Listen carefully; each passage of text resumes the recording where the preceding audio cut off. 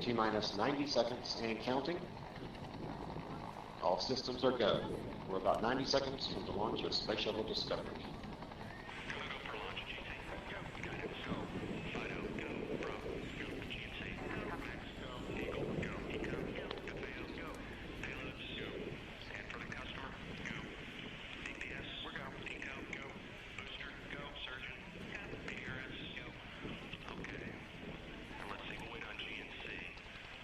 T-minus 60 seconds and counting. We are transferring to orbiter internal power at this time. Discovery is now running off its 3 onboard fuel cells. Coming up on a go for auto sequence start.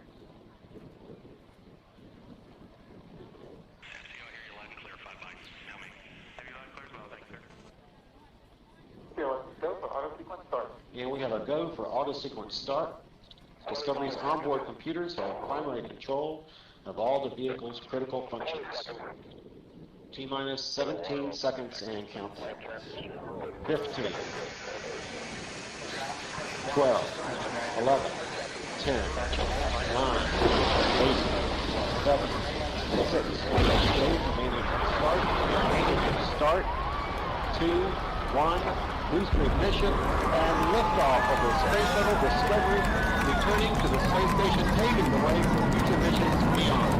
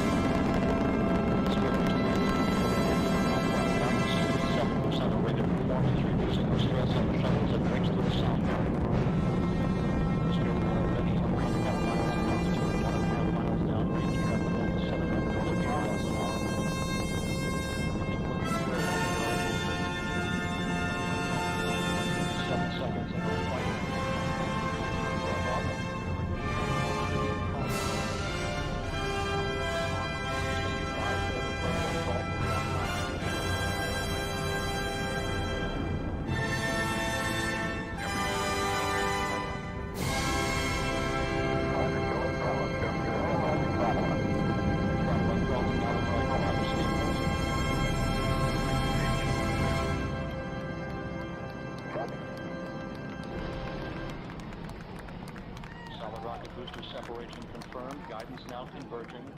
Discovery's onboard computers commanding the main engine nozzles to swivel, aiming the shuttle for its precise target in space for main engine cutoff. Should have a good forward link now and okay, you sound good.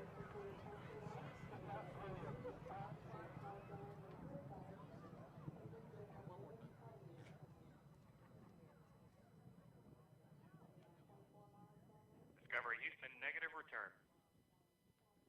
Copy, negative return.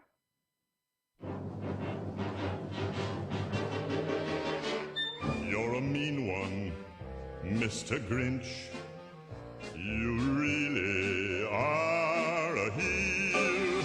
You're as cuddly as a cactus. You're as charming as an eel, Mr. Grinch. You're a bad banana with a greasy black peel.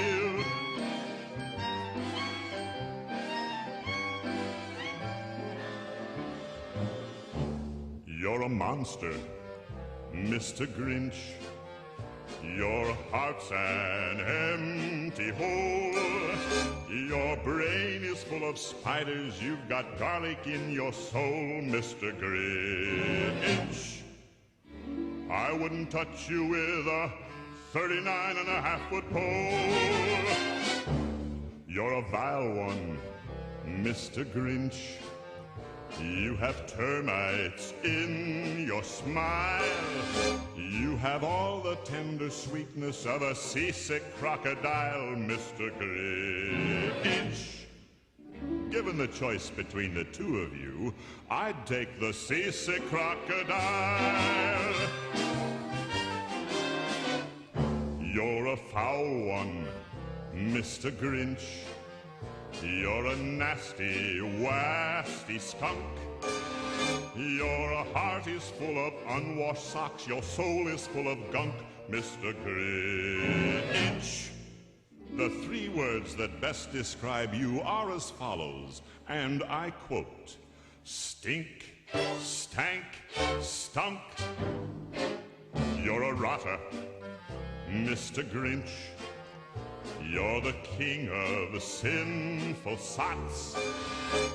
Your heart's a dead tomato splotched with moldy purple spots, Mr. Grinch. Your soul is an appalling dump heap, overflowing with the most disgraceful assortment of deplorable rubbish imaginable, mangled up in tangled up knots. You nauseate me, Mr. Grinch, with a nauseous super nos. You're a crooked jerky jockey and you drive a crooked hoss, Mr. Grinch. You're a 3-decker sauerkraut and toadstool sandwich with arsenic sauce.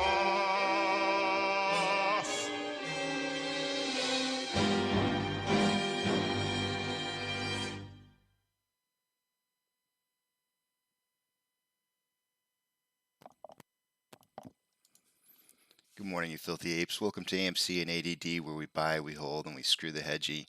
That song just makes me want to just go deeper and deeper and deeper and deeper. How low can you go? Guys, if you haven't looked at the date, there's only 15 days left. 15 days, that's almost 2 weeks. I almost said less than 2 weeks.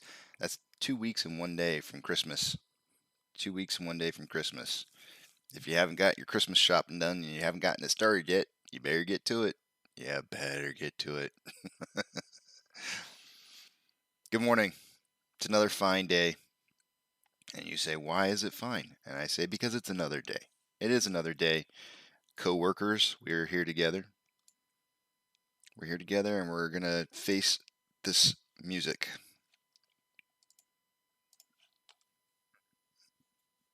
I'm still waking up.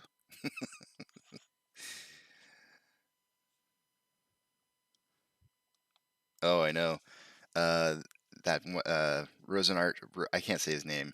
Rosenich Capital, yeah. That guy has the deepest voice ever. My goodness. I bet he could sing that song. You're a mean one, Mr. Grinch. I bet he could sing it really good.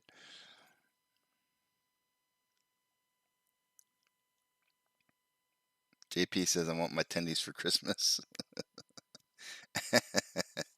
Good morning, Jerry. Welcome to the channel. Max Capital, good to see you.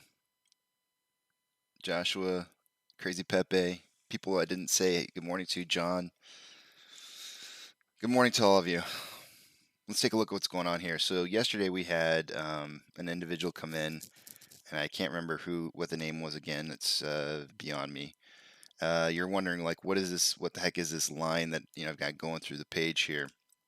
They came in and they said, what's the outlook for the closing price for next week, the end of next week?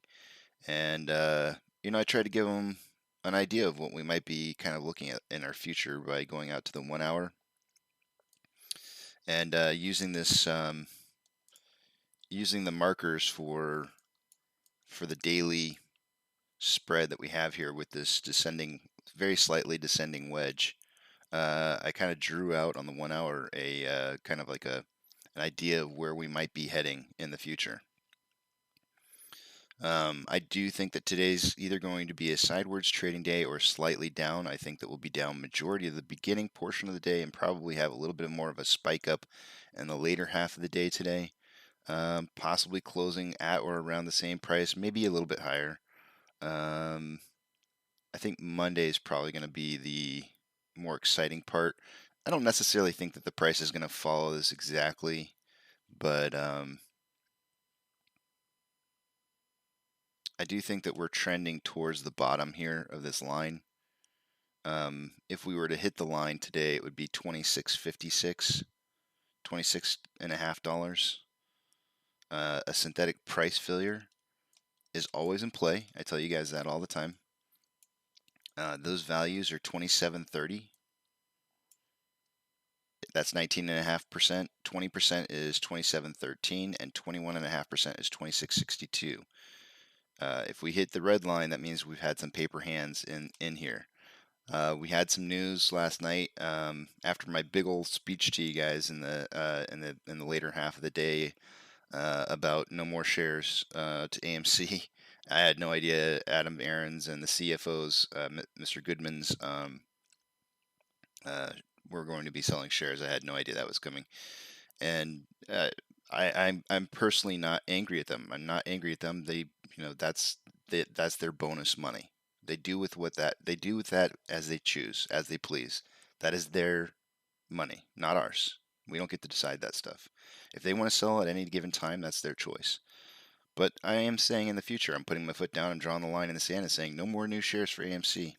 That's it. I'm done. No bonuses in shares. I'll give bonuses in cash, but no more shares for bonuses. No more shares for dilution for the company. The company has lots of money. They have lots of different ways they can make revenue. I'm done giving shares. But I'm not, I want to be very clear, I'm not pissed at them for selling their shares. So that was kind of a development that came up yesterday, and I know all over the internet people are talking about it. What this, that, and the other. But I'm not angry. Good morning, Amanda. Good morning, Ivan. Well, yes, I understand what you're saying, JP, with that's our money, but we decided to give it to him. We did. We voted for it. As a whole, we voted yes on bonuses. So if we didn't want that, then we should have voted no as a whole. And I voted no personally myself, but the majority of us voted yes to give bonuses. So this is the end result. So I would say in the future, if you don't want to see this happen again, then we say no to bonuses through shares. That's it. End of story. That's what it needs to be. So, those synthetic price failures, again, guys, 27.30, 27.13, and 26.62. Those are definitely in play. We do know that some shares were sold. I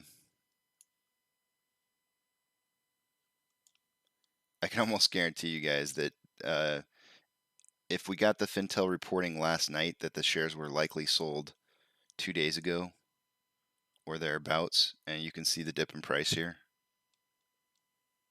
over the last 2 days. So you can see how it has an effect, selling shares back to the market has on price. Or, I'm sorry, I shouldn't say selling shares back to the market. I should say inflating the balloon or creating the balloon size bigger creates downwards movement in price. And it also has a little bit of impact on the amount of shares that are on loan and utilization. And yeah, it hurts a little bit. It does hurt. But we'll make it back. We will make it back. It's not the end of the world. Let's take a look at all of our data here.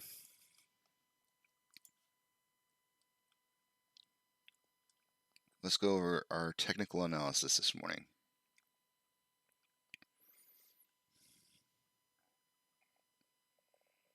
And there's a big old throat gurgle.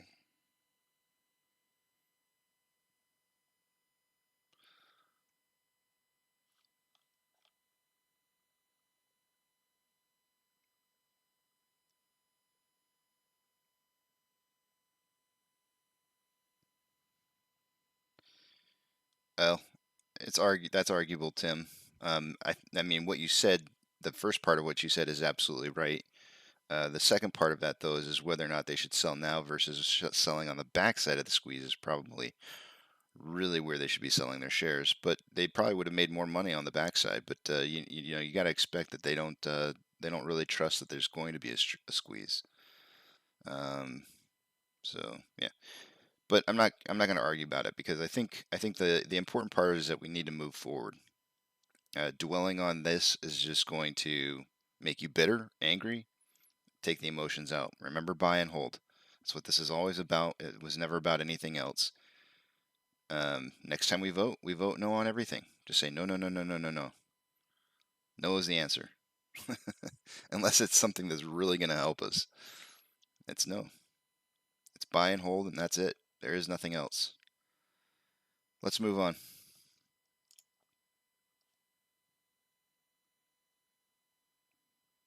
Let's go to the stats page here real quick and see what happened. Guess who gets a tally point for price prediction tallies for yesterday? Not me. The person who had the lowest price prediction was Monty with 29.85, and we closed 29.46. So the person who gets the tally point is the missed column. Today is the tiebreaker day, guys. It's we're all going into Friday with 2s across the board. Short exempt volume. Let's take a look at it.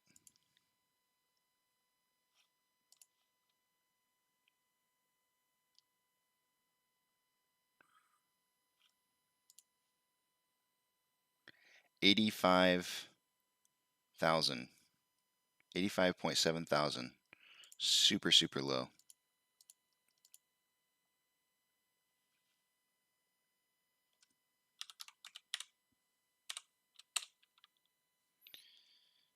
I don't know if utilization has updated it or not yet. Let me just check it real quick here. Oh, 77.57. So utilization took a hit. 77.57, and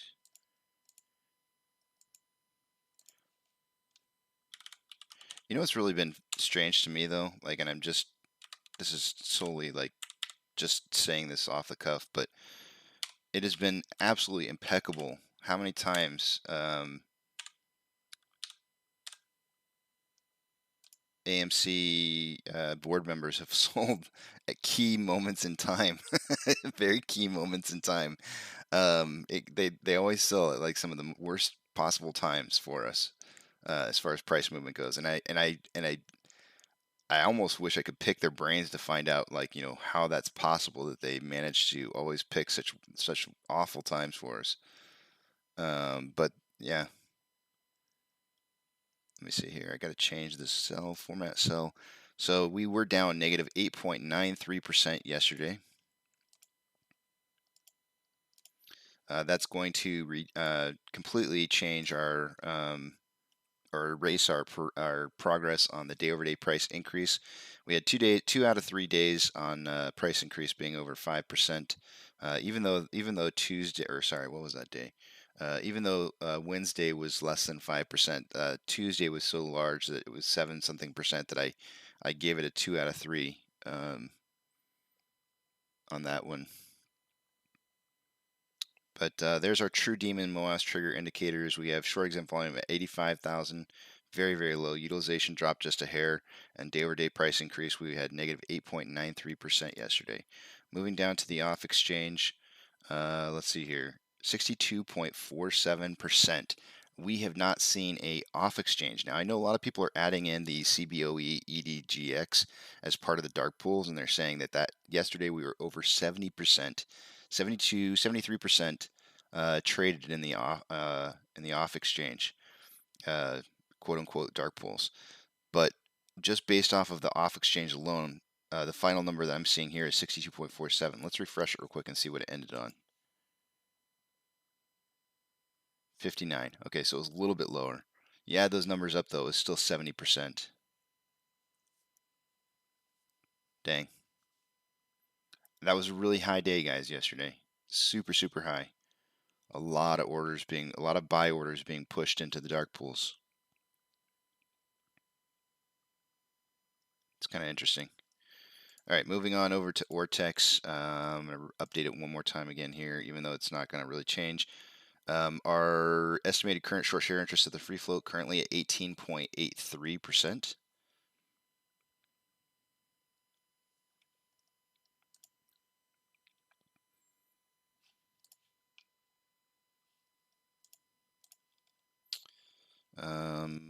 moving to the top right-hand side of the page, institutional share ownership.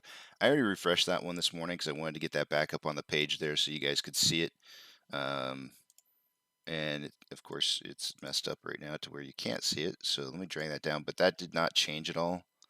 That's actually the same value as what it was yesterday. Oh boy. Let's see if you can see it there. Nope, just a little bit further up. Boy, I just cannot drag that just perfect, can I? Institutional shares long, 171.862 million shares. That is exactly where it was, I think, for like the last 2 days. So no real movement there at all for 2 days. Max pain yesterday was 31. Updating that, if I had to guess, max pain is probably going to end up at, is it going to go down to 30? Yeah, I'm going to guess 30. Let's see. Let's refresh it. Nope, still 31. Max pain at 31. And believe it or not, guys, I actually updated updated Fidelity this morning, surprisingly, before I started the show. Fancy that. What does that mean? That must be some kind of sign.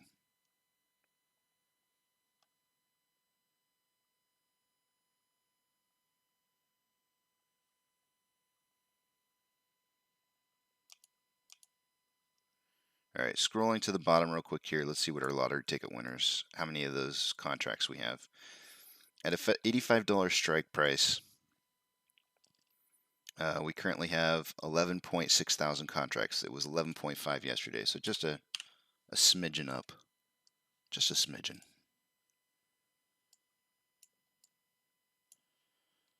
Let's see, where is our highest amount of open interest? Ooh, really, really, really low. So at the end of the day yesterday, guys, we saw a whole bunch of volume kind of rolling in for the puts on the $30, $29, and $28 strike price. That open interest did not carry over. The very large amounts of open interest did not carry over to today, but there is some abnormally low open interest, very abnormally low, at $20 strike price. But where's the highest amount of open interest on the calls? It's still at 65 bucks. Super, super high.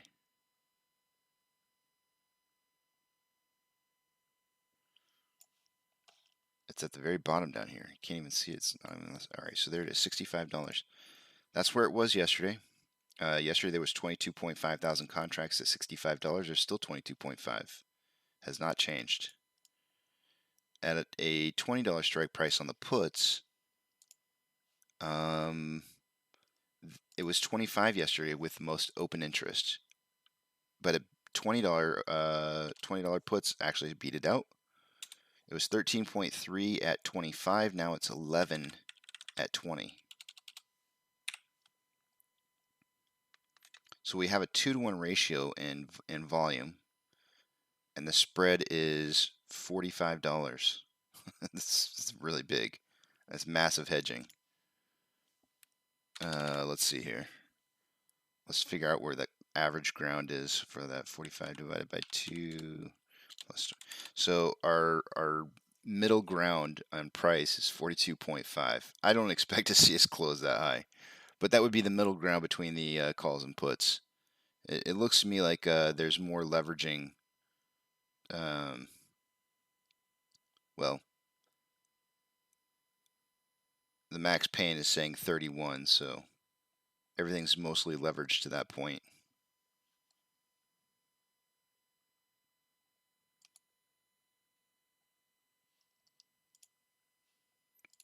Let me throw a couple screens over to the side here, and I'll take you guys over to Stonko Tracker,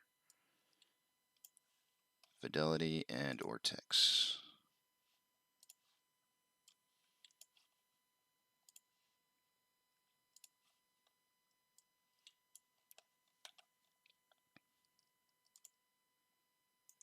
let's see what's going on here.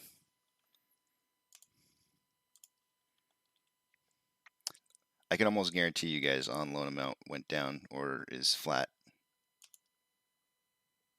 Yep. Whenever new shares are introduced into the market, your balloon gets bigger. So it doesn't help us, that's for sure. On loan average age per day, that's either going to flatten out or go back. It's going to start heading back up. Oh, there it is. There's the hooks. You got hooks. That starts the, to me, that starts the countdown. I mean, one more single day of that going back upwards would definitely start the countdown for me for seeing a big price increase. 15 days, guys. Start your timers. We'll know for sure on Monday whether or not this is a trend. I mean, you can't just count one day, but you got some hooks going there on the on loan amount and the on loan average age per day. I really wanted to see those cross. That would have been probably the I'm sure based on what time scale I use here, they probably do cross. Yep, see there's a, if I get it just right, the time scale will get those to cross.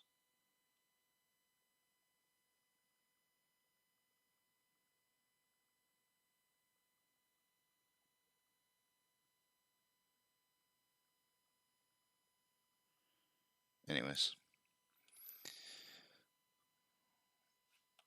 What effect, why did this affect our utilization?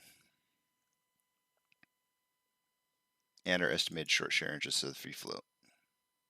Hooks on everything. Let's take a look. Cheat sheet. Calculator.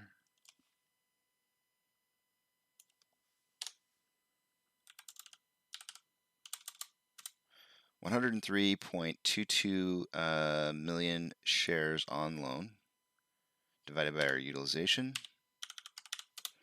giving us 133.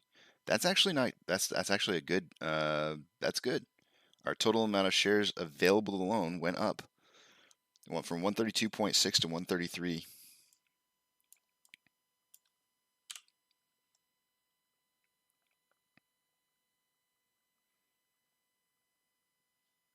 Subtract out the amount of shares on loan, giving us the remaining balance left to borrow. 29.413 was our number from yesterday. You can see that the amount left to borrow is larger. Because it's larger, our utilization went fractionally down. So from 29.413 to 29.846. Very, very slightly. I did take a screenshot of how many shares were returned yesterday, last night before I went to bed, very, very late at midnight my time. Delete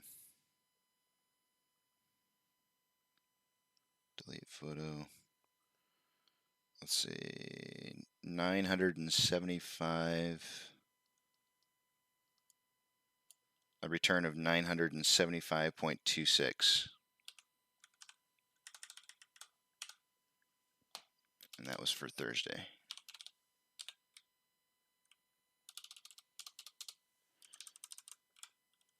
They did a lot of after-hour borrowing yesterday, guys. I took a screenshot of it just to give you an idea.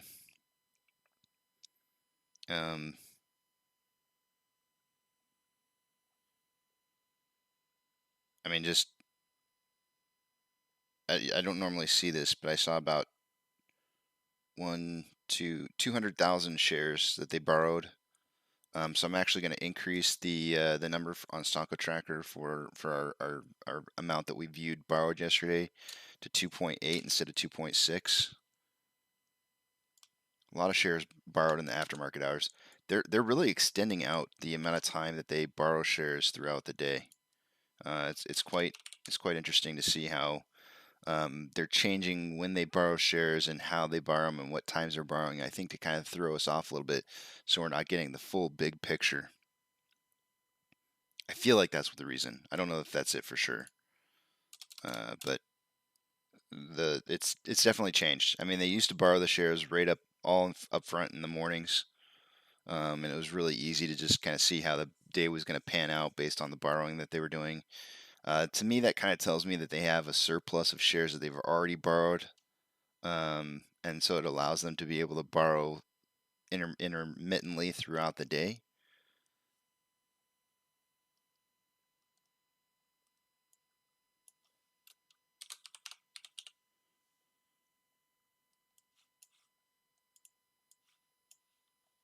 Again, here's our utilization graphed out, and our estimated short share interest graphed out. You can see little hooks there. Hooks on everything. Hooks across the board. Orders by Fidelity customers. AMC not in the top 10, GME in third, with this very strong 88% buys to 12% sales. I think that data is from yesterday, but the being top three, I think that is they're currently being the third most highest traded stock so far in pre-market. AMC in 11th position. We ended the day yesterday with a 60% buys to 40% sales.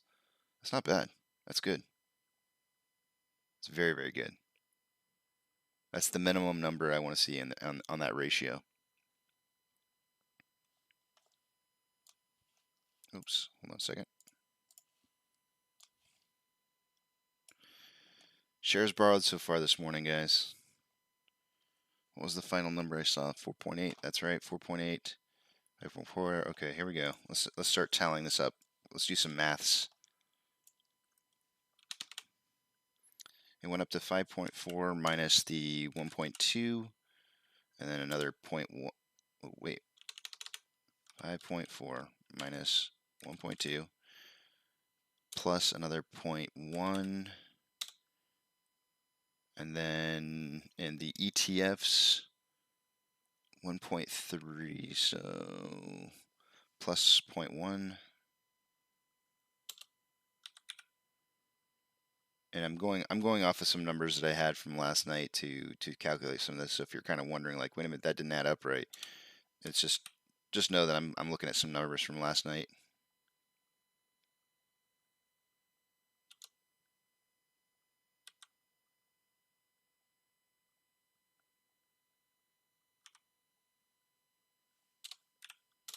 Okay, 4.6 million shares borrowed for the day-to-day. That's actually right down the middle, normal.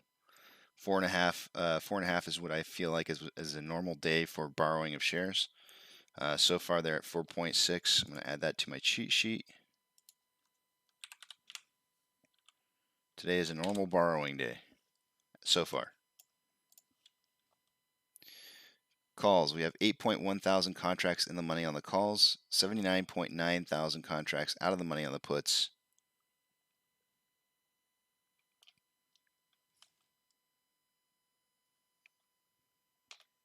And I'm out of coffee.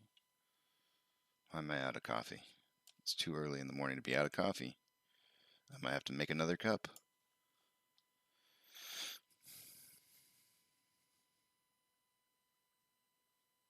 The markets, how'd they do over there with Evergrande? Oh, we burning up over there on the eastern side with Evergrande defaulting.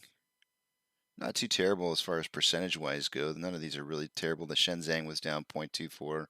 China, FTSE China was down 0.17. Shanghai was down 0.18.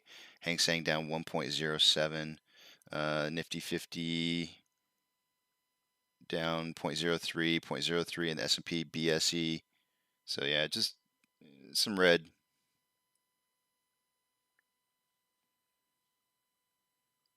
I think we forecasted that though, right? I think America forecasted those numbers in our market movement yesterday.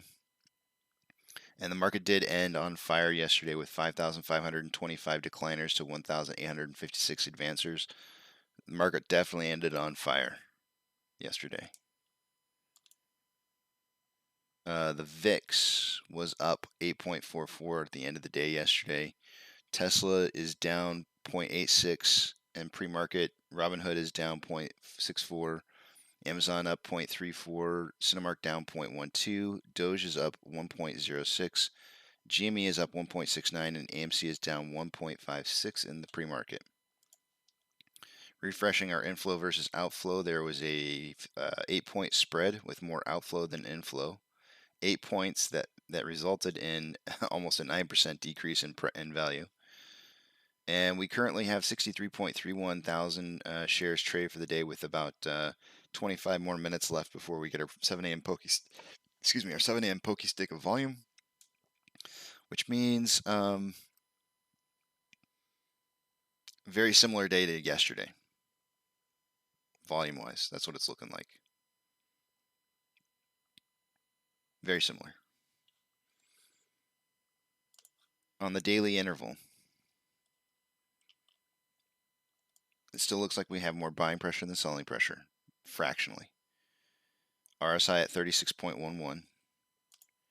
On the hourly, we have more selling pressure than buying pressure, with RSI very, very low, having dipped down below twice. We have a double dip down into the RSI below 30, currently at 32.12. That's signaling oversold and that there might be a reversal. On a 30-minute interval, we have more buying pressure than selling pressure, with RSI very, very low at 34.7. Having been out, it has not had a double dip back down, but I can imagine that if we have a down momentum, if we have a little bit of down momentum going into the leading part of the morning, that will double dip down in under RSI under 30, and will be super primed for upwards movement going into the later half of the day. On a 5-minute interval, we have more selling pressure than buying pressure, with RSI almost right down the middle of the pipeline at 55.47. And that's the end of the story. That's the rest of the story. I love Paul Harvey. There's something about Paul Harvey. Only older guys know what I'm talking about.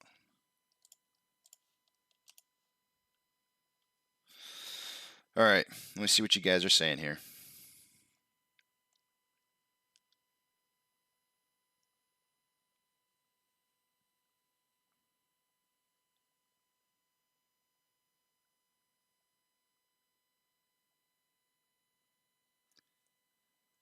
Let's see here. Just remember, Father, when I'm doing the technical analysis, that I can't read what you guys are saying.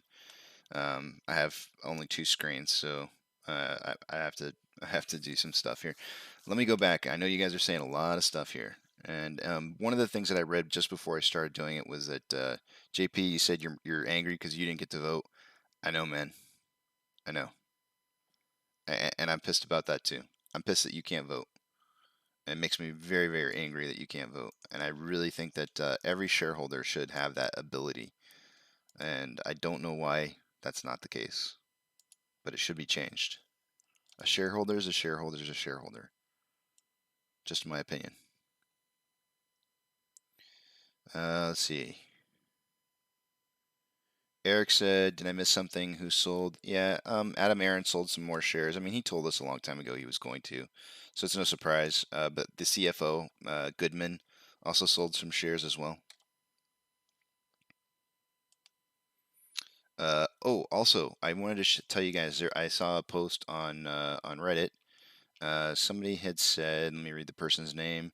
This is by Sir Glog on Reddit, and they posted a screenshot from Charles Schwab that says, we've adjusted margin requirements on certain securities. It sounds to me like they have increased margin requirements on, and I'm assuming that one of them is probably AMC, more than likely. So increased margin requirements, the tightening of the belt.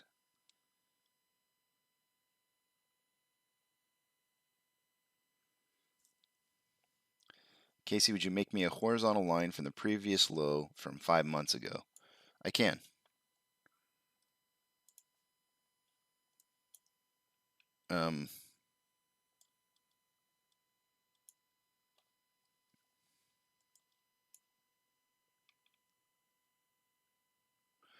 that date would be 8/5. I want to get you an exact number. The date would be 8/5.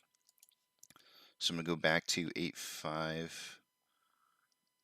And I'm going to see what the low was for the day. Low, low, low, low. Low's the third column. August, what did I say? August 5th. That'd be 28.91. So let's get a line in there at 28.91. All right, August 5th.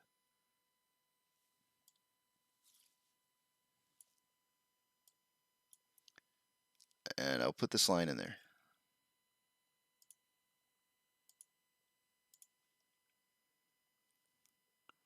$28.91.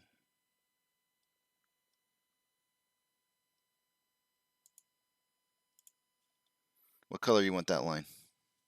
I'm gonna give you a specific color, so we all know.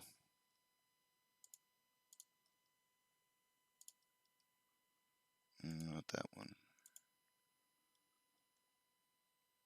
There's a color palette there while I read what the rest of y'all are saying. You can tell me what color you want to make that. Let's see.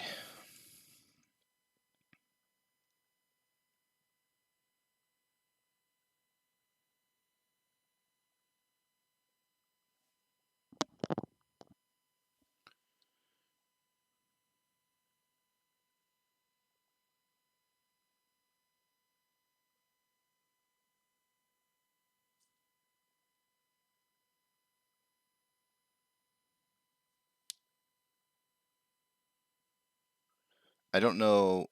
That could be true, Joe. That could be the reason why the dark pool, or I don't know. I don't know the answer to that. Because I think J.P. Morgan was doing his selling of his shares, or somebody. I don't remember who it was. Somebody was managing Adam Aaron's sell of share selling, in charge of selling his shares, and so I'm not sure how they're executing the orders.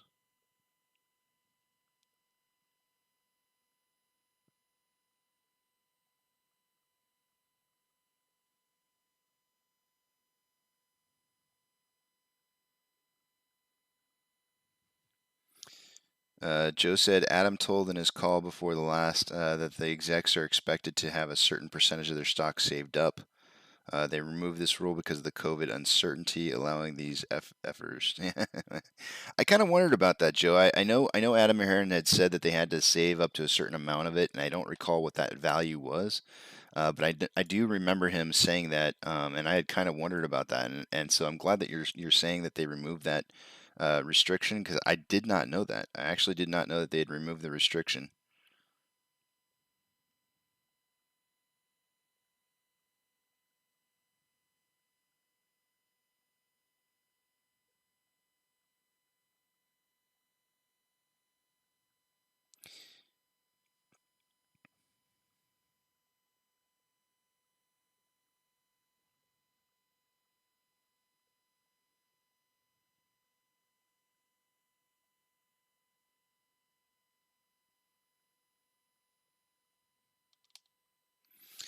Yishin is saying he's got breaking news. Doesn't it sounds like you're not sure, good or bad. Meme ETF that has all the squeeze stocks. What's the name of the meme? Is it iShares?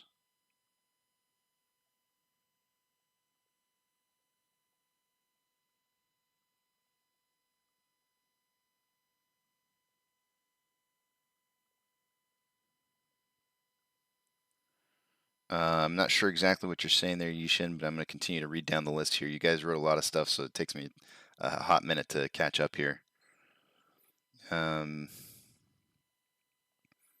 Father saying, you know how in chess you have chess moves. This is a giant castle move. I spent 4 hours researching. I found that the line should hold from the previous low from 5 months ago. So I got you that line. Just let me know what color. Do they know what caused the Xmas tree fire? Tim, did you see my post on? I don't know. I don't know if they found out or not what caused the Christmas tree fire, but did you see my tweet? I put a tweet out there that says, "Rumor has it that Citadel found out we were trying to. They thought that apes were trying to build a rocket ship. Probably too soon. Probably way too soon to be joking about that." Um, Father says, "I spent so much time on this for all of you. We will get a walk up from here and then a blast to 40, and then a pullback. Each move we made this week cleared all those areas." The unfortunate thing, though, Father, is that the sale of those shares by Adam Aaron and Mr. Goodman has a very adverse effect on what happens, even though it's a very small amount of shares. The one thing that you guys need to remember is that, and I hate making a reference between synthetic shares and real shares, but there is technically a difference, but the real shares that are injected into the market, I keep telling you how it doesn't inflate the balloon, it just makes the balloon bigger. More synthetic shares can be created off of those real shares that are injected into the market. I'm not sure what that ratio is, but let's just say that they can make 3 to 1, or 4 to 1, or something like that. And so your balloon exponentially gets much bigger in size. Not in size with inflation of volume, but in size of the amount of volume that balloon can hold. So just a bigger unblown up balloon, just imagine it being a little bit bigger, can stretch more. And so it will have a inverse effect to how much we have to soak up in synthetic shares in order to continue to inflate the balloon to popping size.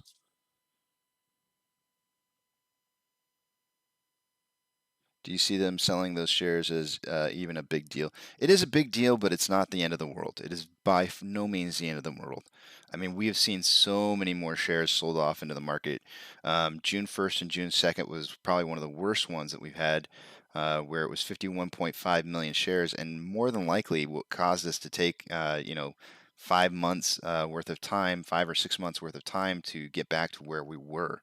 We're really close to that point again, to where we're getting ready for some big movement. So if you figure that 10 million shares is enough to affect price movement for a month, then do your math and figure out, okay, well, how many more weeks does that extend us out by, depending on how many shares are sold.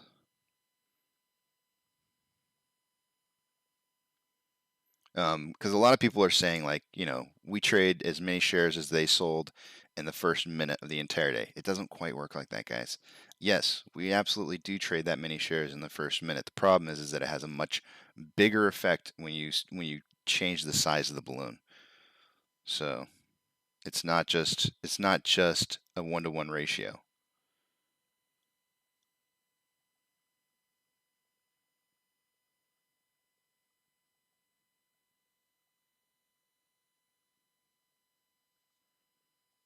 Search under meme.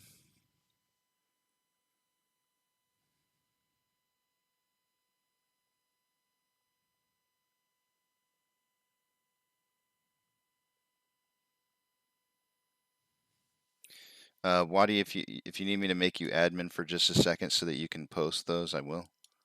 It looks like you wanted to post something, so I think I just gave you admin rights so you can post something. Yishin, I'm going to give you admin rights too for just a minute. Help me out and post something for me so I can just click on it instead of having to search around.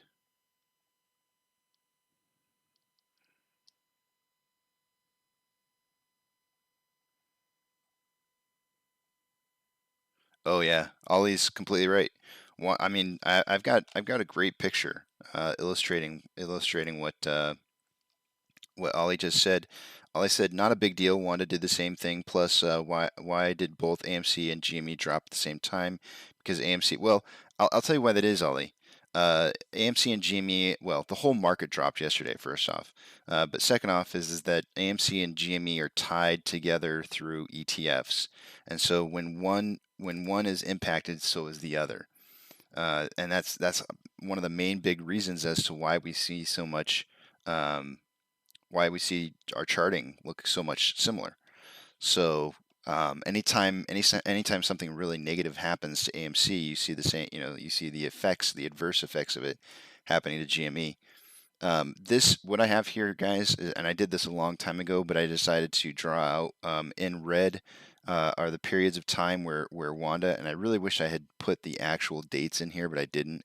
I just drew lines on the actual dates where it happened. But where Wanda sold shares is in red, and then where AMC sold shares is in white. And the reason that I did this was because everybody was going to vote for that 500 million share, which would have been an absolute catastrophe had that had gone through. If this is the effects on what happens to us when shares are sold into the market, new shares that are interjected and not accounted for. So if I zoom in on this, one of the things you can see really, one of the times it hurt us really bad right here was where Wanda combined sold 13.8 million shares in, I believe it was in August. No, May. It was in May. I'm sorry, May. And you can see the effects. And of course, I had the wrong indicator pulled up when I was doing this. This is on loan number of loans. Well, on loan number of loans and on loan is about the same value. So just imagine this yellowish line here as being our on loan amount. You can see the loans dramatically dropped right after they sold their shares to the market. And then again, when AMC sold on June 1st and June 2nd, a combined total of 51.5 million shares, on loan amount dropped dramatically again. Here you have 72.33 million shares by AMC interjected into the market in March. Big, huge drop on loan amount. This was only 13.59 million shares that were sold here, and 120K sold here. And it didn't really have that much of an impact, but we were supposed to have, you'll notice on loan average age per day, there was a downwards movement, and I always tell you guys, whenever we see a downwards movement in the on loan average age per day, that within 15 days there's going to be a spike in price. This is one of the few times right here where we never saw a spike in price. And I think it was because that 13.59 million shares and this 120,000 was interjected into the market. We had some really good, huge positive movement, and so it delayed us. It delayed us by, well, what is that? Late March. It delayed us all the way out till May, with just that many shares. So you can see the effects. You can really see the effects of share dilution on our movements. So, and it does hurt. It really does hurt. So that's why I've been a very strong advocate against share dilution.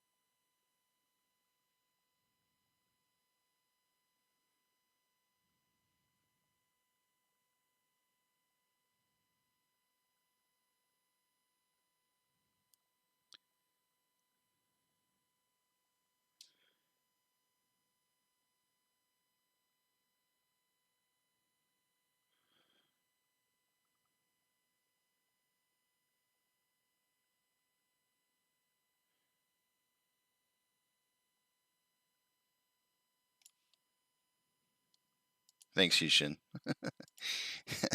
I finally got it out of you. I'm gonna open that link in a new window, and let's see, meme stock ETF.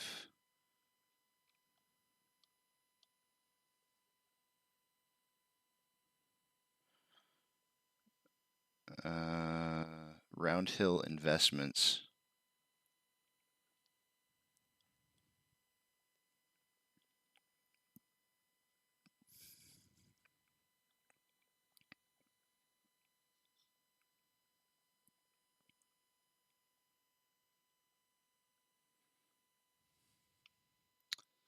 That might be something interesting to watch. Although the top 10 holdings, I don't even see. So I'm looking at the top 10 holdings in there, Ishin, and like the number one is DWAC, Roku, Snap, DKNG, DraftKings, Wish, Upstart, the Cloves, Sophie Technologies, um, Teladoc Health Incorporated, and Block Inc. I mean, those are all the top holdings. GME and AMC should be at the very top.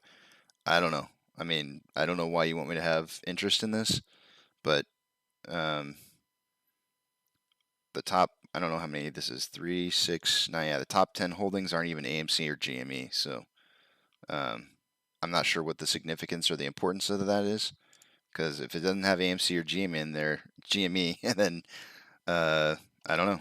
I don't think it doesn't mean much to me, especially not in the top 10.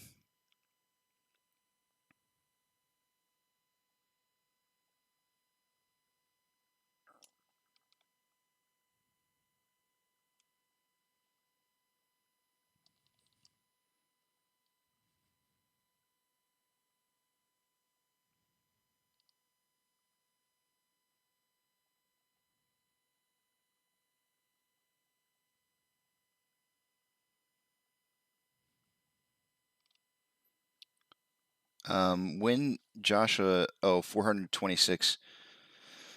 Let me go back to that picture, Joshua. So you're saying when they sold, I mean the biggest chunk that Wanda sold,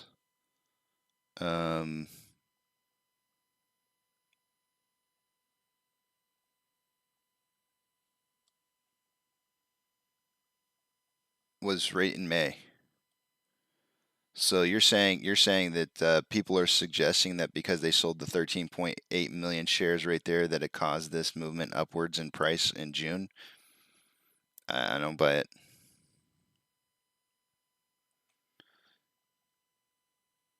I'll tell you what I do think caused the upwards movement in June, though. The announcement by Adam Aaron to suggest that they were going to request 500 million more shares caused massive amounts of loans. Absolutely massive. Because when did that announcement come through? It came through.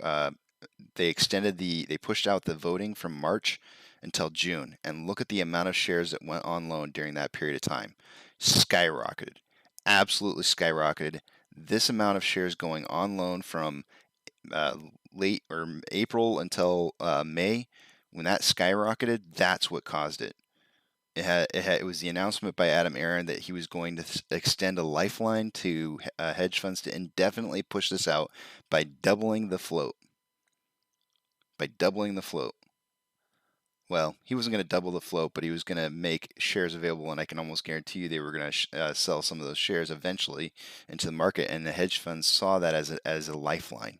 They saw that as a lifeline, and they said, "That's it. We just start borrowing like crazy right now because we can really, we'll have a lifesaver coming."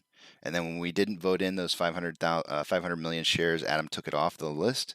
He said, "Okay, fine, it's off the table," and boom, prices absolutely started skyrocketing, and they had failure to delivers. There was mass. No, I disagree. I would have to strongly disagree that it had nothing to do with Wanda selling their shares at that time. I mean, what it would have done is it would have caused a bunch of people to start buying as there was a dip in price, perhaps. There might be a little bit of an argument that it may have helped slightly. It may have helped slightly, but it was not the catalyst. The catalyst was Adam Aaron announcing that there was going to be a lifeline for hedge funds with 500 million additional shares being issued. That would have been the reason why.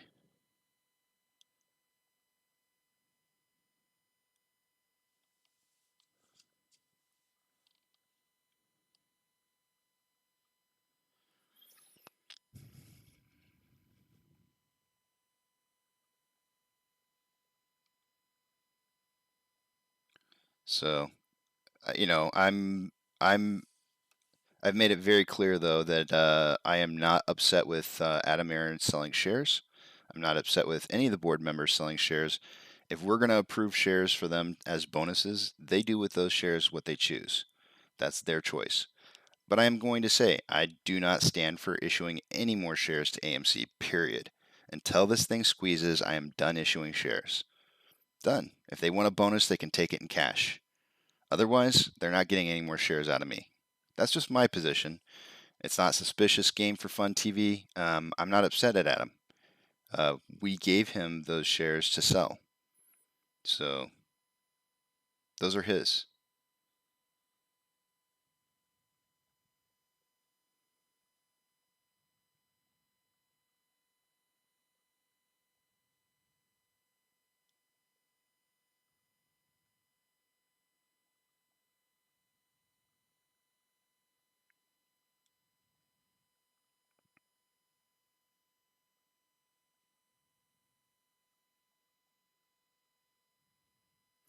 No bad back. He's not supposed to be on our side. He's supposed to be on the side of the company.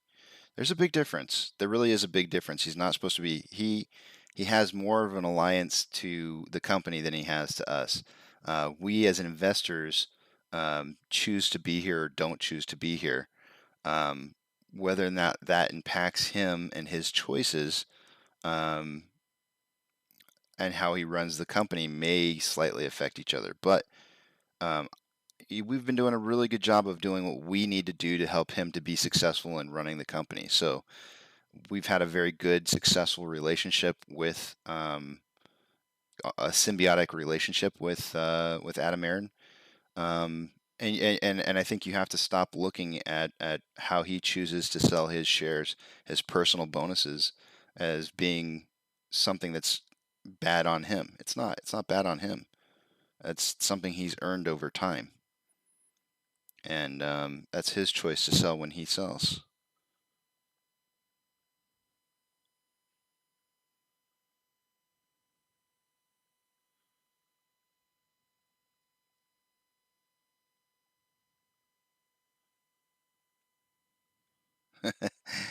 Well, Anthony, I'm not going to disagree with what you said right there. I'm not going to disagree. That's why I only try to talk about AMC. But, you know, whatever. Good morning, Sean.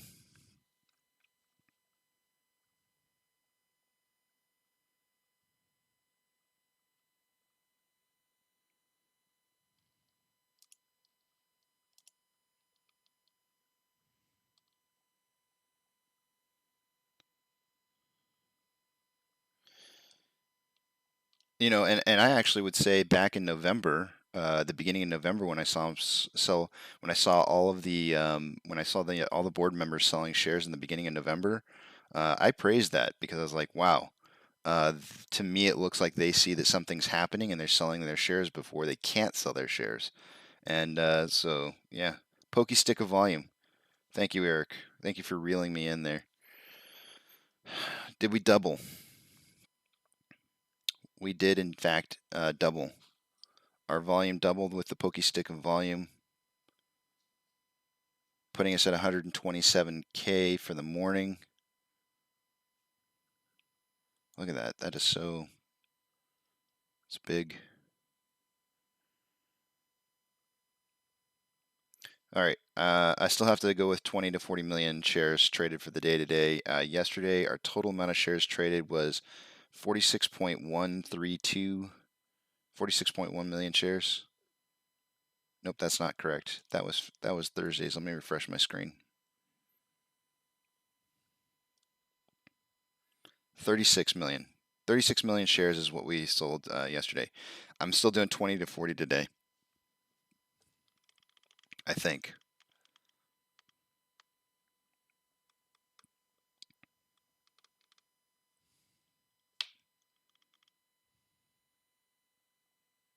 Nope, I'm going to go 30-50.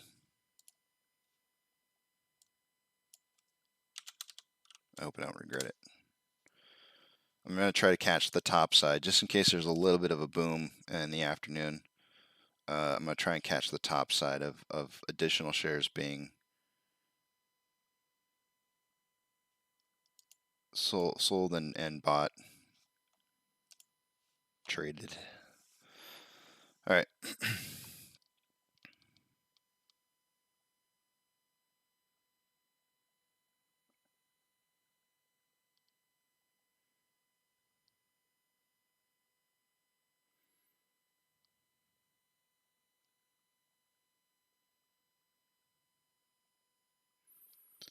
You guys are being harsh.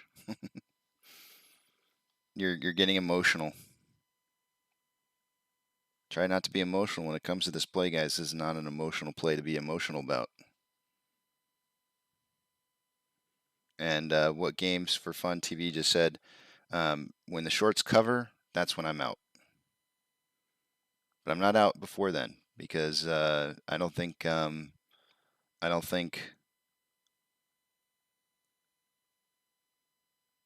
not going to get emotional about this.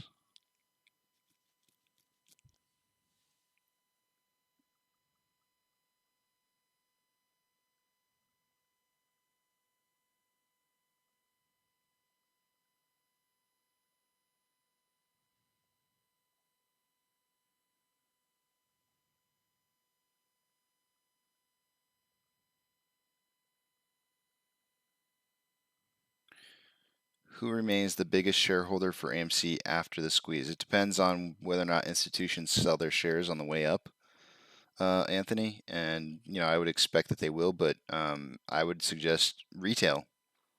Retail will be the one who remains as the biggest shareholder for AMC after the squeeze. Good morning, Active. Ollie says he's numb. He's got his numbing cream.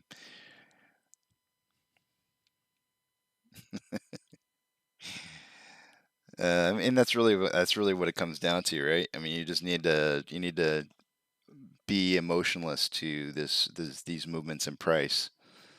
Ebbs and flows, ebbs and flows.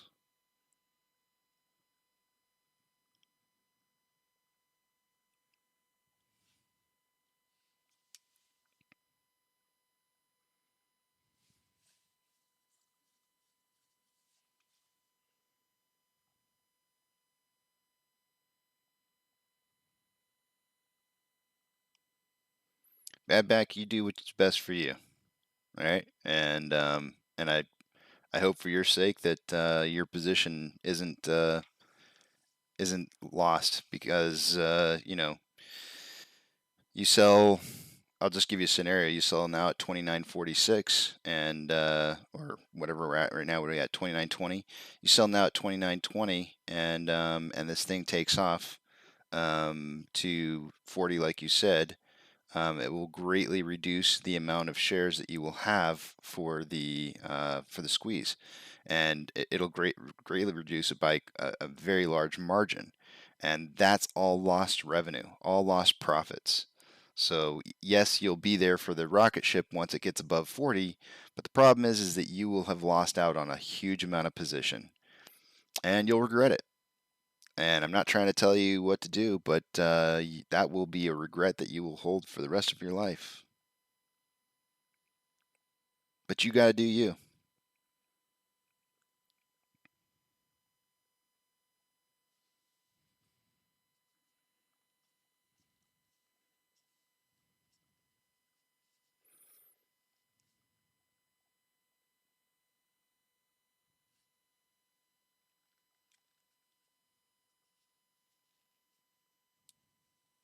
You're entitled to your opinion, but it will be.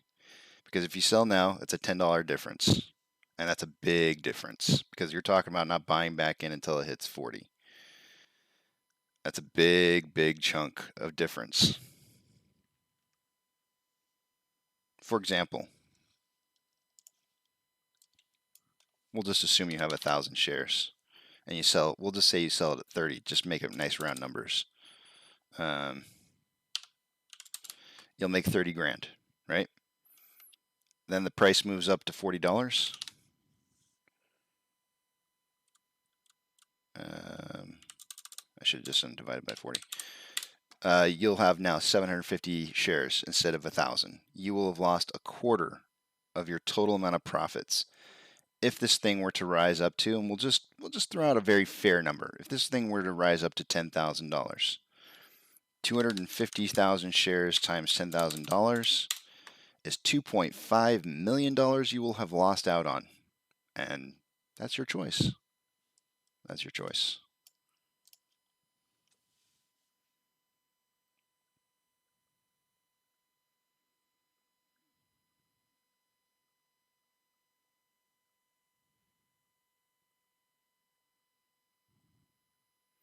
And that's assuming you said this is the best part. You said there's a lot of other profits to be taking out there, and you're so I'm making the assumption that when you come back to AMC that you're still going to have what you think you have when you leave. If you don't have as much money as you had when you leave and you come back, and that's the other thing too is if you leave and you start investing in other things, it does take you 2 days to get your money back.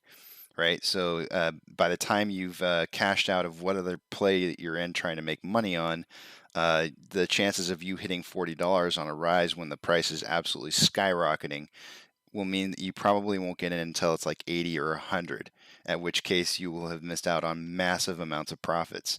So, the idea that you're going to walk away from this and go make money someplace else and try to get back in and time it just right, nah, it ain't going to happen like that. Once you miss the train, you miss the train. And that's it.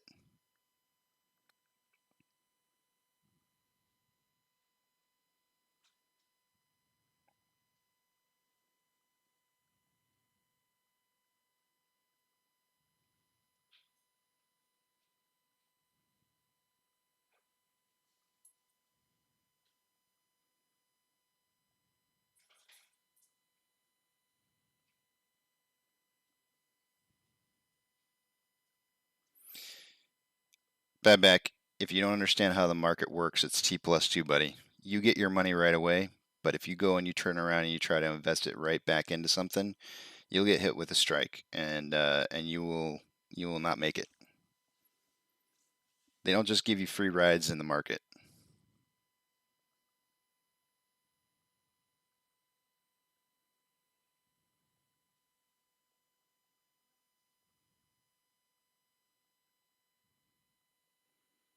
Yeah, Ted. And with 10,000 being a reasonable number, well, I personally think it could get much higher than 10,000. So it's easy. Yeah, it's just an easy number to throw out there is 10,000.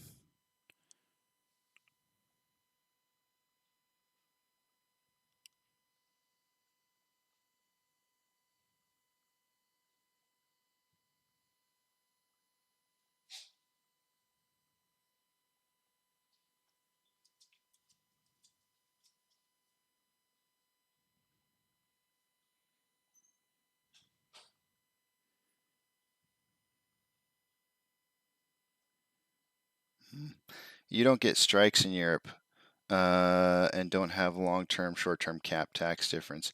Yeah, I've heard that. Duncan was telling me about that too as well. He's in Denmark, and he was saying that there's no. He was telling me the same exact thing.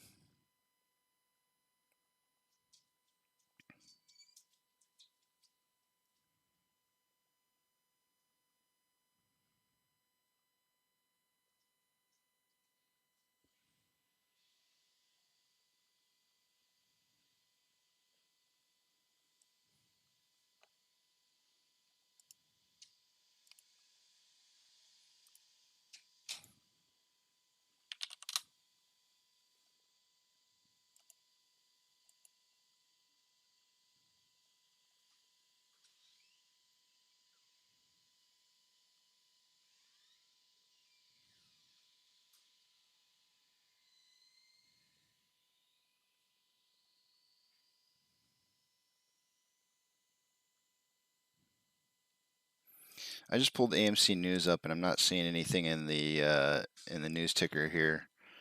There is 14 hours ago. There's the one on Adam Aaron selling 9.65 million more of shares. He didn't sell 9.65, so that's a misreporting.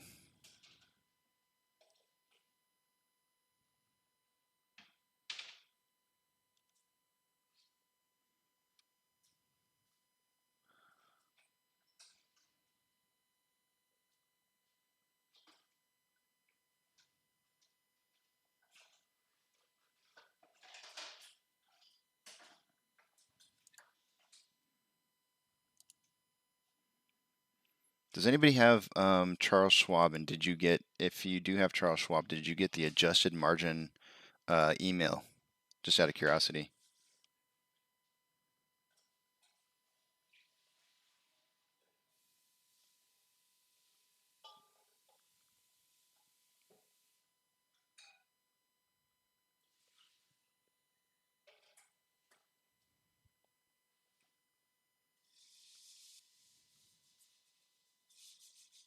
No, Joe, he didn't give me those Danish cookies. I've liked those Danish cookies for. I actually hated them as a kid, and for many, many years, never tried them again. And then one day, a guy went to Costco, bought those cookies, brought them into work, and just everybody could. This is obviously before COVID. Everybody was just diving into these cookies, and so I was like, well, I might as well give them a try again. So I tried it, and I was like, oh my gosh, these are the best. Why did I hate these cookies when I was younger? They must have changed them. They added sugar crystals to the top. I don't remember the sugar crystals being there when I was a kid. And boy, I'll tell you what, they're so good now.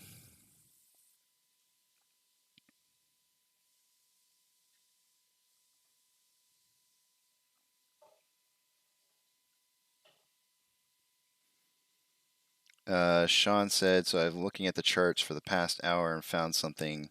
Make of it what you will.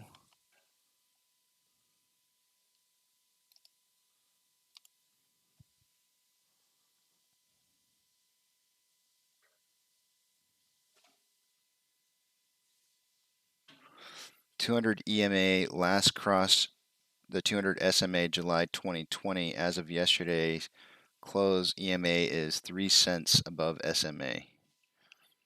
Last crossed in July. Let me see here.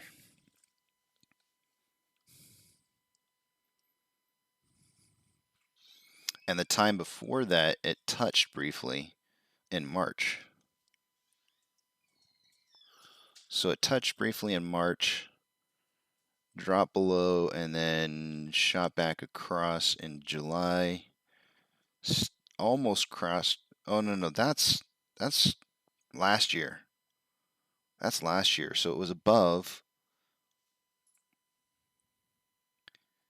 That was July of last year.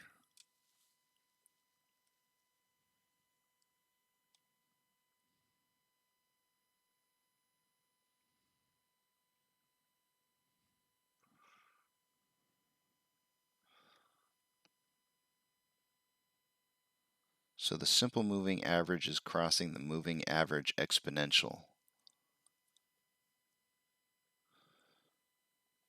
Exponential. Let me think about this for just a second.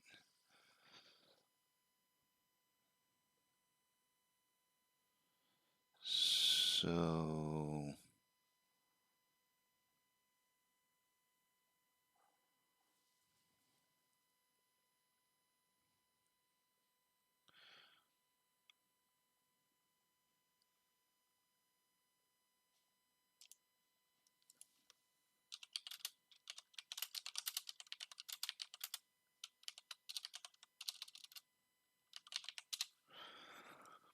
let me digest this for just a second.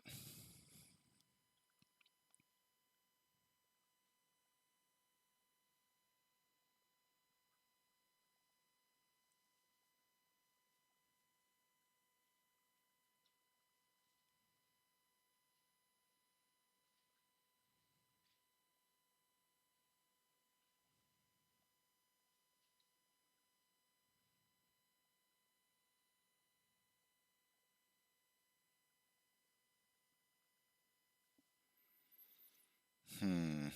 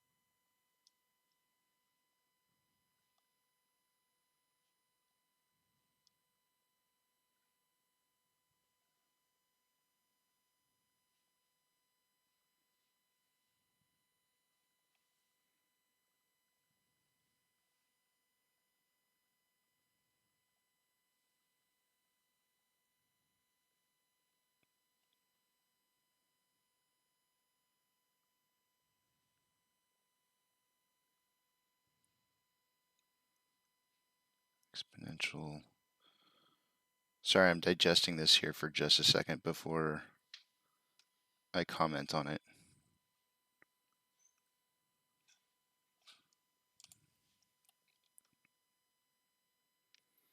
Okay, so what this is telling me, the simple moving average is going to be kind of like our directional path over time for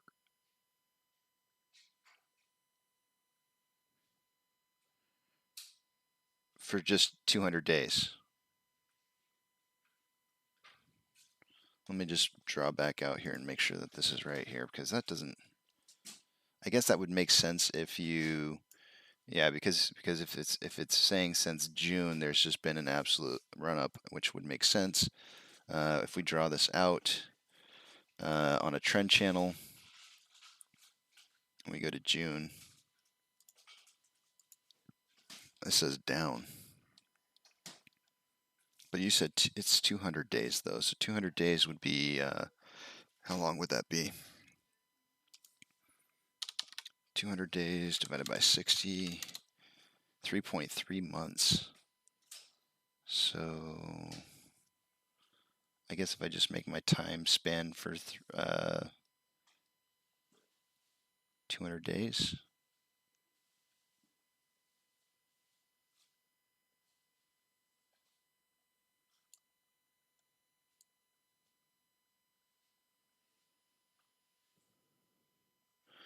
Okay, so I think this would be like a good representation. By taking this trend channel here and showing you what's happening over a 200-day span, I think this is going to be like a good way to like visualize what it is that you're talking about here, Sean. And so what I'm going to do is I'm just going to slide this over the last 200 days so you can see. You know, you can see that our, you know, this is going to be your average. So this should be your SMA, or this should be kind of like your trend over time. And of course, we don't have 200 days out. So the interesting thing about SMA is that it can't use. So do you see how like I have this set for 200 days, but as you draw closer and closer and closer and closer to your 200 day, your current day, you can't get 200 days in there. So it's taking the moving average or the simple average for the last 200 days previous, which is just going to be upwards movement. But because of our sharp downwards, trend that we've had right here, it really is affecting the exponential moving average, which is coming down pretty harshly. So much so that it wasn't even that big back here, you know, because we did have a you know, a little bit of a decrease before seeing our upwards movement in May, June, and back here we didn't have as much. There weren't a whole lot of big down days. I guess this would be the big down period right here. Let's zoom in on it a little bit closer here, so we can kind of see it more to scale. Right, so we did see a little bit of a downwards movement, and there was, you know, this would be the time frame that you'd want to like zoom in on. I would change your scale for like a I would change your scale to maybe like a 50 day, and take a look and see if it doesn't look more similar to what we're seeing now to what we saw back in January, before January's run up. That's what I would do.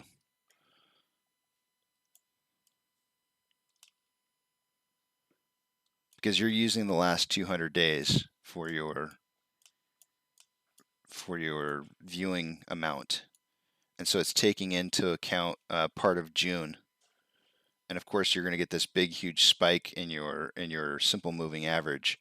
You need to drop that down. You need to drop that down to about 50. Because if you're trying to compare apples to apples as to what's happening right now, you're not going to get a good enough sampling because you're including part of June, or at least drop it to 100. I would drop it to 100 because that gives you a better sampling of where we've been versus where we're at. So I think you're looking too far out. 200 is too much. it's going to give you some weird numbers, especially with the exponential. The exponential is going to be looking at, because of the really hard shift that we've had downwards here, the exponential is going to give you a really hard turn on the curve.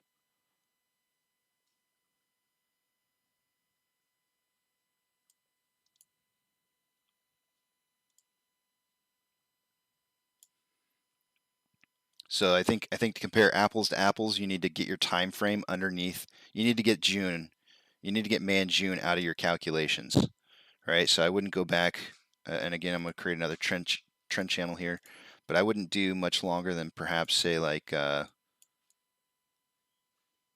me see what 50 bars looks like. Yeah, I wouldn't do much more than maybe like 50 bars. So 50 days. I do an SM. I do a SMA 50 and a EMA 50 to give you like a better idea of what's happening.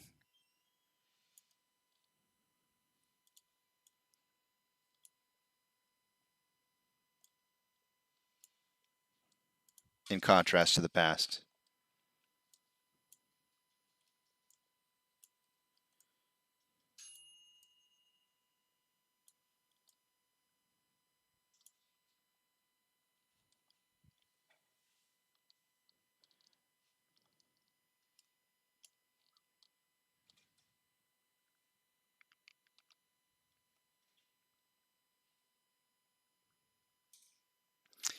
Um,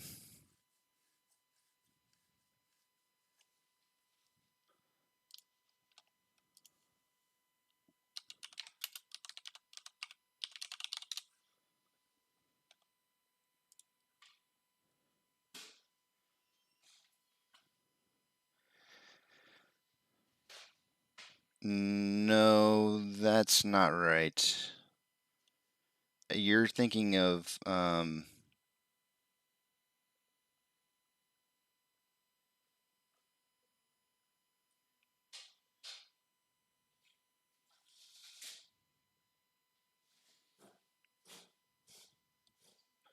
I think you're thinking of the VWAP possibly.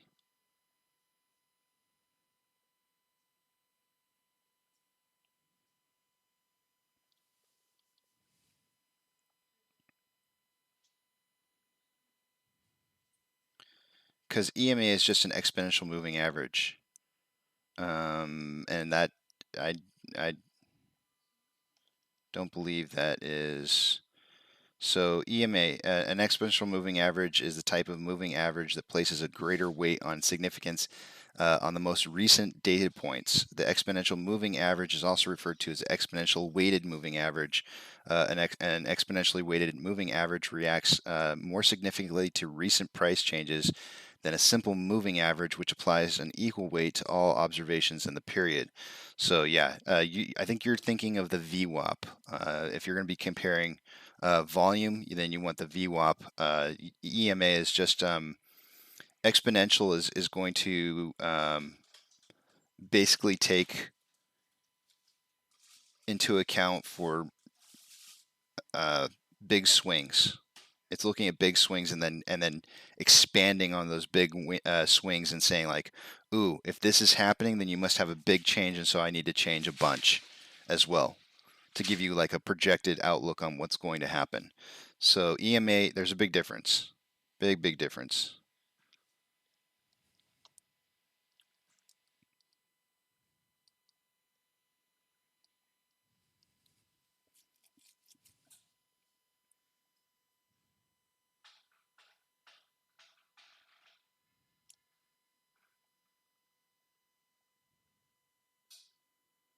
Good morning, Sandy.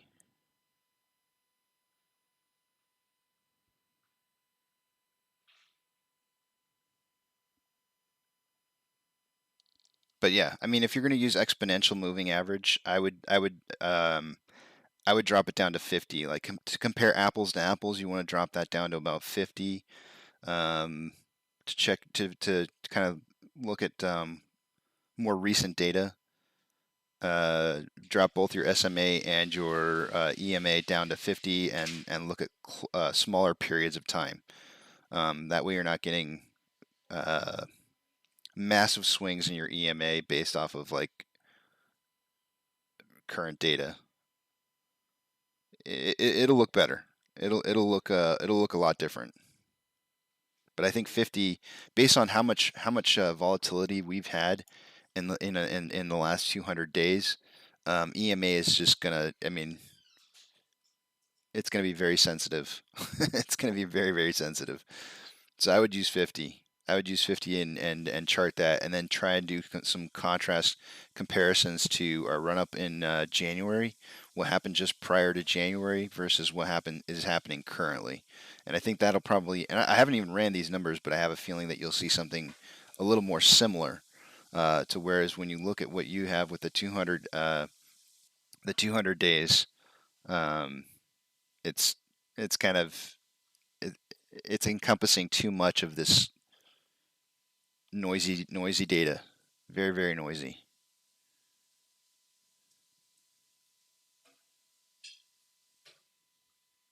And besides, think about it like this too. You're taking 200 days and you're saying, and a 356-day year, and you're trying to compare apples to apples on 200 days.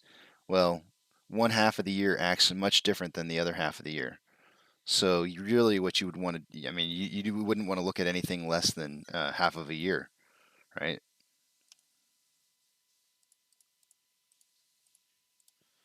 So, which obviously is less than 200. But and of course you got to take out weekends as well. So that number just keeps getting smaller and smaller and smaller. So I probably wouldn't look at anything larger than 100 days. I'd have to take out weekends. Let's see, 52. I should know this stuff because it's like based off of pay schedules, but I don't. 52 weeks in a year times 2, 104 divided by 2, 130. Yeah, I probably wouldn't do anything larger than 100 on an EMA and SMA, but I think 50 will give you better results. It'll help you to identify specific blocks of time and how they contrast and compare to each other.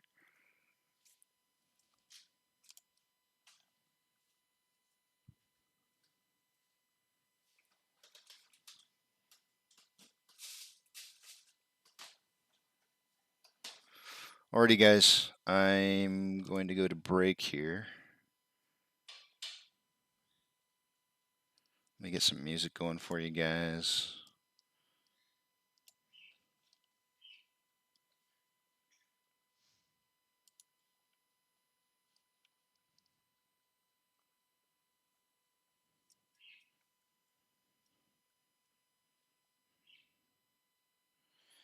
All right, I will see you guys on 15 minutes before market open, and let me put this back on the daily.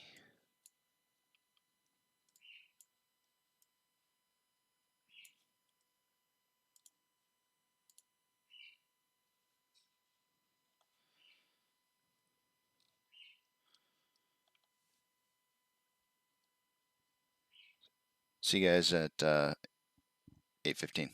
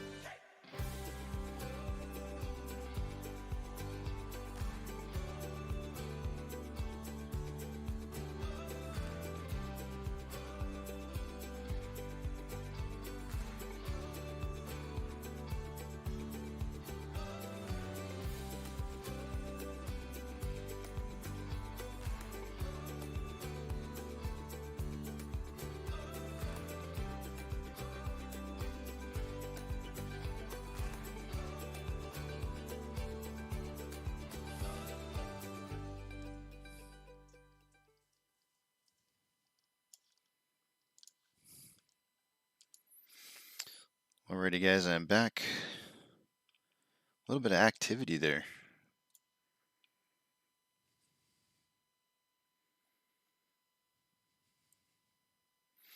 I need to come up with a price prediction.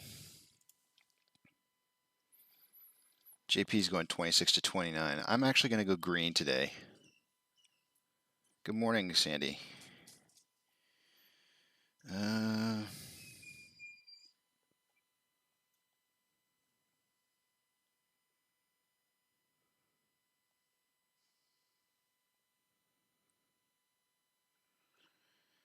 It's hard to say, Yishin. I would say yes to a cup and handle if we have multiple breakouts of ascending parallel channels. We've seen one so far, but with the price action that happened over the last day, we actually broke down into kind of a sell-off period. So yeah, not so much. So I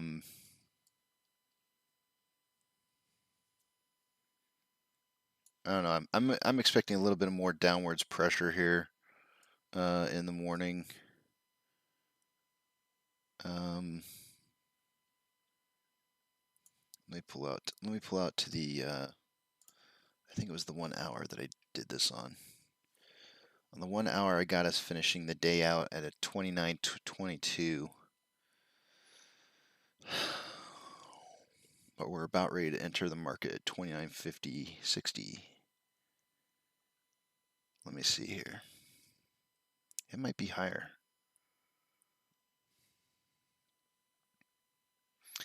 I'm going to say 30 to 33. No, it's too low.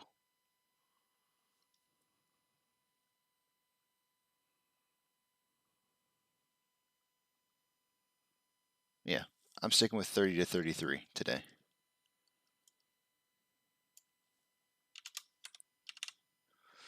I got a message from Eric.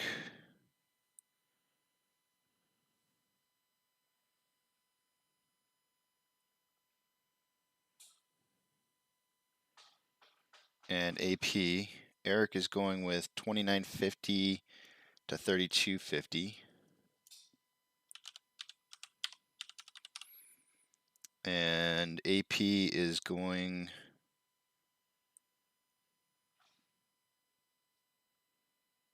30.25. AP's filling in for Duncan. He's going 30.25 to 33.25. Man, based off of these numbers, we're probably gonna have a tie for the win for this week.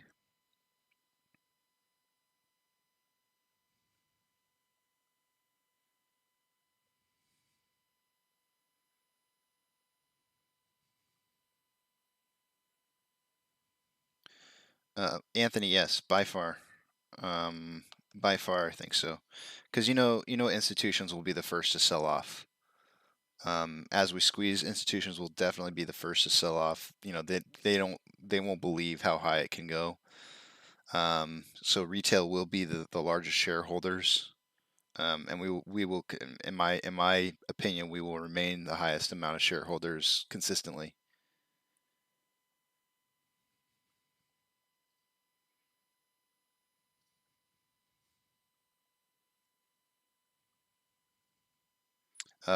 AP, I didn't. Oh, a tiebreaker. Whoever's the closest to the center of the price of your the center price of your prediction. Yeah, that might be a good way to do a tiebreaker. Whoever's got the closest center position. Because I am hedging off of 30, 32, kind of, sorta.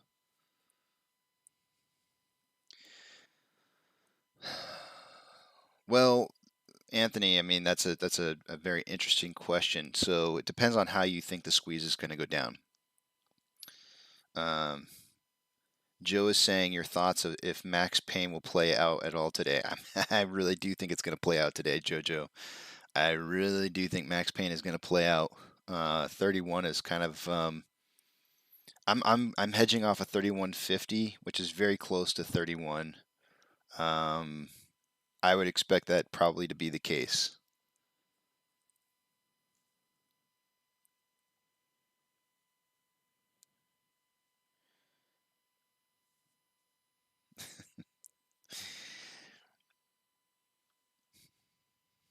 Zach, I feel like every day like you're new to the channel. You always got, it's like you don't know what's going on around here. It's always been a $3 range. And we get it wrong all the time. All the time. In fact, what was it? Last week we had four days wrong. Out of 4 people with a $3 range, we got it wrong 4 days out of 5. So when in terms of AMC, Zach, a $3 range ain't nothing. Ain't nothing, and leaves so much room for error.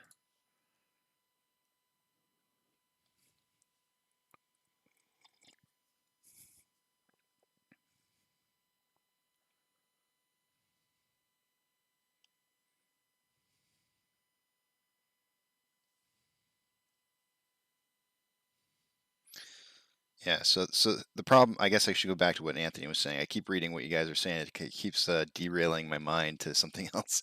But back to what I was saying to what Anthony had said is about, who's going to buy? Who's going to buy when this thing squeezes? And I guess my counter argument to that is well, not a counter argument, but just what I would say is that um, who's going to be able to buy, right?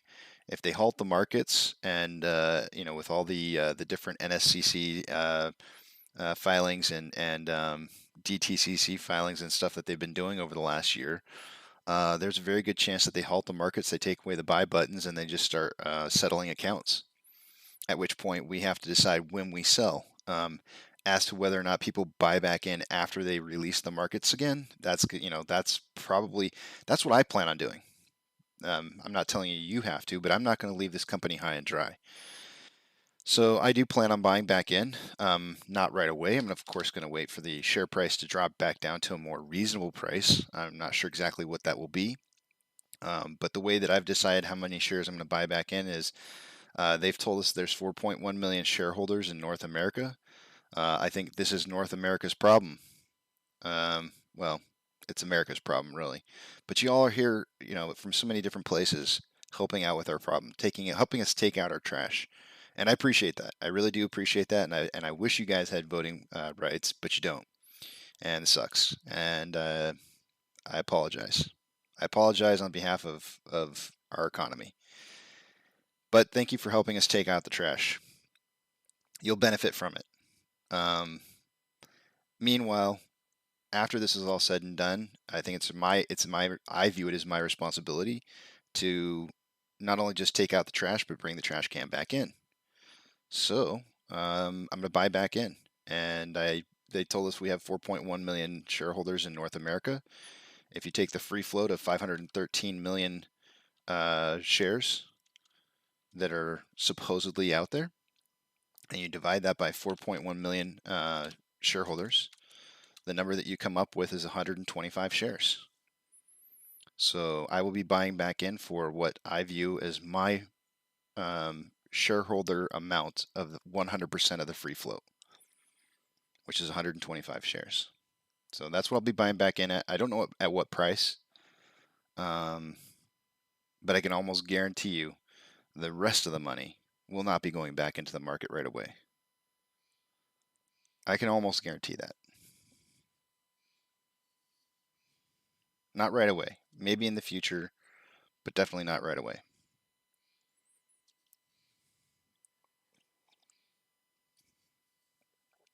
And the thing is,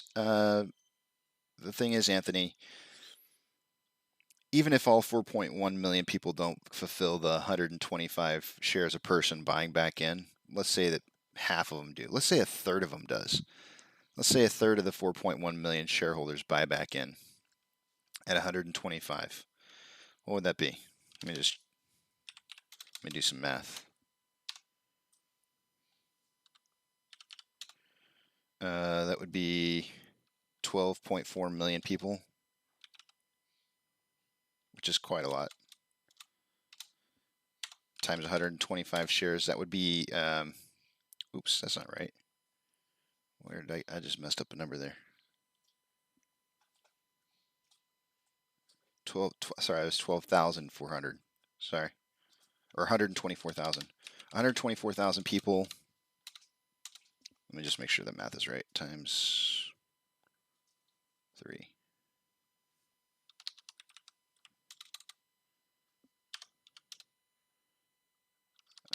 My math is not working today. What is going on here? Divided by... Okay, sorry, 1.3 million people. We'll say 1.35.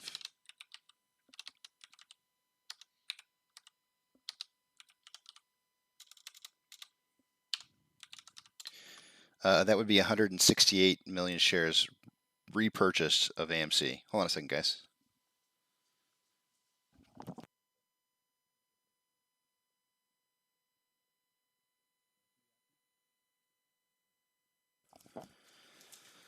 So 168.7 million shares purchased back in, which is a fairly decent chunk retail ownership. It's more than enough for somebody to probably be able to take complete ownership of the company. I don't think there's going to be an institution. I mean, it's about how much institutions own as a combined amount right now. So you know, retail will probably be the largest owners in the end, and that's assuming that 1/3 of them buy back in for 125 shares apiece.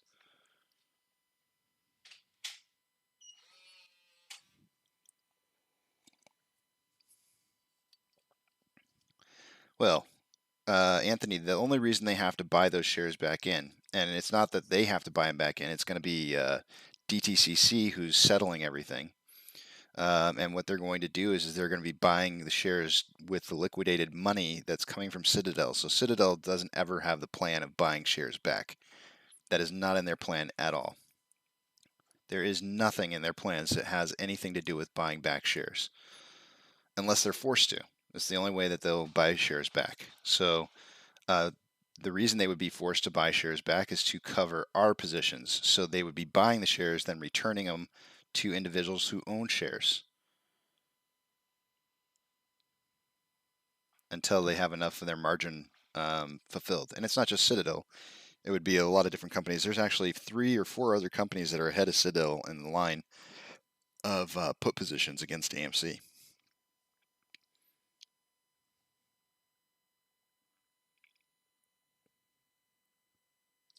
Oh, show start. Thank you. All right, let's get to it.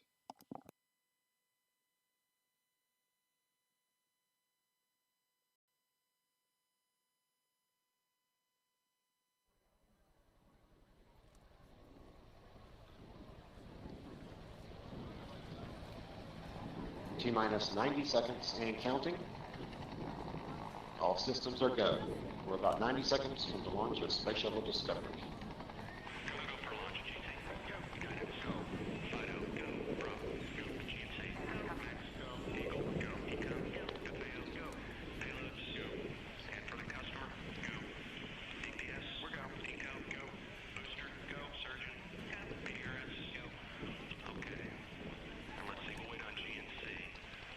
T-minus 60 seconds and counting.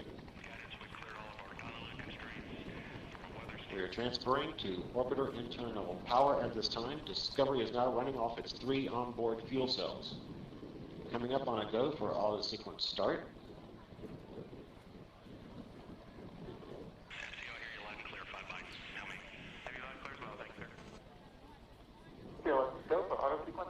And we have a go for auto sequence start. Discovery's onboard computers have primary control of all the vehicle's critical functions. T-minus 17 seconds and counting. 15, 12, 11, 10, 9, 8, 7, 6, start, 2, 1, booster ignition, and liftoff of the Space Shuttle Discovery, returning to the space station, paving the way for future missions beyond.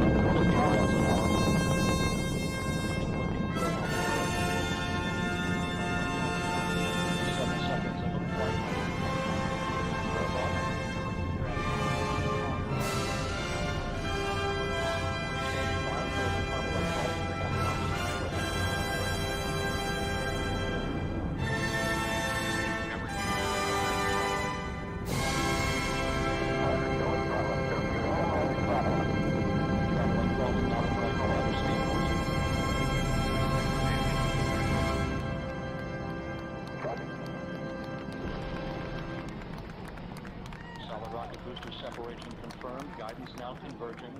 Discovery's onboard computers commanding the main engine nozzles to swivel, aiming the shuttle for its precise target in space for main engine cutoff. Should have a good forward leg now in estimate. Dan, you sound good.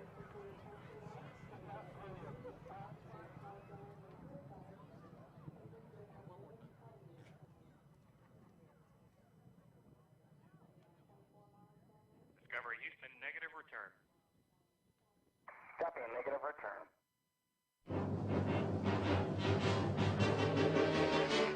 You're a mean one, Mr. Grinch. You really are a heel. You're as cuddly as a cactus. You're as charming as an eel, Mr. Grinch. You're a bad banana with a greasy black peel.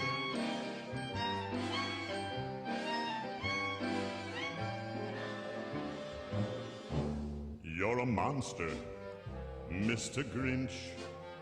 Your heart's an empty hole. Your brain is full of spiders. You've got garlic in your soul, Mr. Grinch. I wouldn't touch you with a 39.5-foot pole. You're a vile one, Mr. Grinch. You have termites in your smile. You have all the tender sweetness of a seasick crocodile, Mr. Grinch. Given the choice between the two of you, I'd take the seasick crocodile. You're a foul one, Mr. Grinch. You're a nasty, wasty skunk. Your heart is full of unwashed socks. Your soul is full of gunk, Mr. Grinch. The three words that best describe you are as follows, and I quote: stink, stank, stunk. You're a rotter, Mr. Grinch. You're the king of sinful sots. Your heart's a dead tomato splotched with moldy purple spots, Mr. Grinch. Your soul is an appalling dump heap, overflowing with the most disgraceful assortment of deplorable rubbish imaginable, mangled up in tangled up knots. You nauseate me, Mr. Grinch, with a nauseous super nos. You're a crooked jerky jockey and you drive a crooked hoss, Mr. Grinch. You're a three-decker sauerkraut and toadstool sandwich with arsenic sauce.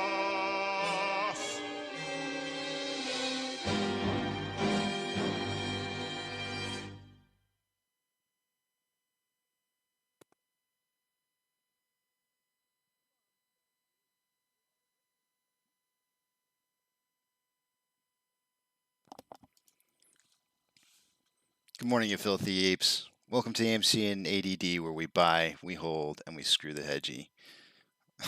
I'm gonna say it again. You guys heard. For those of you who are listening to this, when I first started this morning, I said the same exact thing. But that song just really makes me want to go low, low, low, low, low.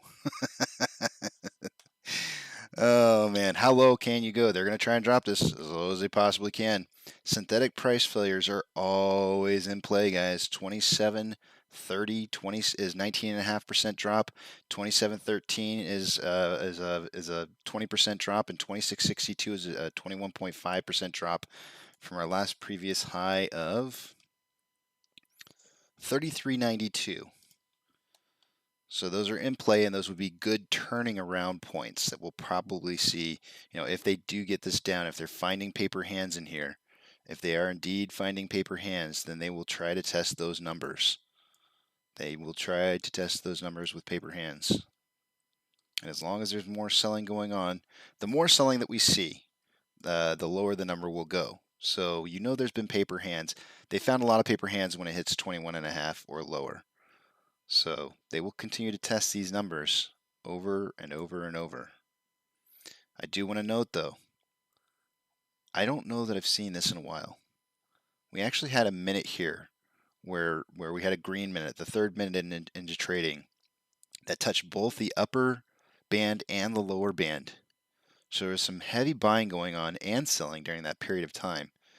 But I always maintain that because I have my Bollinger Band set up on a 3 sigma, that whenever you see the Bollinger Band get touched like this, especially with 1, 2, 3, 4, that looks to be a 5th point, maybe 6 times, that's going to swing back the other direction.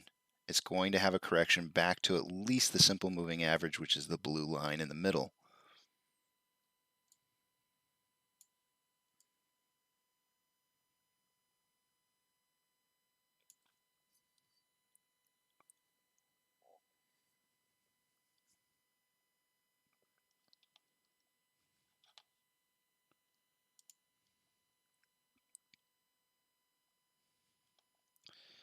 So we are getting close to the 2730 mark.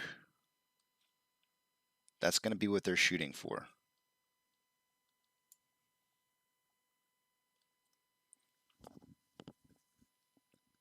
And if they're getting a lot of resistance, you can almost, one of the most surefire ways to know that that you're getting a short ladder attack down is when you see it step down like this, and then you'll see like a candlestick or two of green going up. They release for just a minute, and then they attack down some more.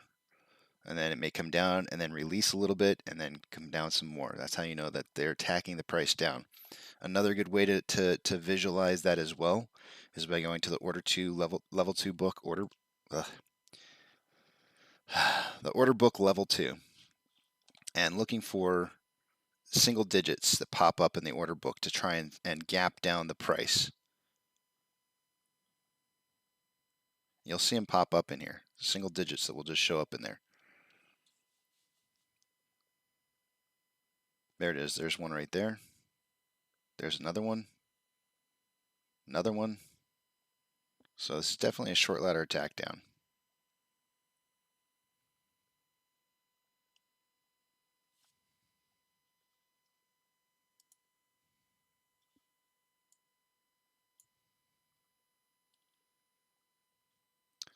Earlier this morning, we had I had pulled up the Stonko tracker to see how many shares had been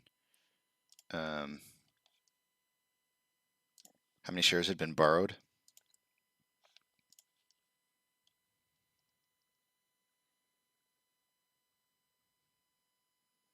And the total amount was 4.6. A normal day for us is 4.5.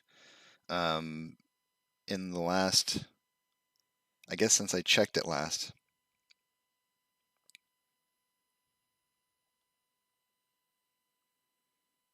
it only looks like they've borrowed 100, maybe 50,000 more shares. And this coffee is not sitting right with me today. 4.65 million shares having been borrowed for the day today so far. So very normal borrowing. And here comes the next attack down, the next minute. If they're going to continue to, you know, I mean, they've gotten it down this close to a 19.5% or 20% turnaround point. It can almost assuredly make it down there. If they don't, we're doing an incredible job of holding against them. And it means that the buying pressure is too great, and that it's not cost effective to try and push the price down to try and get to bleed shares.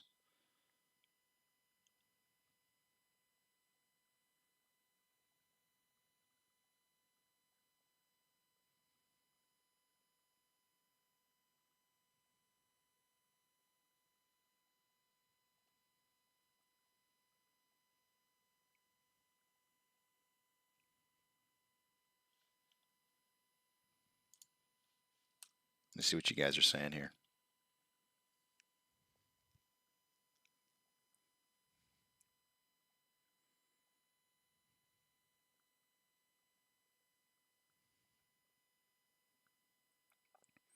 Volume is really big. You're right, JP. Good catch. We're about, what, 13 minutes into it, and we've got 5 million. It's pretty decent. What do we got for timestamps here. So let's look at this one. So this one's 280. Our lowest amount of volume so far traded in a minute is 280, which is really good because anything over 250 is excellent. So we're actually, you're right, JP. We're doing really, really good on volume right now. I'm definitely liking what I'm seeing. But you could, 10 a.m. 10 a.m. is when they normally start attacking volume down. And how do they do that? They drop price. So you can imagine that these values are probably going to get down to 10 a.m. is rate. I'll just draw a box over it for you guys so you can visualize it. Let's go with 9:45. It looks to me like they might hit a little soon. Well, we'll just do 10 a.m. We'll draw around 10 a.m. So be looking for a turnaround point somewhere around that box.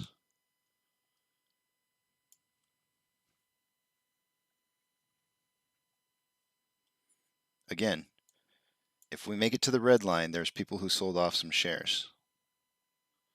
If we make it to just the blue line and it turns around from there, pat yourself on the back. It means we held. White line too, same thing. Anything before the red line means that we've held.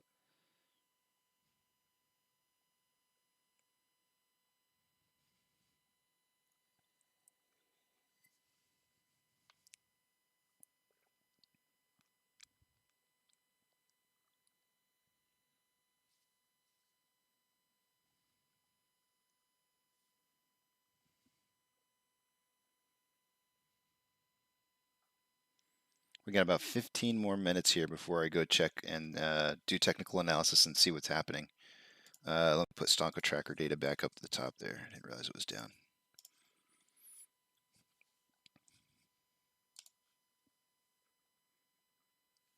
Boom, 27.28. We hit synthetic price failure.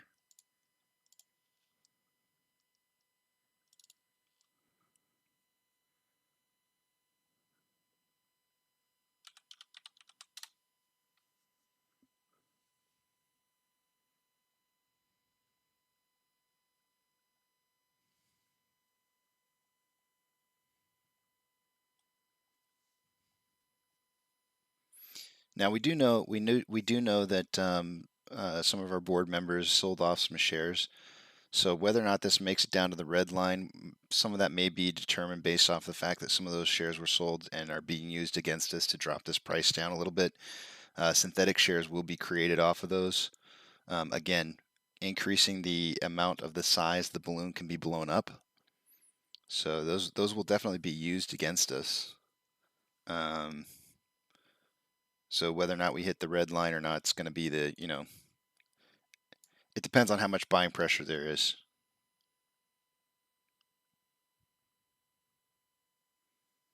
$26.91. 26.91 is 20.7% down.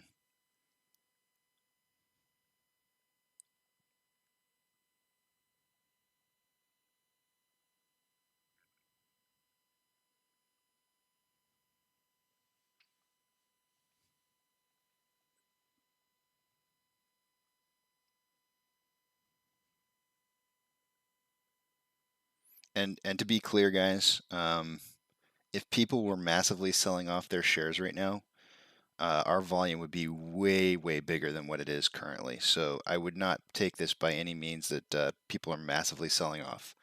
If people were massively selling off, you would see volume so much larger than this. So much larger.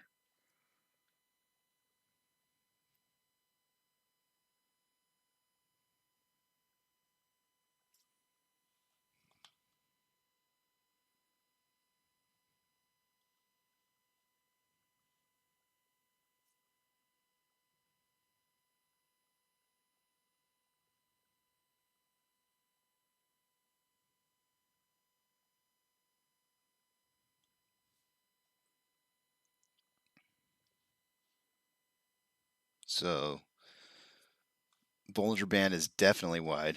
Let me see if I can even zoom out wide enough to see how big this is. There it is. That Bollinger Bands are huge. Extreme volatility.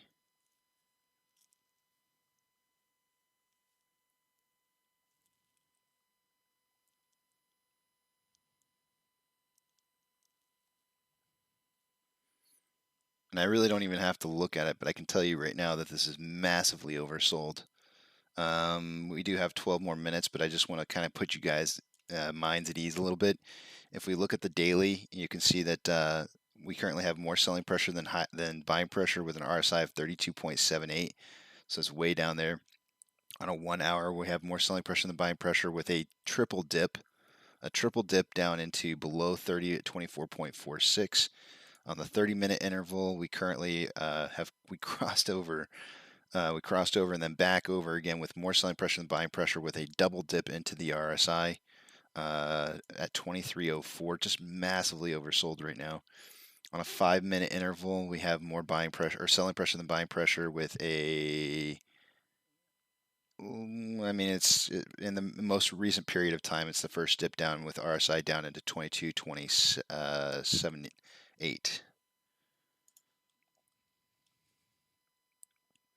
There's a 20% dip, like money. 26.84. That is a 20.9% dip in price from our 33.92, guys.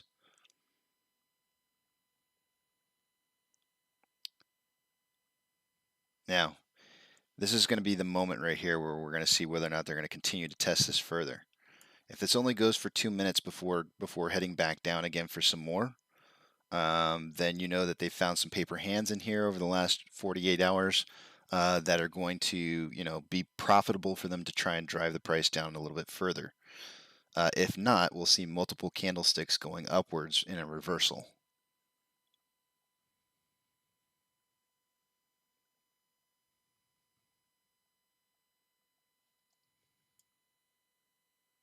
Now, guys, I want you to remember this. Remember this moment. Remember that synthetic price failures are always a possibility. At any given time, synthetic price failures are always a possibility. And they happen quick and they happen fast. And the reason for that is because that's how they get you scared. They get you scared by making the price drop quick and fast and hard. And they want you to be very afraid of the futures.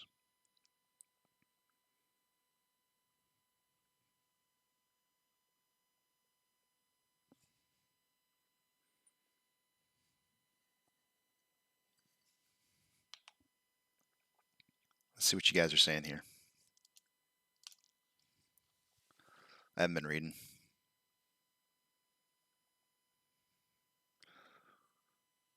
I like what Trent Bass is saying right there. It's going to bring all the puts in the money, kill all the calls. Oh, no, that's not, I don't like what you're saying. It's going to bring all the puts in the money, kill all the calls, then bounce.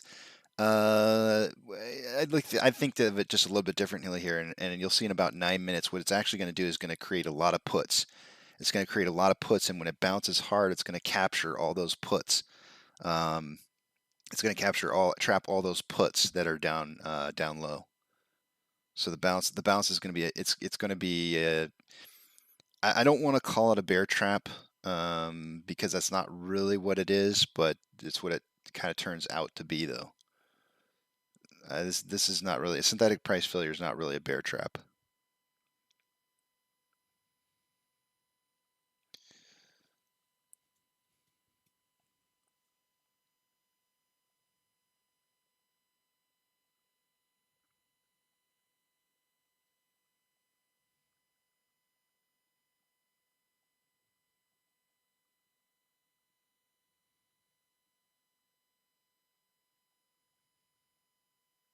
No, Don, we're not wrecked.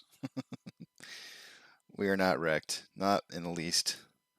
Draw the lower boundary of the wedge with touch points on August 5th and December 1st. I believe that's 28. Actually, I already have it drawn out here. It's 28.91. I think who was it that wanted me to put that in there? I don't recall who wanted me to put it in there. December 1st. Oh, Father wanted me to put it in there. Yeah, I have August 5th already in there, and December 1st, which would be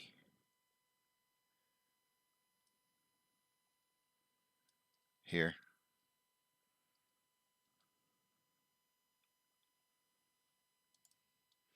I mean, we only just touched the bottom down here. I mean, on the daily candle here, you guys can see, I know this is so many lines and so much information, but on this drop down here that we just had in price, we didn't even touch the bottom line of this. We actually did worse last week on our drive down, where we had actually some candle wicks that were just outside. But we're still well within the I think it's like three month trend wedge, descending wedge. So we're still doing fine.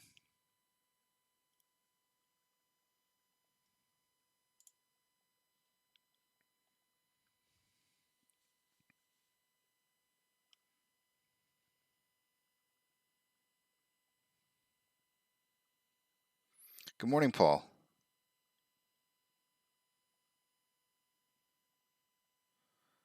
I'll look at the chain here in about 6 minutes, Trent. But I'm positive that you know, I'm pretty sure we've seen this happen multiple times.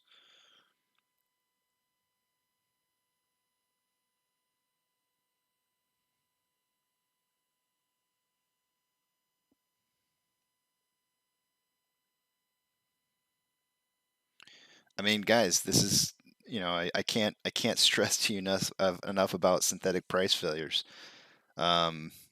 You know, when I did the analysis of GME, it's repeats these patterns repeat themselves over and over and over. And Mark Mitchell, one of the guys who was part of the show, found an article that was written in 2014 that talks about these specific points where the hedge funds try to drive the price down, and it's 20. In that article, it says 20, 35, and it just says 20 and 35. I actually found in my analysis of the GME squeeze that I found 20, 35, and 60, but there was also kind of a gap at 40 as well. 35, 40. It's kind of a gray area, and so just to make it easy on myself to remember the numbers, I just made it 20, 40, 60. So synthetic price failures are very real. They are very predictable, and when price drops to within those values, that's where it really flops around. Let me show you guys some of our recent price history. This is my tracking of our most current synthetic price failures that we've had in the past. And here's the 39.6 that we had last week. I haven't been doing the dates lately, but this is a synthetic price failure when we went from 44.43 down to 26.85. That's nearly a 40% drop in price. It's a turnaround point. They're very precise on these turning around points, and it has to do with profitability and how much it costs them to drop the price, and how many paper hands they can generate in these drops. Then we went up in price 16.3, down 18.9, up 34%, now down 20.9%. If they can find some more, if they did find quite a few paper hands in this most current drop down to 26.84, they'll go back and they'll retest this, and they'll see how many more they can generate, right? Which is what they're doing currently right now at this moment. They're trying to find some more paper hands here and see if they can't get some more people to shed some shares. Say that a couple times real fast. Also notice the volume, guys. Notice how fast the volume is decreasing here. This is the attack on volume. This is the box right here. This is where volume really gets attacked. They started a little bit early. It looks like the attack on volume really started about 9:49, so it was about 11 minutes early. They're going to try and drive the volume down to under 60,000 shares a minute, if they can. We touched the bottom side of the Bollinger Band several times here. What does price do? It returns to the simple moving average to equalize. You can see the bottom edge of the Bollinger Band coming up up to meet 26.62, which is the paper hand limit mark. They're gonna tighten this up now. They're gonna tighten it up, cinch up put up the boards, try to nail everything in place, and try to weather out as many buying orders that start coming through as price starts to rise.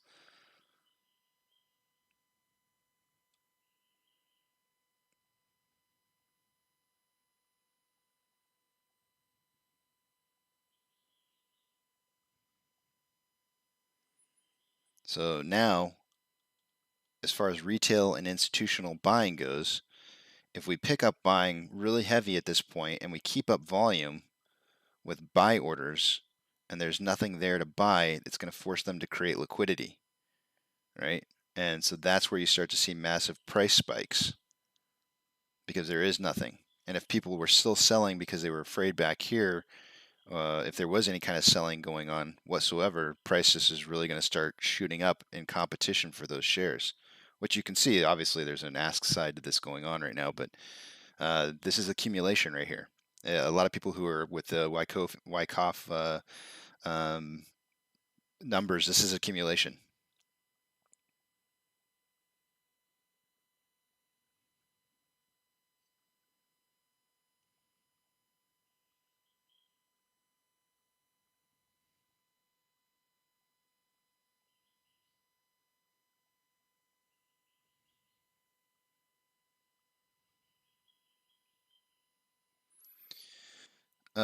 Joshua Bryson is asking, where do we need to close on the weekly candle to still be bullish next week? I don't know if I look at it that way. I'm not sure if I necessarily would look at it like that. What is the short interest for AMC today?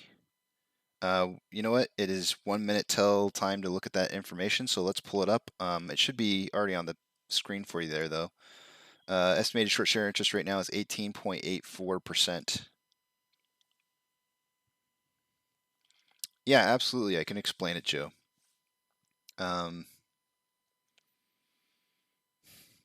It's a long one. Let me tell you what.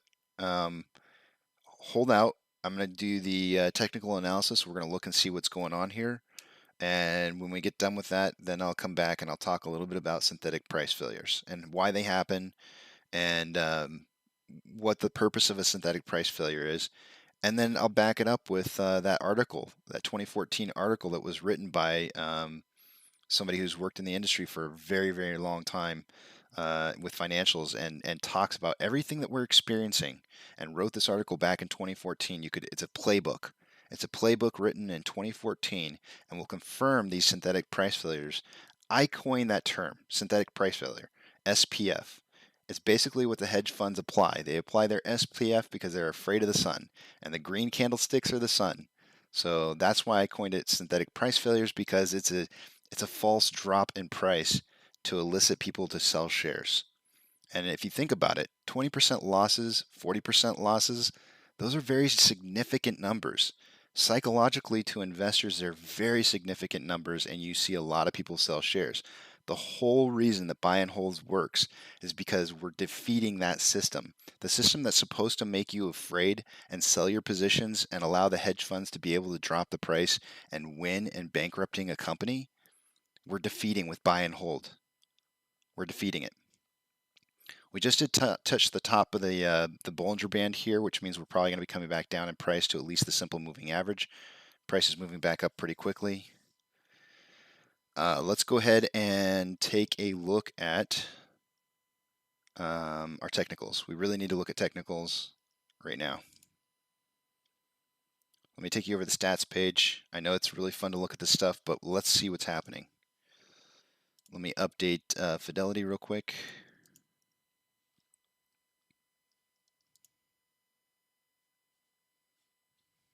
And Stonko Tracker.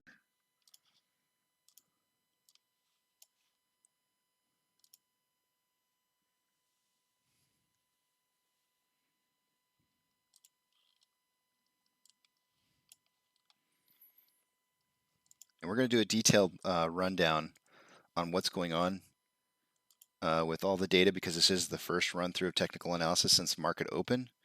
So we'll take a good look at everything really quickly here and see what's going on. I'll try to make it fast so we can get back to seeing what's going on with price. I know you guys want to see it. So let me get to it. Starting at the top left-hand corner, price prediction tallies.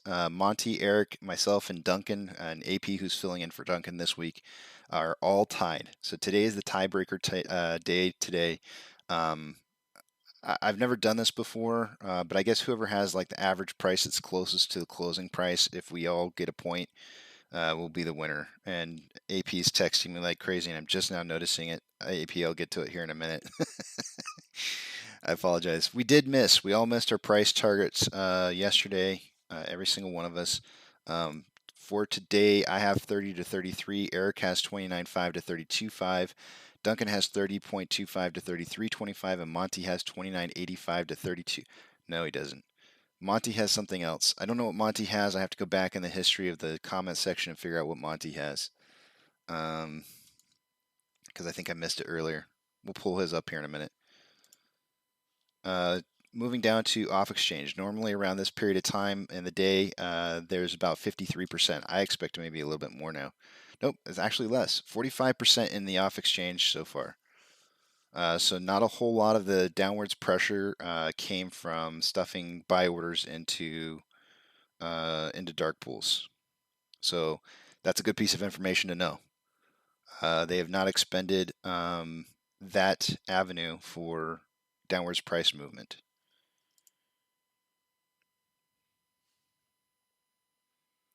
Moving on to Ortex data, let's refresh that, see where we're at there.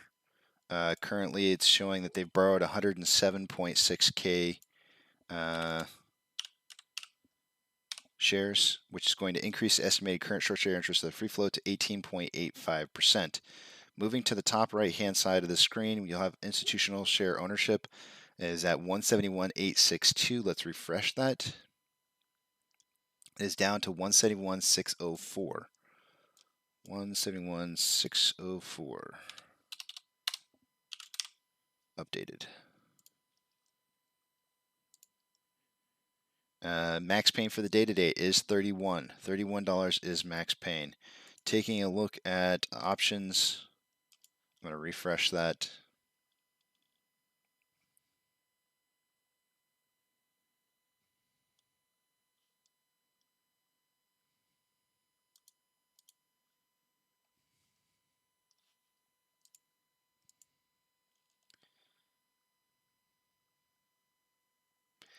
Okay, highest amount of volume for the calls is currently at, oh yeah, there's some good volume getting trapped here at 25.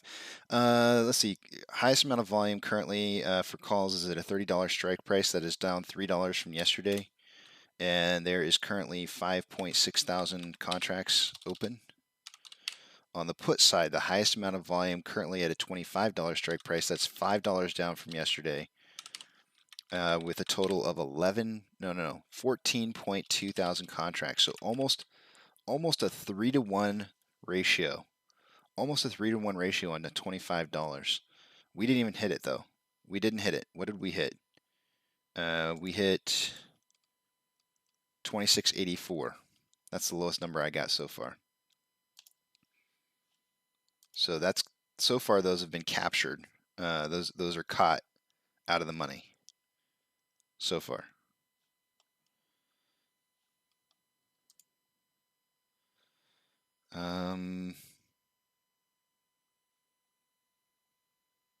Moving on to Ortex.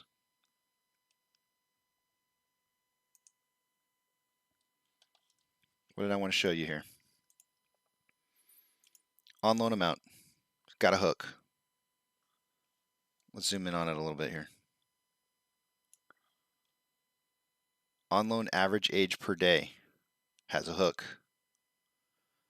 Those two numbers that I wanted to see touch, and depending on what scale I use here, they actually did touch, but I have to zoom in on it. They did actually cross over. That's what I've been wanting to see. It just depends on the scale that I use. But that's good. We're starting to see a reversal and on loan average age per day. One more day of upwards movement, and I would say you can count the countdown timer for somewhere between 15 business days and now. We're going to start seeing that massive movement upwards in price. But I need to see one more day upwards movement on that on loan average age per day. At least one more, and you can start the countdown from December 8th, because that would be the bottom of that number. So if we come back on Monday, after today, if we come back on Monday, and that number is still swinging upwards, then from the 8th, you would have 1, 2, 3, 4, 5, 6, 7, 8, 9, 10, 11, 12, 13, 14, 15. By the 30th of December, sometime between now and the 30th of December, we should start seeing some massive movement upwards.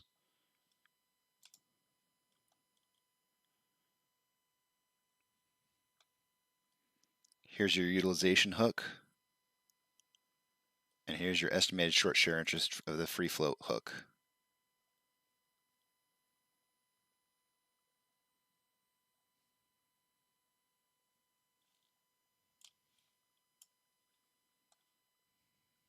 Orders by Fidelity customers. AMC currently in, let's see, 3, 6, 7th position with a good, strong 67% buys to 33% sales. So retail is buying. GME currently in 8th position. No, that's not right. 1, 2, 3, 4, 5. We're 6th. GME's in 7th with a very strong, very strong 88% buys to 12% sales. Retail is doing its job. Retail is doing its job. We are doing exactly what we need to do. We are applying pressure when pressure needs to be applied, and that's great. It is awesome. Congratulations, guys. Keep up the good work. Keep up the good work. Key moments in time to apply pressure is now. Let's see here. In the last hour, shares borrowed. Oh, yeah. They've definitely borrowed. Whoa. Is that right? Oh, yeah. That is right. Okay. Not as massive as I thought. They've only borrowed 100,000 shares in the last hour. So now they're at 4.75 million shares having been borrowed for the day today, which is just slightly higher than normal. 5,000 contracts are in the money on the calls. 64,000 contracts are out of the money on the puts. Excuse me. I hate seeing this number so high. Almost 200K out the money calls. If you guys aren't familiar with playing options and you're thinking about playing options, don't get yourself caught into the very sick habit of trying and make money in the future and having to sink more and more money into options. Stay away from that. The real money is in buying and holding shares. That's it. That's where the real money is at. Let the guys who really know how to do calls and puts do the calls and puts. You don't want to get trapped in that very sick cycle of trying to extend out your gains by sinking more and more money into options, because that's just more money in the hedge fund's pockets.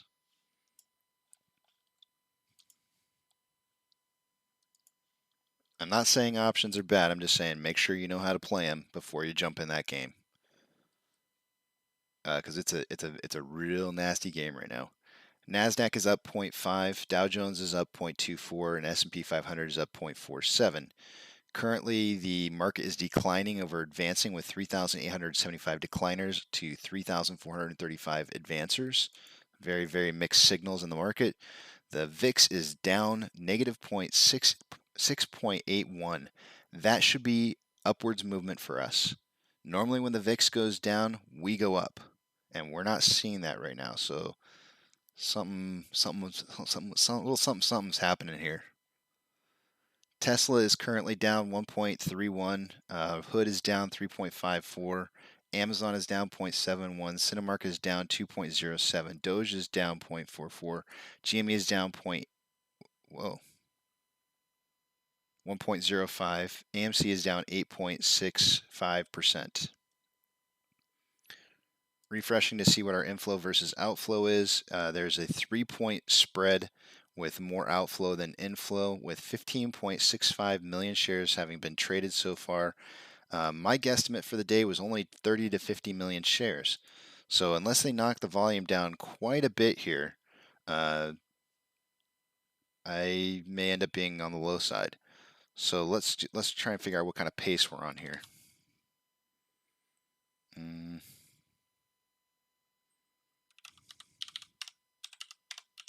We're on pace for 143 million shares traded for the day today. That's pretty massive.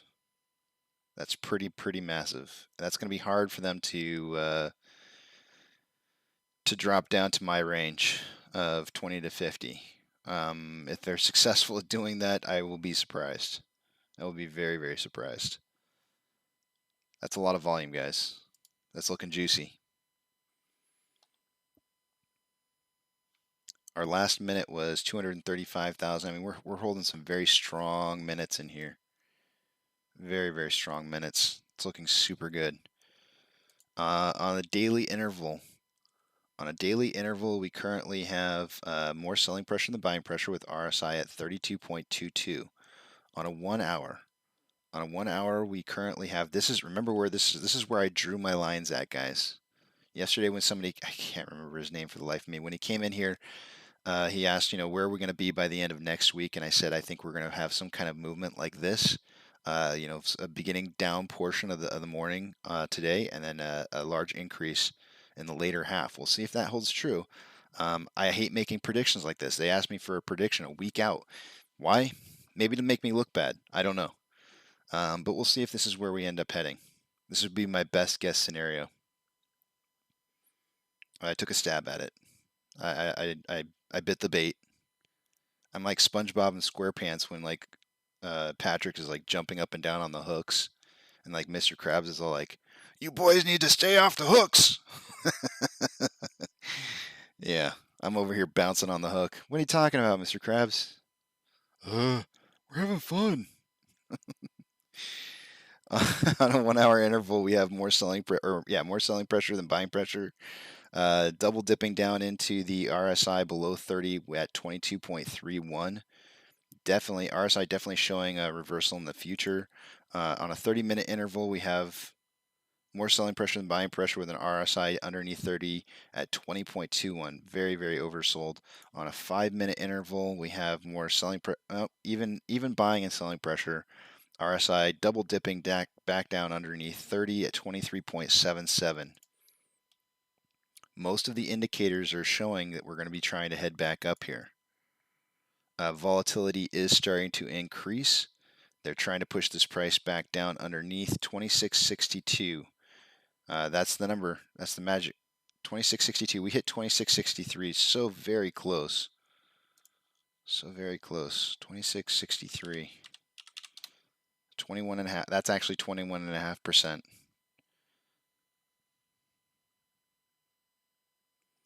So one of these three lines usually ends up being the turnaround point. If not, there may be, depending upon how many paper hands there is, it may go down a little bit further, but probably not a whole lot. 2663, yeah, that's 21.5% right on the nose.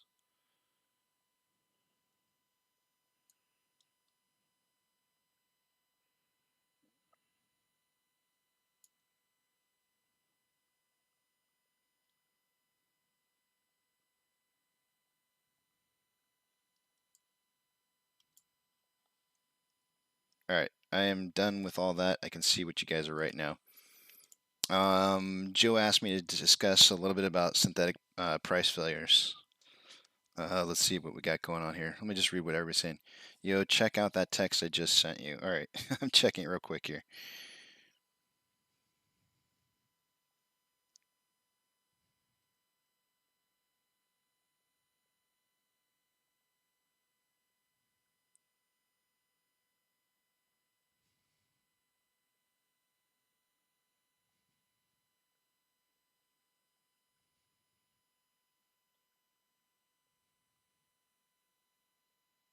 Yeah.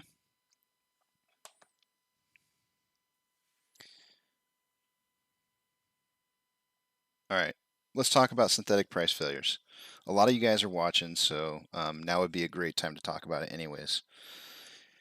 What is a synthetic price failure?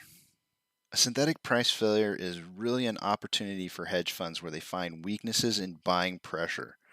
They really like to attack during specific periods of time. And typically those attacks are really, really hard, where it's about somewhere close to about 20% in a single day. Sometimes it's a little bit less than that, or sorry, not a single day, in a single week. But it's always based off of a previous high. So there's kind of a tricky way to track highs and lows. But you're trying to, it's really I mean, it's not very complex, but it's a little difficult for me to explain sometimes. So what I'm going to do is I'm going to scroll out here just a little bit. I know we're enjoying watching these candlesticks boom here, but let's take a look here. I want to show you how I'm tracking this because I think it is important to understand what is synthetic price failure. It's possible, JP. I mean, it does appear like they're letting it run right now, like they've turned it off. The best way to know, JP, the best way to know when a synthetic price failure is over is 15% increase. That's the only way that you can really possibly know. So if 2663 is the lowest amount, and I know that's such a large amount, you're like, wait, 15%. How in the world is, that's so far? Well, that's the only really true way that you can tell that a synthetic price failure is over. It has to be greater than a 15% increase from the lowest low. So currently at 2663, we'll just add 15% to it. And that's $3.99.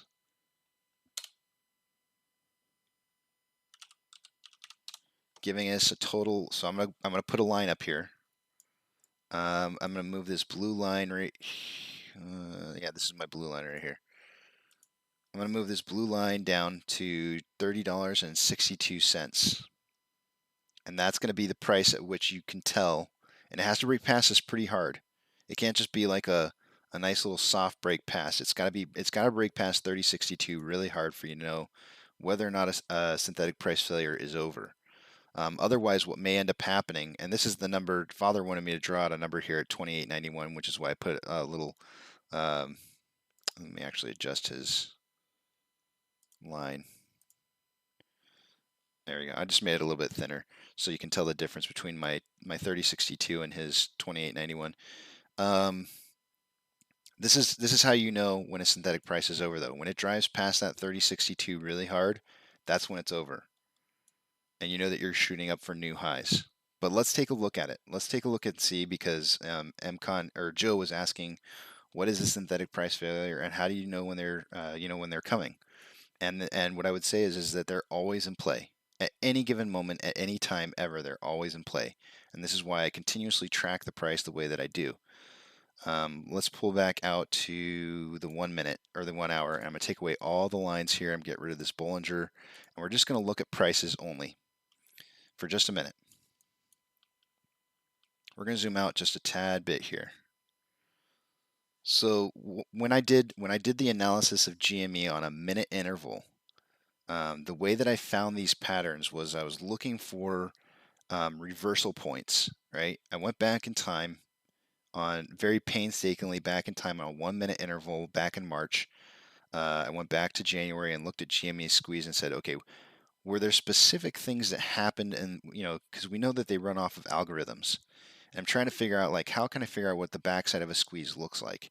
And well, if we know that the systems are traded with algorithms, if you know anything about algorithms, you know that they don't get modified very much. The reason they don't get modified very much is because a very, very small tweak can mean the difference between you going bankrupt and making money. And so they, once those algorithms are set, once they're in place, they do not change. There's some very fine tuning that can occur based off of psychological factors, psychological trading factors. But for the most part, though, those algorithms are always trading at the same rates. So I figured if I could find some patterns that were happening back in January, more than likely they would hold true for any stock across the board, period. Any stock. And I found them. And those price points were 20%, 40%. Well, it was 20, 35, and 60. But I preferred to say 20, 40, and 60 just because the difference between 35 and 40, there was still a little bit of a hole there, and it was just easier for me to remember 20, 40, 60. So keeping that in mind, the way that you track this is you're looking for highs and lows as time is moving forward. So we'll start here at this 47.50 point. Let me see if I have 47.50 on my chart here. I do. Okay. Here we go. What happened at 47.50? At 47.50, it's right here. This is 47.50. We had just increased from 33.90 up to 47.50. It was a 40.1% increase in price. At any given time, as you're living in, through the moment, synthetic price failure is when you drop 20%, well, 19.5% or more. I count 19.5 just because it's really close. It's close enough. So when we hit 47.50, price dropped down. Price dropped down to 36.35. I tracked it. It was a 23.5% decrease in price. So now I start tracking new highs because there's likely going to be a turnaround when you get to those values of 21.5% or better. Somewhere very near those prices, you'll have turnaround points. So we have a turnaround point, but it has to be 15% or greater. If it's not a 15% or greater increase in price, you do not track it. So price hit 36.35, kept going up. We hit 44.43. 44.43 was a 22.2% increase in price. There you go. Now you have a new high. What does that mean? That means synthetic price failure is activated again and you're ready to look for a new dropping point. For the very first time ever since I've been tracking this, we had a 40% drop. It was 39.6 from 44.43 to 26.85. GME did not have a 40% increase in price until they moved into the beginning stages of their squeeze. The first 40% showed up right as they were starting to begin the beginning phases of the big portion of their squeeze. And we have gone on for months. The closest we've ever come to a 40% was back in July when we went from 49.79 down to 31.1, which was 37.5%, but not enough. It didn't hit 40.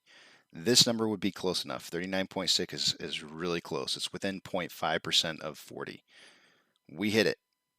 That's significant. Very, very significant because that means that we're moving into bigger dip sizes. When that happens, to me that tells me something very significant is happening. So we're moving into these bigger dip sizes. We move down to 26.85 from 44.43. We keep tracking new lows until we stop. All the way down here. All the way down, let me see. 26.85 was, 44.43.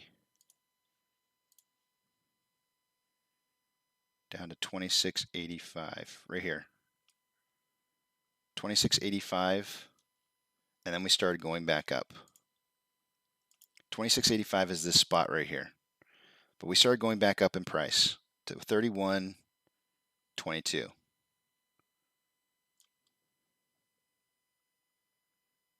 Wait, where is it at? Oh, it looks like I have an error in my reporting. No, here it is. It's right here. So here's the problem when you have to do this on a minute interval. I'm doing this on a 1 hour interval, so it's very difficult to see. But this is our point right here, 31.22. It's right there. It's really difficult to do this on a 1 hour. You have to do it on a 1 minute interval because you have to live it through the moments as time is happening. So it's very difficult to see, but from 26.85, we did hit a high here of 31.22, which was greater than a 15% increase in price, which means that we were a synthetic price failure was going to re-trigger again. Right, so we dropped to 26.85, we went up to 31.22. That resets because it's above 15%. That resets synthetic price failure, meaning it can drop another 20% again. And sure enough, right afterwards, we drop again, down to 25.31. 25.31 is 18.9%. I went ahead and counted it. I don't usually count it unless it's 19.5 or greater, but I felt like there was a significance that was going on here that needed to be tracked, so I did track it. So we went with 25.31, which is only an 18.9% drop. Really, really close. I counted it. It was a judgment call, but I made the judgment call and counted it as a synthetic price failure. Then price went up to 33.92, which was greater than a 15% increase in price, so we tracked it. And there's our 33.92. The increase was 34%. Anytime we got past if we had gotten to this anything over 15% of 25.31, we would have been ready for another synthetic price failure. But we made it all the way up to 33.92, which was a 34% increase in price. Once we hit that high, and it starts going back down, we start tracking new lows. So now we're looking for our next new low. Currently, it's at 26.63. It could go lower, but again, those synthetic price failure points play a big role.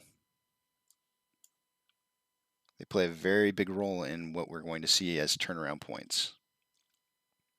I'm not sure if that really helped with explaining what a synthetic price failure is, but they're very significant psychological attacks on price to get investors to sell their shares. And it's algorithm based. It's all based off the algorithms. So, yeah. So here's the deal. What do we need to look at? How can I back up what I've, all this information that I just fed to you guys?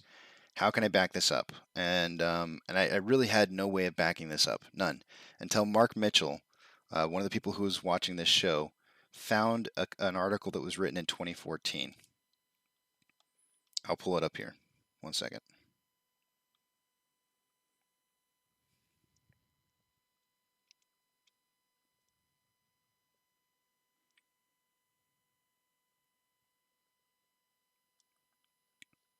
Here it is. I'll post this article to kind of prove to you guys, this is just basically proving that everything that we're living through is something that was something that was written so long ago. They wrote about this in 2014. This guy Jerry Klein that's not his actual name. I think it's Gerald or something like that, but he goes by Jerry apparently. Jerry Klein wrote this article in 2014. Now, in the link that I just posted to you guys, I actually had to copy and paste the article. Mark Mitchell had found the article and said, "Dude, you got to read this. It matches up with your synthetic price failure with at least two of your numbers. You say 2040, he says 2035." And I said, "Well, when I did my initial research, it was 2035.60, but I just kind of moved the 35 up to 40 so I could make it easy to remember 2040.60 because there is a gap at 40%. 35.40, it's just kind of a gray area. It's okay to say 40, it's okay to say 35. It doesn't really matter. Anyways, so this is an article that was written in 2014 by Jerry Klein, and I will post it up here in just a second here, but I'm going to scroll down to a very specific portion of his article. And it's great. It's a great read, guys. If you go read this, he basically outlines everything that we've experienced in the last year and says this is how they short a stock down. This is how they push a company into bankruptcy. And everything that we have lived through, 100% has come true based off of what he wrote in 2014. So but one specific part. This is the part right here. Let me see, I'm getting to it. One specific part.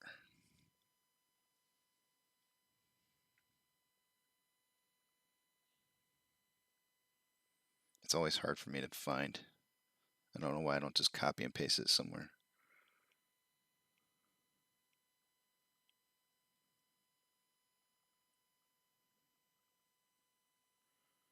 Oh, I know why. It's because he says it, and I can never find it because I'm always looking for numbers.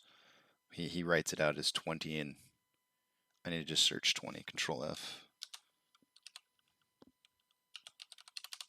There we go. All right. This is the oops.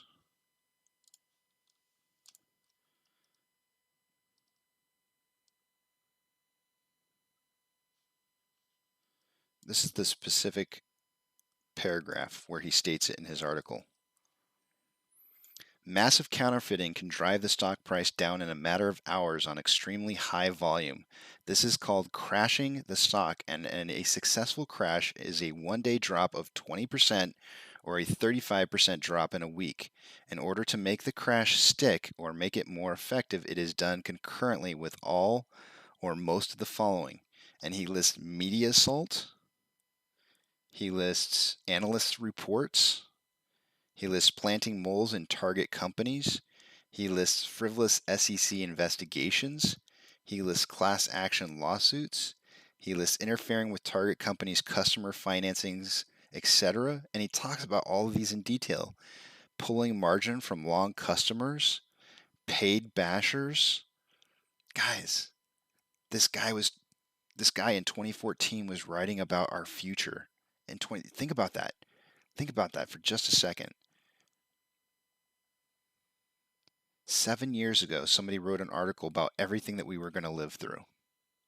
And it's all come true.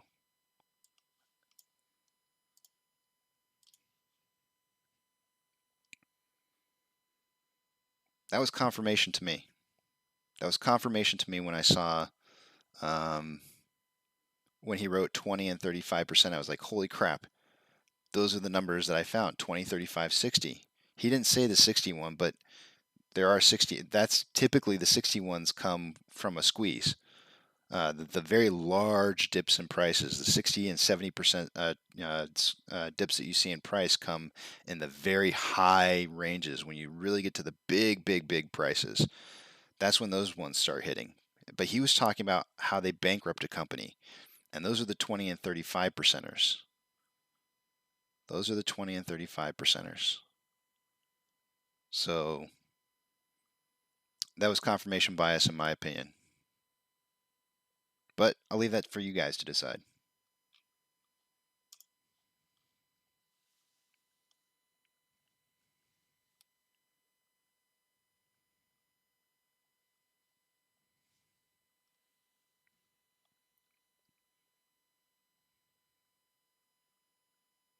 Check out volume.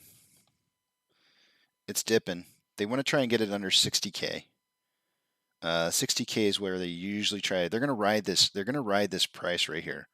They're going to try and ride this price out here as long as they possibly can. Make this stick. They're going to try and make this. What did he call it again in the article? He called it. Yeah, well, he said stick. He said they're going to make it. Yeah, in order to make the crash stick or make it more effective, it is done concurrently. Yeah, so they're going to try and make this price stick.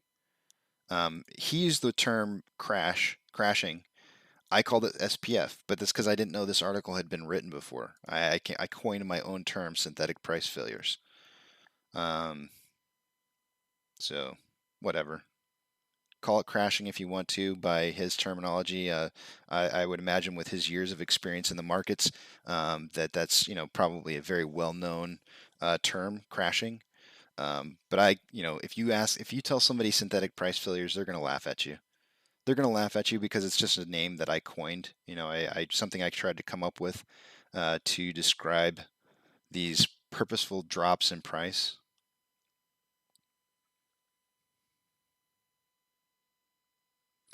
Ooh, Empire Fire. Empire Fire. You're dangerously messing with fire. So here's the problem. Here's the problem with what you're suggesting there. And Mark Mitchell said, and they are still getting away with it. Mark, welcome back, man. I haven't seen you in a while, and I really do enjoy seeing you. I have to tell you, man, out of all the things that anybody has ever posted on here, by far, hands down, your article that you found was by far one of my most favorite things to have ever seen because it was confirmation bias of what I had seen happen to GME back in January. So hands down, I can't say thank you enough for that, honestly. Let's talk about what Empire Fire is talking about. So, because I do want to touch on this because this is very important information to identify. With the knowledge that I had after I found those 20, I'm just going to say 20, 40, 60 percenters. When I found the 20, 40, 60% gaps, I was like, surely there must be a way I can test out my theory to see if that's the case and day trade something. I didn't want to do it with AMC because I already had a very large position in AMC and I wasn't convinced of my theory yet back in March, so I didn't want to do anything there. But you know, I thought maybe I'll take $300, throw it into Webull so I can have my order book level 2 data, because you really do need that for trading. And then I'll test it out. I'll see what happens. So I started thinking, the first thing that you really need to do is you have to find a stock that has high volume trading. Because you really need to see, there needs to be a lot of activity and something where you know that the hedge funds are definitely shorting the stock. So you're looking for high volatility, which is why I always tell you guys, if you want to know if a stock is shorted, you go in and you look at their average 3-month volume and look at and compare that to the free float, right? And if you see numbers that are like just absolutely ridiculous amounts of average volume for over a 3-month period of time compared to the free float, you have a very highly shorted stock. The higher the number, the higher the percentages. So I took this information. I was like, surely there must be something that has high volume where I can test it out on. And the only thing that really came to mind for me was cryptocurrency. Just because the volatility is super high. And I'll tell you what, I'm not going to give you the percentages, Empire Fire, because I think it's very dangerous information, super dangerous information. But the percentages for cryptocurrency are not the same. They're the same for stocks, but on cryptocurrency, they use slightly different algorithms. I don't know the reasoning behind it, but they do. And the gaps are just a little bit different. But if you can find them, they're there. They're very much there. So I took the $300 that I put into Webull and I tested it out on Dogecoin, because in my opinion, Dogecoin is probably one of the most highly traded blue collar cryptocurrencies back in March. Very highly traded. And I day traded Dogecoin for about 3 weeks using the information that I had found. And I made some good money. However, I made a mistake. I made one mistake. I still came out ahead. But I made a mistake, and the mistake was that I went to sleep with one of my positions open, and I did not set a stop loss when I went to bed. And because cryptocurrency trades 24/7, that's not something you should do. So out of the $1,500 that I made in a very short period of time, I lost a lot of it. But you know, it was okay though. I was all right with it. But anyways, I took that money and I invested it back into AMC once I had learned the information that I had found out.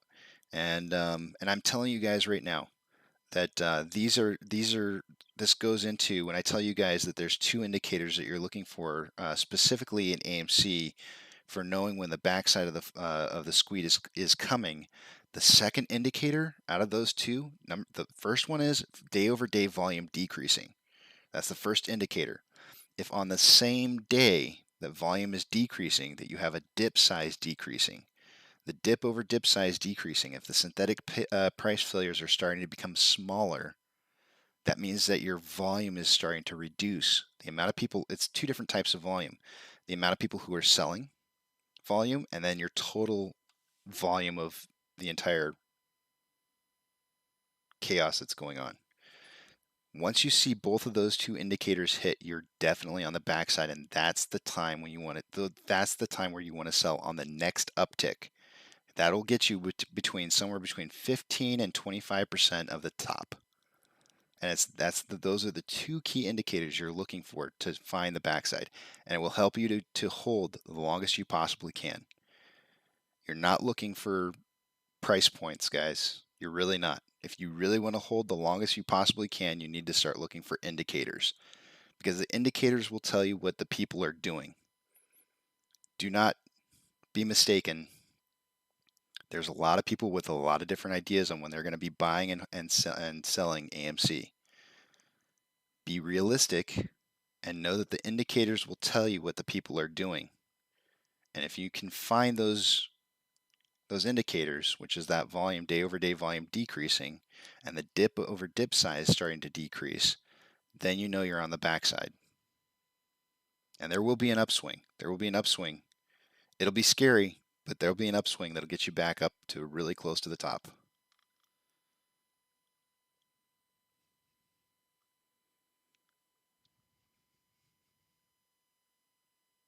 So, but why do I want you to be careful with this information, Empire Fire?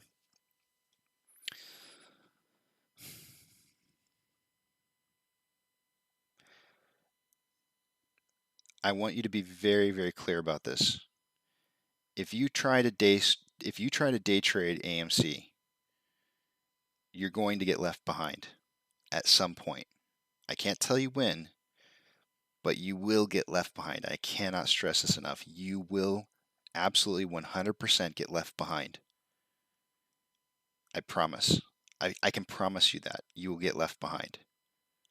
The people who are swing trading AMC will get left behind. You can use this information on other plays out there, and it'll work for you because those plays aren't buy and hold plays. But I want to be very, very clear. There will come a point in time where you will be left behind on AMC. So be very, very careful. In a once in a lifetime opportunity, you do not want to be in the position where you get left behind. It'll suck.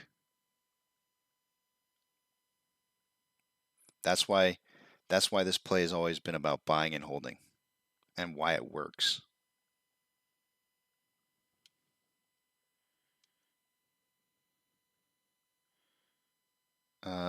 Hey Casey, glad you posted that link again. Did you happen to look at the naked shorting link that SpongeBad commented on to your post? Pretty interesting if you didn't see it. Absolutely, Empire Fire. Please heed my warning, though. Please heed my warning about day trading AMC because I don't want to see. I want to see you guys be successful. If you're successful, I'm successful. We have an invested relationship together to make sure that we're both successful. And I only say this out of pure wanting you to do the best that you possibly can. I'm not saying this because, well, I am saying this because I want to succeed more too. But I believe in helping each other. By helping each other, we can achieve more. But by counting yourself first. Remember, it's always apes together strong, right? Apes together strong is the whole key behind this buy and hold. It is. It's about all of us trusting each other, believing in each other to do what it is that we need to do. And that's the key. It is absolutely 100% the key to this. Let me check that out, Mark Mitchell. I want to see. Good morning, Chris. Good morning, sir.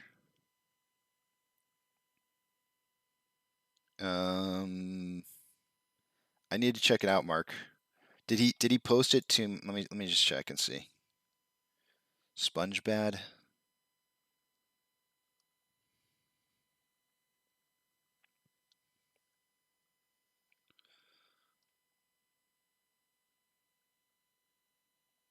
Man, I didn't see that. How come I didn't see? Oh, it's because he didn't respond to me directly.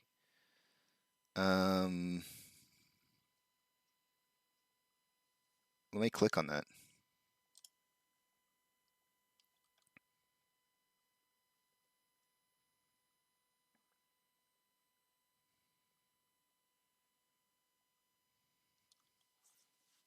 When was this article written?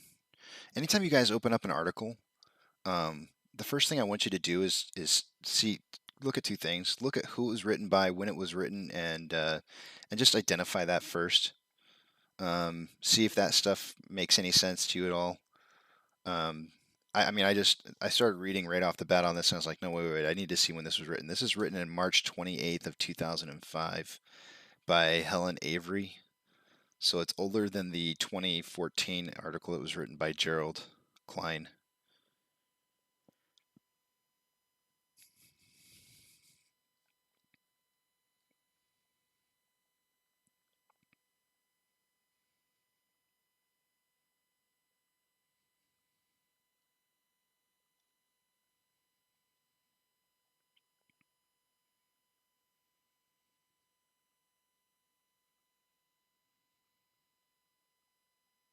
Sorry, guys, I'm going to read this real quick here. I want to see what this says.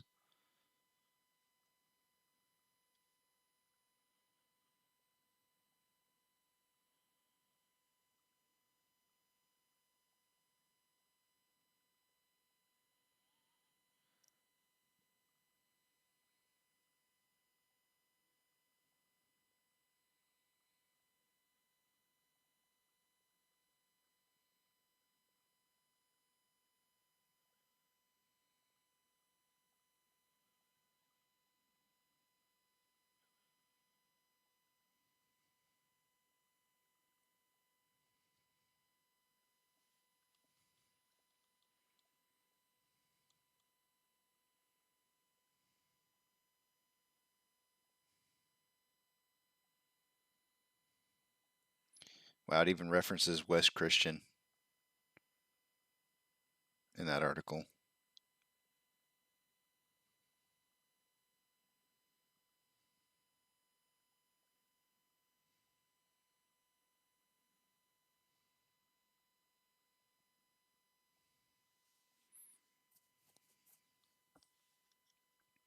I mean, you guys go look at Car. Look how much institutions own in Car right now. Go over and check it out and see. I think they own like over 120% of the float. Institutions do. Over 120%. It's ridiculous.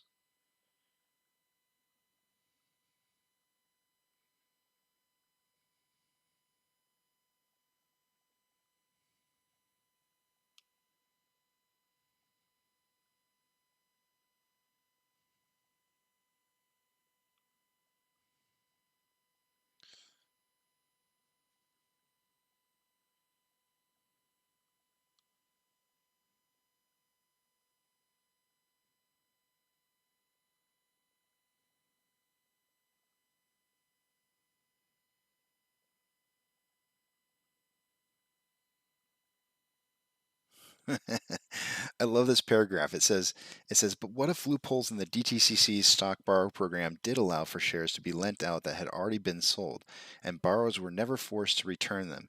This seemingly would result in two people holding the same shares, and this is what claimants are alleging.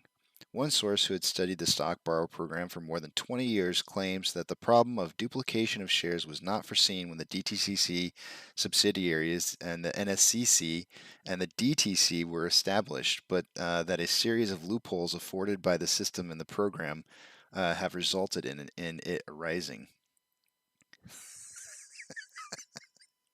I'm telling you guys, I'm telling you right now, the DTCC knows exactly how many shares in existence of every single one of these. They know they have to issue the shares. The only way that it would even be possible is for hedge funds to create synthetic naked shorts is for the DTCC to issue them and know exactly how many are in existence due to the need to create liquidity. So they know what's going on.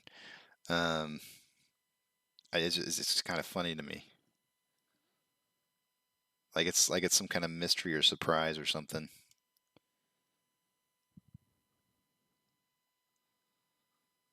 I love this part.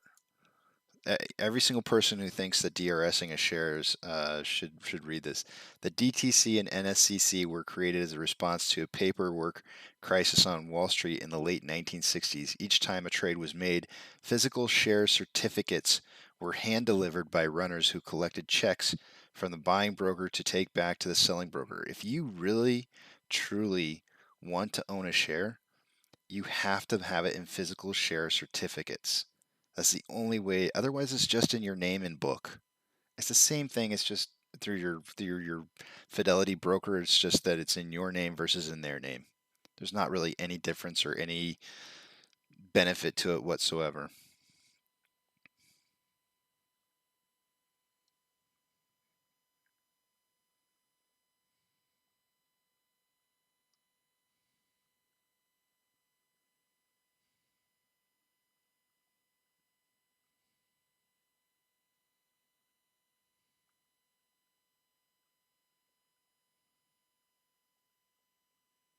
I think I said DTCC was aware, and I think I meant to say DTC.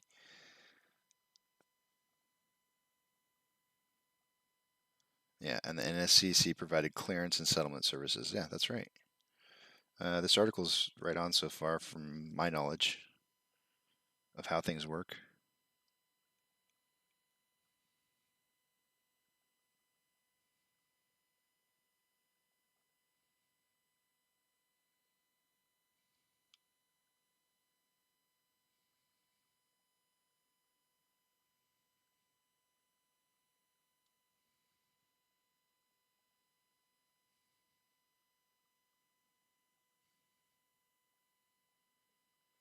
Okay, so here's an important sense, guys. What the DTC failed to put into place claimed the defendants were sufficient incentives to return the stock borrowed from the program. The source says the DTCC never never monitored the length of the time brokers or market makers were taking to close out the position. You might not close the position for months or years, and no one once was onto you. It was the perfect loophole for bad guys who cared if you didn't own what you sold. The DTC would make good on your delivery. Oh, I was right. It is the DTCC. I guess I second guessed myself. When asked whether before the new short selling regulation came into force, there was no time limit for the return of the stock to borrow program of shares that had been borrowed, a DTCC spokesperson replied, essentially, that's accurate. So what changed? And what changed is that 2008. 2008 changed where they started putting limitations where you have failure delivers that occur, and when those failure delivers occur, the DTCC will force buying of shares back from loans that are in excess of 35 days. So, and that was, because of the crash, because of the loopholes. Yep, here it talks about failure delivers. Yeah, it's a good article. I mean, most of it pretty much just talks about what it is that we already know. But if you're not aware, and I'll post it up here, if you're not aware of, some of these, the history of where we are, why we are the way we are, there you go.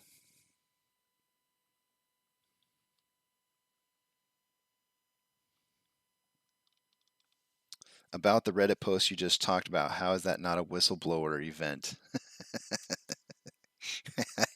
I have no idea.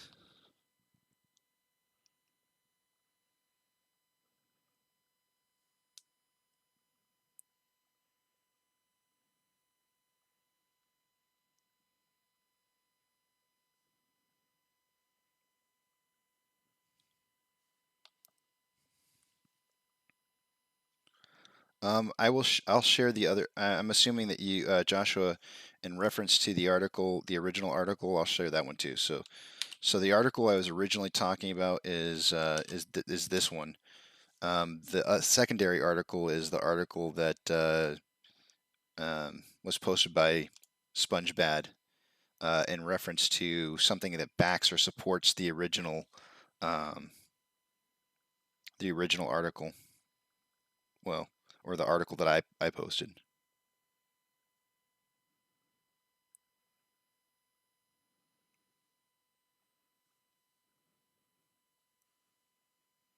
Hold on a second here, guys. I need to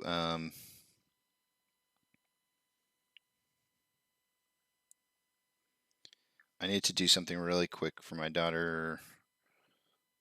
She's needing something signed real fast here. Just give me 1 second. I gotta.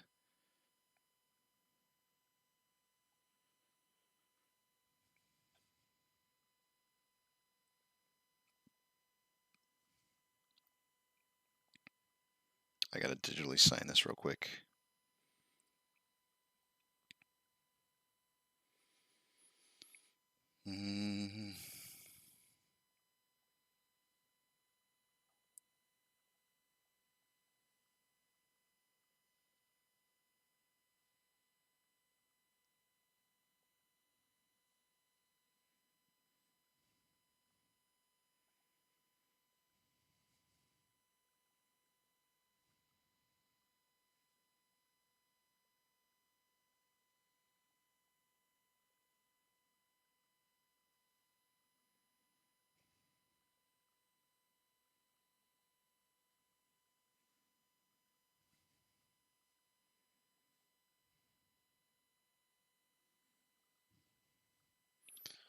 I'm all like, what's the day today?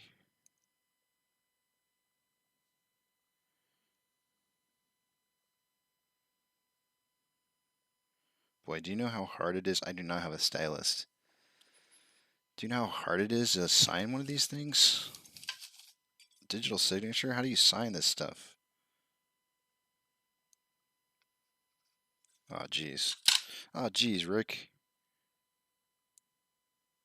12, 10. 21.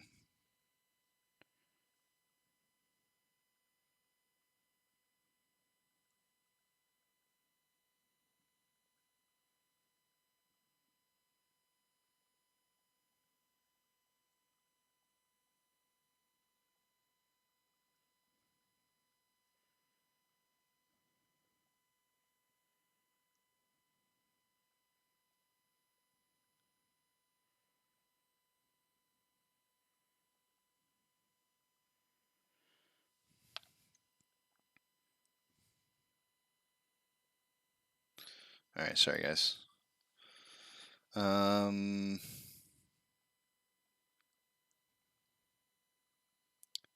about a minute away. We're about a minute away from needing to do some more technical analysis and see where we're at. You know, the whole market, the whole market's having a rough day today. It looks like.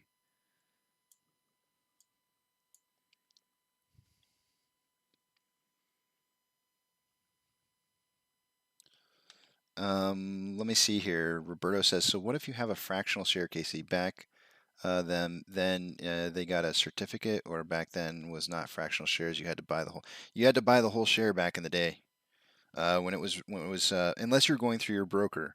If you're going through your broker, you could buy partial shares, and your broker would own the rest of the share. And then they would hold the collateral.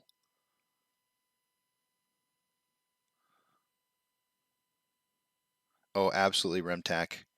The DTCC knows exactly what's going on. You would be foolish, and I'm not trying to poke fun at anybody who thinks this, but you would be foolish to think that the DTCC does not know what's happening here. They know exactly what's happening. I promise you, they know. The they make this run. They make this whole thing run. They know what's going on. Dan, it's the same thing, different day. Same thing, different day. Nothing's changed.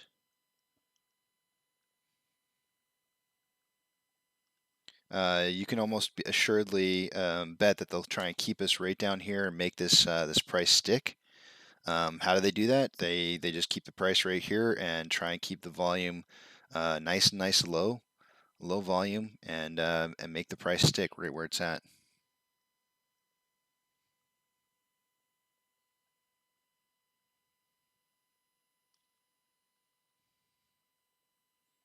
Yeah, there's gonna be a lot of negative press, guys, coming out about Adam Aron and Goodman selling shares. Just ignore it. It's the same. We're doing the same thing we've always done. Just buy and hold. Everything else is noise. We know it's going to be noise. I just posted an article to you guys where they outline everything that happens with these price drops, media assaults, right? Analyst reports, planting moles in target companies, frivolous SEC investigations, class action lawsuits, interfering with target company customers' financings, etc., pulling margin from long customers, paid bashers. All this stuff is I just posted an article that talks about all this stuff, and this article was written in 2014. You know what I'm saying? Like this is the game. This is the game that we're playing. Try not to be emotional about it. I know it's harder. It's so much harder. It's easier said than done. It's definitely easier said than done. But try to keep the emotions out of it, and we'll do just fine. So, it is time. It is time to take a look at what's going on. Let's go through it. Let's go through the data, see what's happening. Taking you over to the other page here.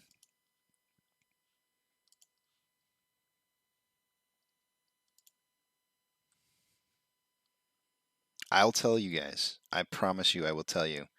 If I'm worried, you can go back. You can go back 3 weeks ago. 3 weeks ago, I don't remember who it was. Somebody asked me a question. I want to say it was Eric or somebody. Somebody asked me a question about institutional short positions, and I took a pretty hard gulp when I saw what I saw. But, you know, after about 24 hours of processing the information, I figured out what was going on. So it did take me a little bit, but I'll tell you guys when I see something. Okay, so I've updated those two things. Did I take you guys to the other page? I did. Okay, let me move this stuff over here. Let's take a look, run down here, what we got going on. Off exchange, let's update that. Currently in the last hour, it was 45.59 million, or yeah, 45.59% traded into the off exchange. Refreshing it, we currently have 51.07. That's lower. Normally by this time in the morning, we would have around 59%. So that's kind of low, which means that they have some additional room to be able to manipulate the price, just because it's lower than what I would expect at this time in the morning. So there's still some room to play here down. Still some room.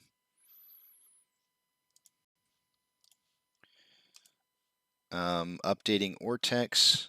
Currently, it shows a borrow of 54.9 thousand shares, which is down from 107.6 an hour ago. So not a whole lot of borrowing going on in terms of shares that are on loan. Or being loaned. Moving over to the options, let's go ahead and refresh that and see what we got going on here. When this thing does rebound, guys, it's going to be rebounding pretty hard. You're going to watch a lot of puts get trapped. A lot of puts. So the highest amount of volume currently is at a $30 strike price for the calls. That's what it was an hour ago. It went from 5.6 to 9.7.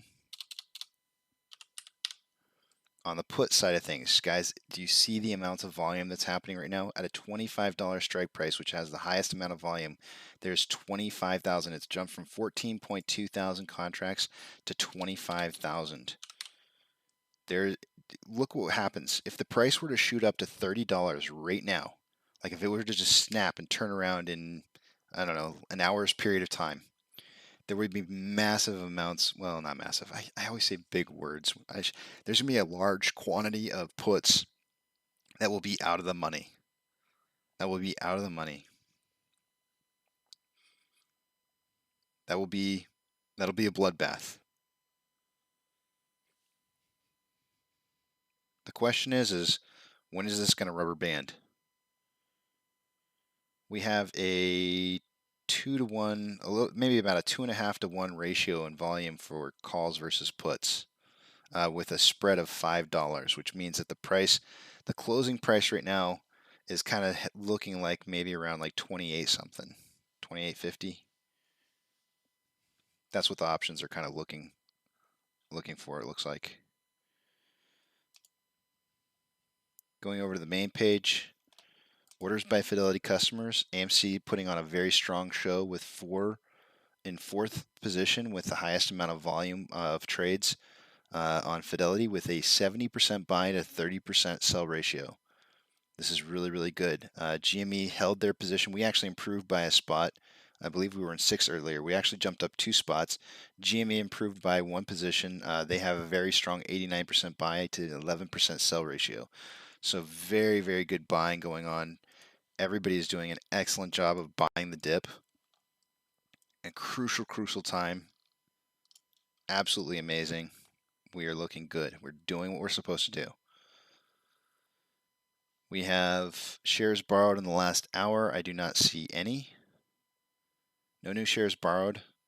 The total amount of shares borrowed so far that we've seen is 4.75 million, which is very average. Very on par for average. Currently we have 5,000 calls, 5,000 contracts that are in the money on the calls, 64,000 contracts that are out of the money on the puts, and 198,000. You know, I don't think let me make sure I updated this. Okay, I did an update. There was actually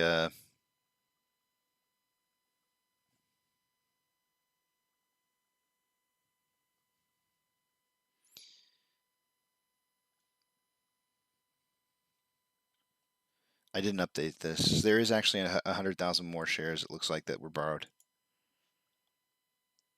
4.85 million. I thought it wasn't updated. We currently have 3.3 thousand contracts that are in the money on the calls, 57.8 thousand contracts out of the money on the puts, and over 200,000 contracts. Guys, be careful. Be careful with those options.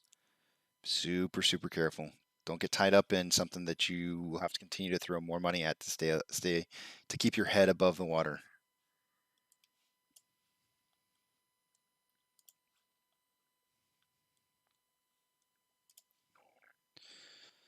We hit the paper hand number.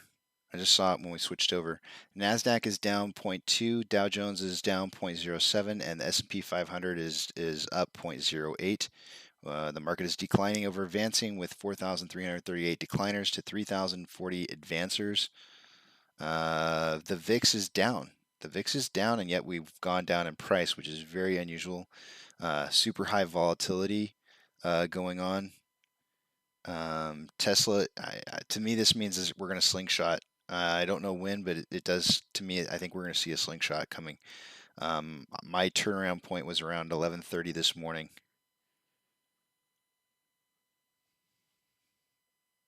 So in about 30 minutes. Tesla is down 1.44, Hood is down 5.61, Amazon is down 2.07, Cinemark is down 3.02, Doge is down 1.5, GME is down 3.88, and AMC is down 9.96. We currently have a 2-point spread. Get this, guys. We have a 2-point spread between selling and buying. That's $2 million, and yet our price is down almost 10%. This doesn't compute. It does not compute. Those numbers do not make sense. Our volume, our current volume puts us on a pace. Let's see what it is. 100 minutes. We are on pace for 105 million shares traded for the day today, which is definitely a lot lower than it was. So they're definitely trying to push the volume down. It looks to me like the biggest push at volume going down was at 10:21. You can see the attack down right here. You can see the attack down, the consolidation at that price point, trying to get people to stop buying. They're trying to reduce the amount of volume. We did hit the red line. Our lowest value for the day today is 2650. 2650 is 21.9% down from our 3392. I'll keep updating it as the further we drop. But this is going to be a good indicator. This is going to be a good indicator to tell you kind of like how many paper hands there was, how far much down further this is going to go. That's going to be the indicator that it tells you, you know, how many paper hands did we have over the last 48 hours.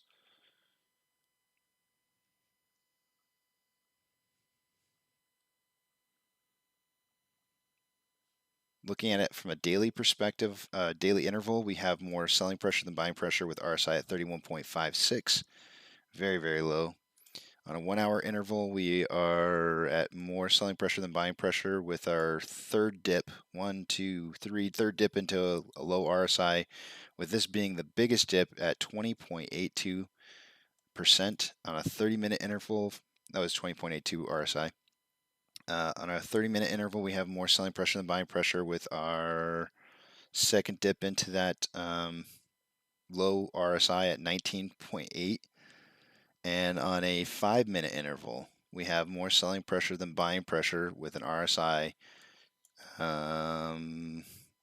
taking a third dip down underneath 30 at 29.29. So we're definitely very oversold. Let's pull up our Bollinger Bands and take a look at what those look like. Nothing hitting the, so we don't have a whole lot of actually volatility is increasing, but we're not like massively decreasing in price so fast that we're hitting the Bollinger Band.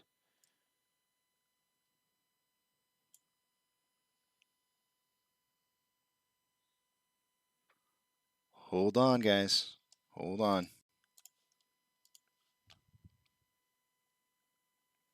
Silent Streamer coming through it. Why? Why, Silent Streamer? Tell me why SSR tripped. Think about this for a minute. With all the information that I just talked about with synthetic price failures. Why do you think SSR would be tripped? There's a good reason for it, and everything that I basically told you guys, it should make a really good case for why SSR is tripped. What is it? What specifically about SSR being tripped happens?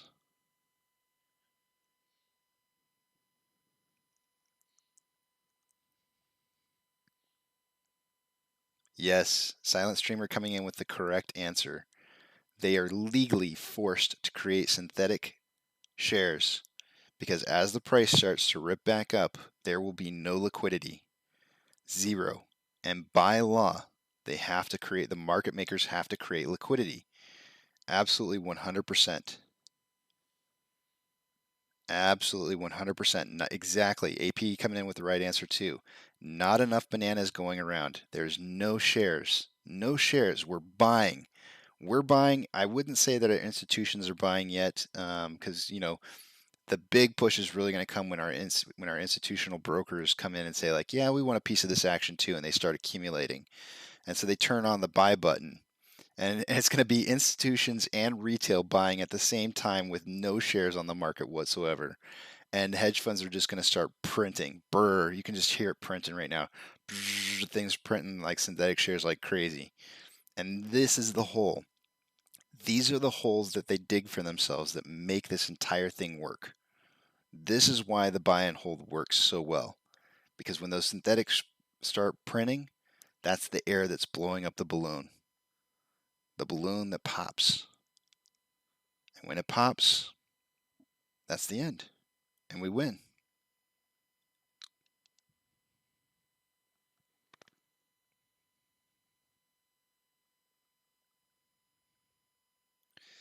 KB, when will it stop? I can't tell you that. It's going to depend on how many people are selling shares. Right now, we have really good buy to sell ratios. I would suggest that it's going to be mainly dependent upon when they run out of their ammunition that they borrowed. We did see some really high borrow rates the last couple days that didn't really match price movement. So I feel like they kind of stocked up on a little bit, anticipating a rundown.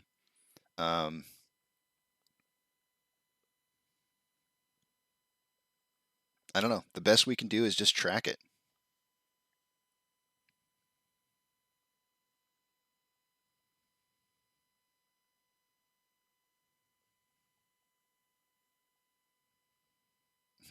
When will the balloon pop? It's a great question, and it's the question for when the balloon pops is essentially has to do with margin calls, right? The balloon pops when margin calls happen, and that's going to be a specific price. Back in March, I was guesstimating between $90 and $95, but there's been a lot of things that have changed since then. A lot of share dilution. I know share dilution doesn't sound like that should have anything to do with when the balloon pops, but you have to think about share dilution is making the balloon size bigger. And when the balloon size is bigger, that means more air can get pumped into the balloon, right? And that's what we don't want to have happen. We really just don't want to see the balloon get bigger. Like when I'm talking about getting bigger, we want to see it blow up, but we don't want to actually see like the uninflated size of the balloon become bigger, because when that happens, that increases the amount of blowing that has to happen in order for it to balloon and pop. At $26, guys, at $26, that is a 23.3% drop in price. According to what we've been experiencing in the past, we got a 23.1 here, 23.1 here, 23.7 here, 23.5 here. 23% does kind of tend to bring a good kind of a bell. There's a couple 21%ers in here. There's a 25. But for the most part, though, you're really looking at that specifically that 20% number.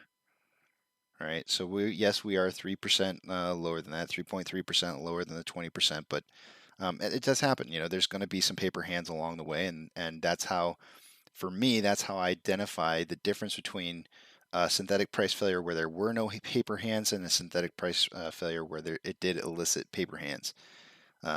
It's when it drives below 21.5%.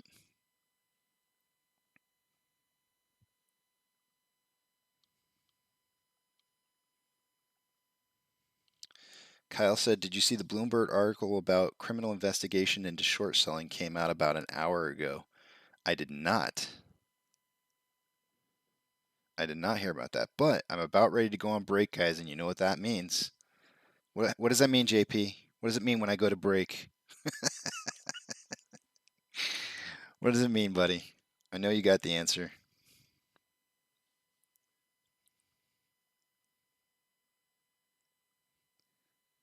Joe, it's best not to look. Don't look. It won't do you any good to look at it because you're not sold yet.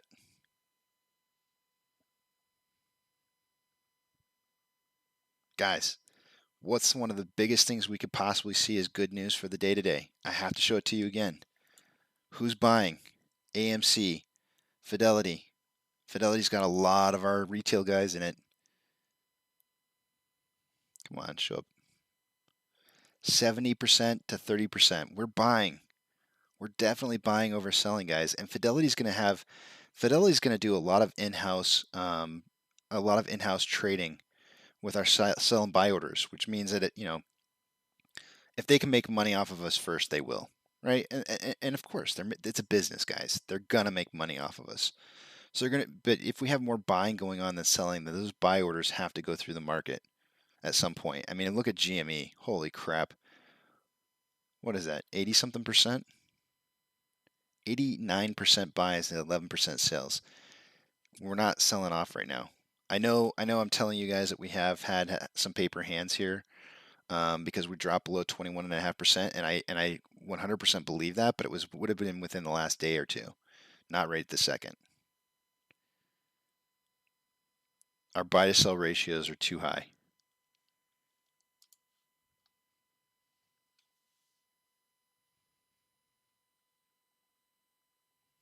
Ooh, where's the trampoline? I don't know if I should put one in.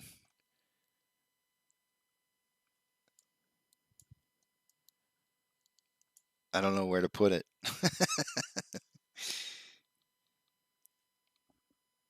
I'll tell you what, I'll draw a trampoline before I go to break. They do like missing my trampolines.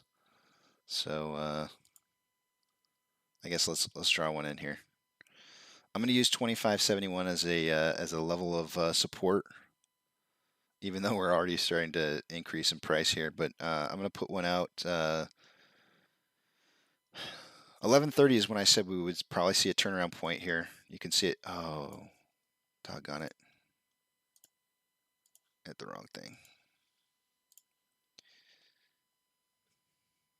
Let's put it here. I don't think this is ever even going to get touched, but I'm just going to put it in here.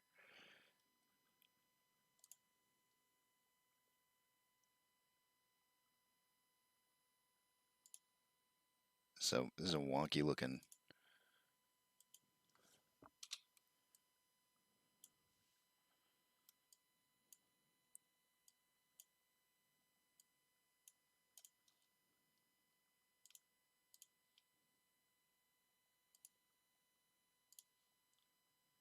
We'll get a trampoline going here, and then I'm going to take off for break, guys. What happens, JP? Did he say it yet?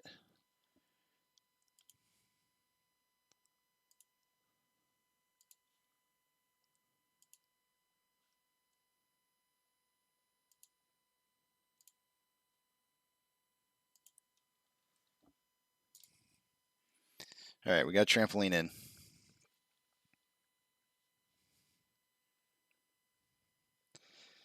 I'll give you guys back your information. Take my camera off.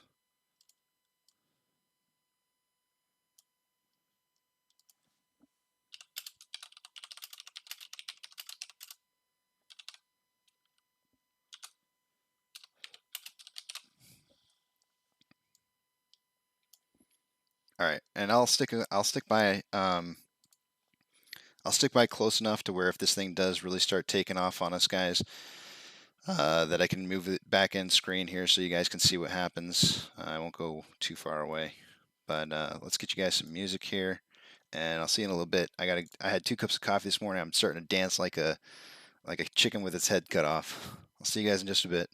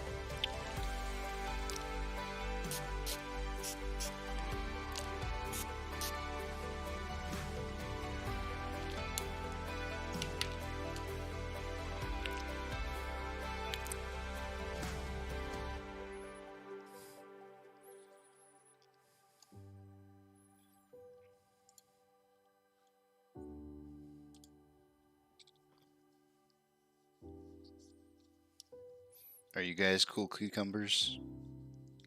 Are you? How are you a cool cucumber? Tell me.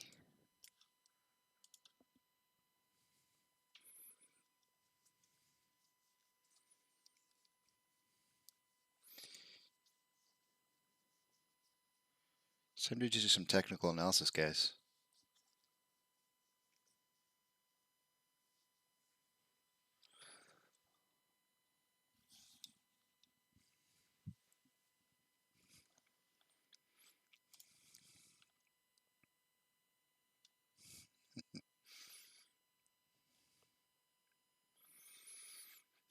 Remember the article that I linked earlier. What are the tactics?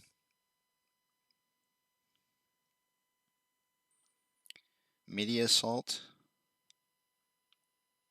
analyst reports, planting moles in target companies, frivolous SEC investigations. The shorts leak tips to the SEC about corporate malfeasance. I can't say that word. By the target company, the SEC, which can take months processing Freedom of Information Act requests, swoops in as the supposed confidential inquiry is leaked to the short media. The plethora of corporate rules means the SEC may ultimately find minor transgressions or there may be no findings. Occasionally they do uncover an end run, but the initial leak can be counted on to drive the stock price down by 25%. The announcement of no or little findings comes months later, but by then, the damage that has been done to the stock price is irreversible. The San Francisco office of the SEC appears to be particularly close to the short community. Written in 2014. Don't hold your breath, guys. Don't hold your breath. What works? Buy and hold. Everything else is noise. Don't let it get to you.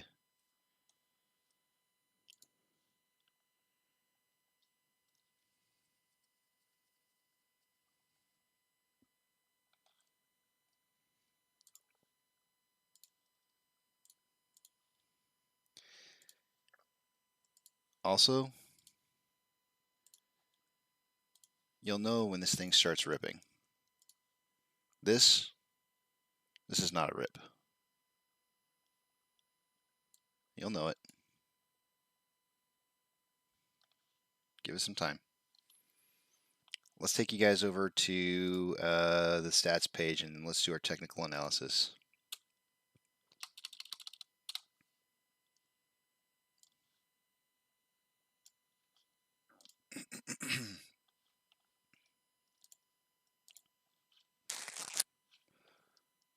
Refresh Stonko Tracker.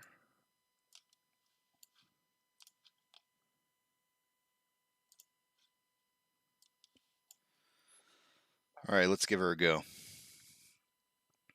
Off exchange. Have they exhausted off exchange yet?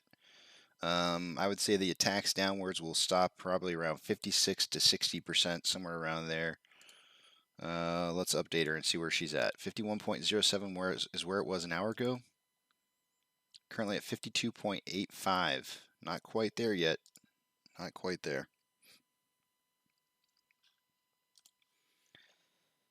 Shares having been borrowed for the day today. Currently showing a return of negative 310.6 thousand shares. That is down from the 54.9 thousand shares having been borrowed.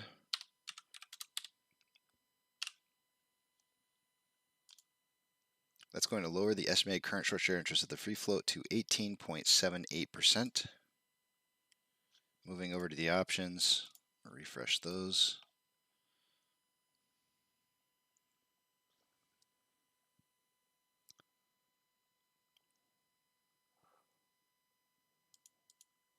Look at these options, guys. Options bought today. 31.4 thousand contracts at 25. 22,227,000 contracts bought at 26. Those are both out of the money. If we make it above 27, 21.4 thousand contracts out of the money. If we make it to 28, 14.9 thousand contracts out of the money.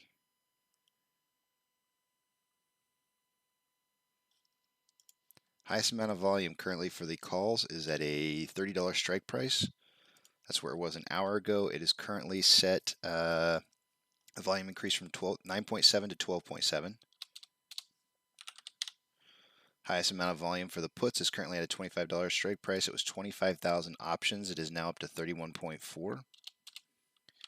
We have a 3-to-1 imbalance in volume on the put side on the highest amounts of calls versus puts.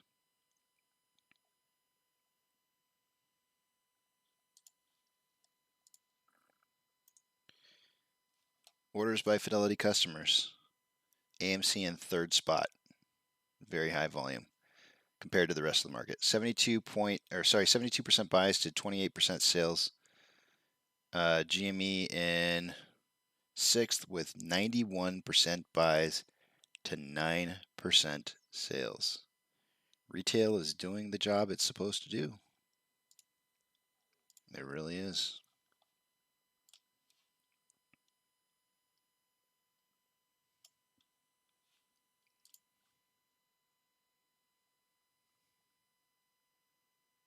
Shares borrowed in the last hour, I see 0. 3.3 thousand contracts in the money on the calls. 57.8 thousand contracts out of the money on the puts.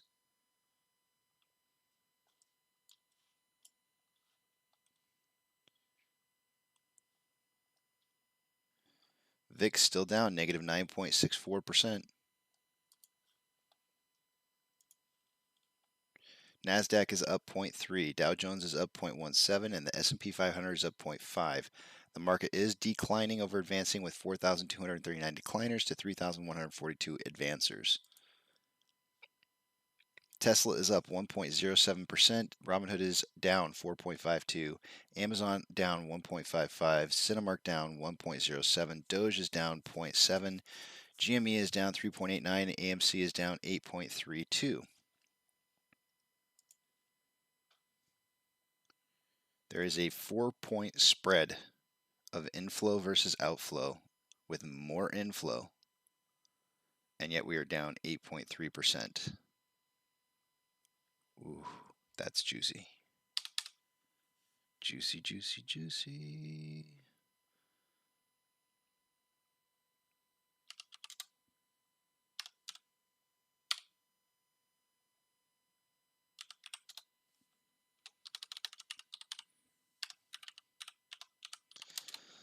$88.4 million shares is what we're looking to trade for the day-to-day. It's dropping in about increments of about 20 million per hour as it stands right now.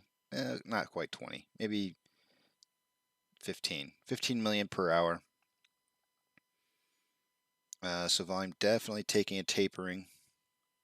I'm going to probably be way off. My volume prediction for the day-to-day was 30 to 50 million. Let's see how many hours we have left here. Well, I think we're going to see a change in the later half of the day today, but we'll see. Let's see. 12, 1, 2, so 4 more hours left. That would be like a 60 million drop. Yeah, I don't know about that. We'll see. I'll probably be on the low side.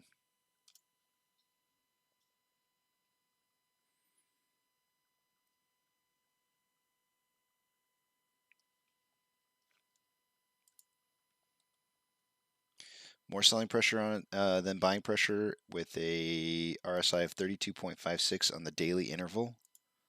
On the 1-hour interval, we have more buying pressure than selling pressure. Coming out of our third dip down under 30%, we are now currently at 29.94%. On a 30-minute interval, we have more buying pressure than selling pressure with RSI at 32.23. On a 5-minute interval, it just crossed over with more buying pressure than selling pressure with an RSI of 51.63, which is right down the middle.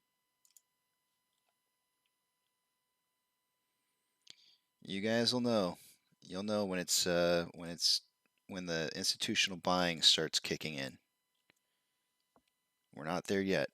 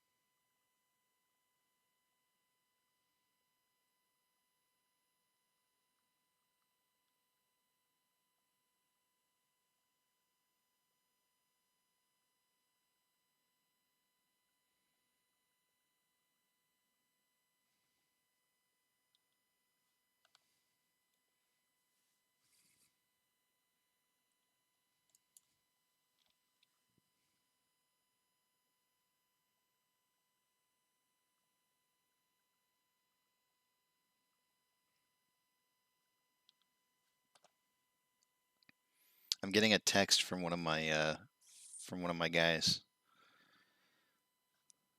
He's like, I can't believe. Well, he didn't say this, but he's showing me. He's like, dude, you're right. There's definitely a correlation between what's going on with Bitcoin. And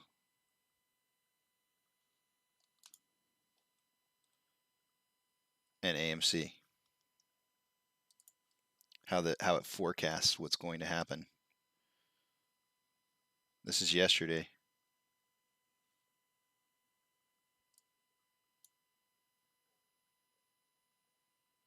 We used to have an inverse relationship to Bitcoin before August.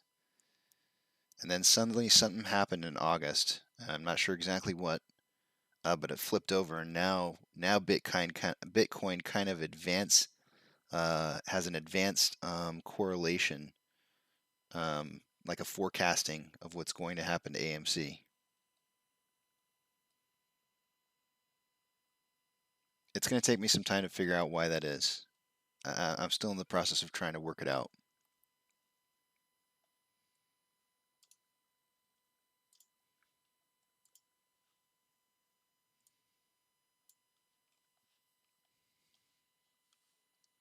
When I do figure it out, I'll let you know.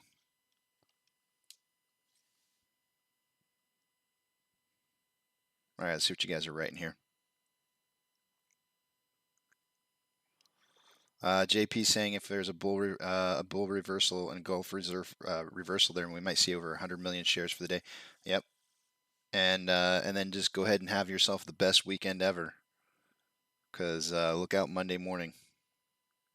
I told you guys, when you see the reversal on that one indicator on Ortex, that those, what is the average age per day on those loans? It has flagged every single time but once. Every single time but once, and that one time can be explained exactly why it didn't flag correctly.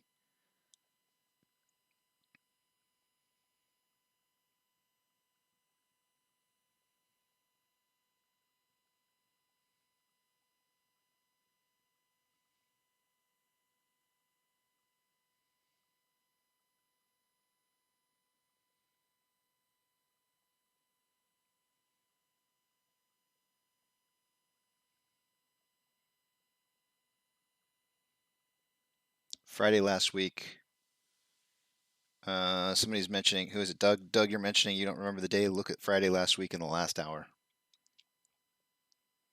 We weren't up 8% that day, but there was a huge, massive reversal at the very end of the day. Look at my 1 hour chart, guys. That was a much harder push down than I would have expected, and I told you guys it was probably going to deviate away from this a little bit. But I'm forecasting a little bit of an increase in price here going into the later half of the day today.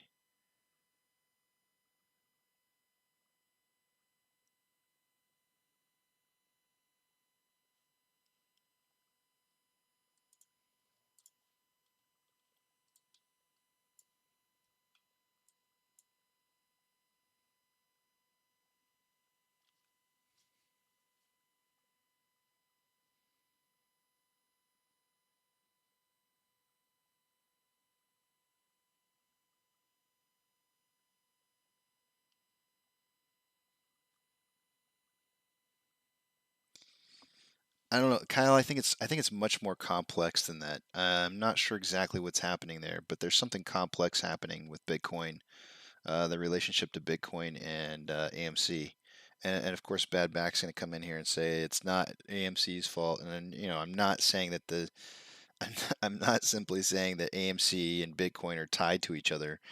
I'm just simply noticing that there's been a very obvious forecasting of movement with AMC based off of what happens to Bitcoin, and that relationship, that the parallel relationship between the two started back in August, because before August it was an inverse relationship.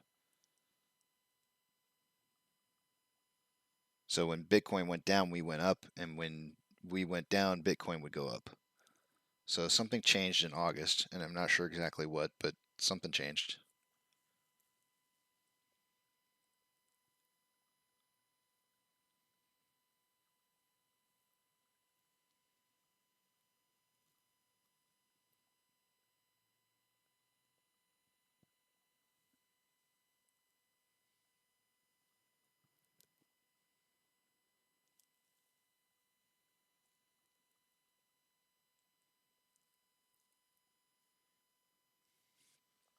Let's see what this news is saying here.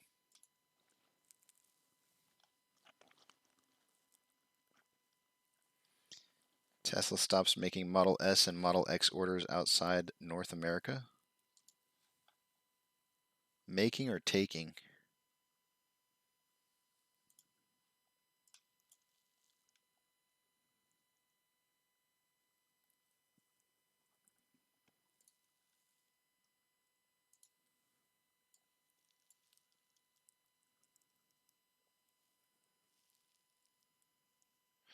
Bitcoin, Ethereum, Dogecoin slide. Analysts suggest other factors contributing to crypto carnage beside Evergrande woes.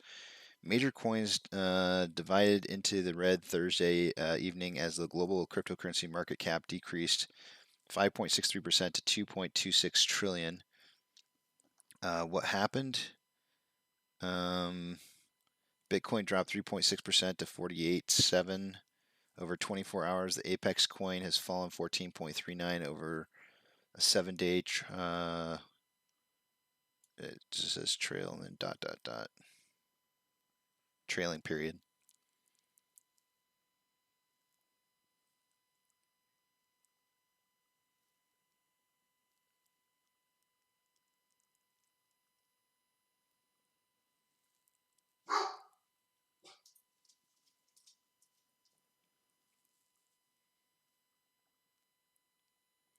The bloodbath on the cryptocurrency markets took place in the backdrop of China Evergrande Group not making good on a debt obligation. The company defaulted on more than 1.2 billion.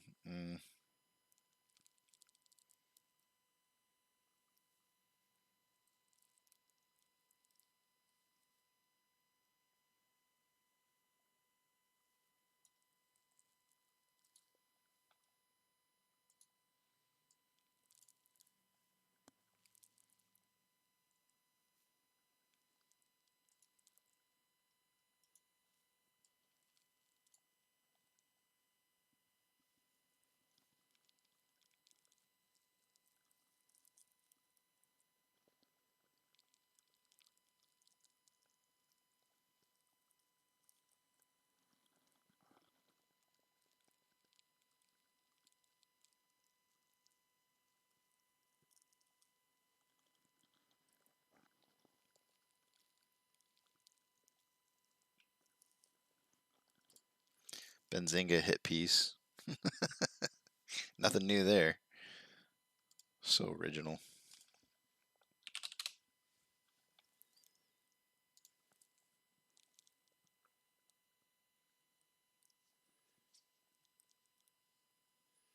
Man, guys, type in AMC and check out the articles.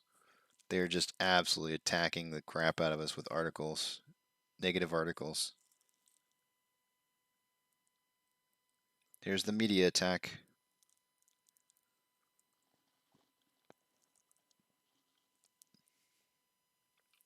Man, I haven't seen this much news in one single day in a couple weeks now.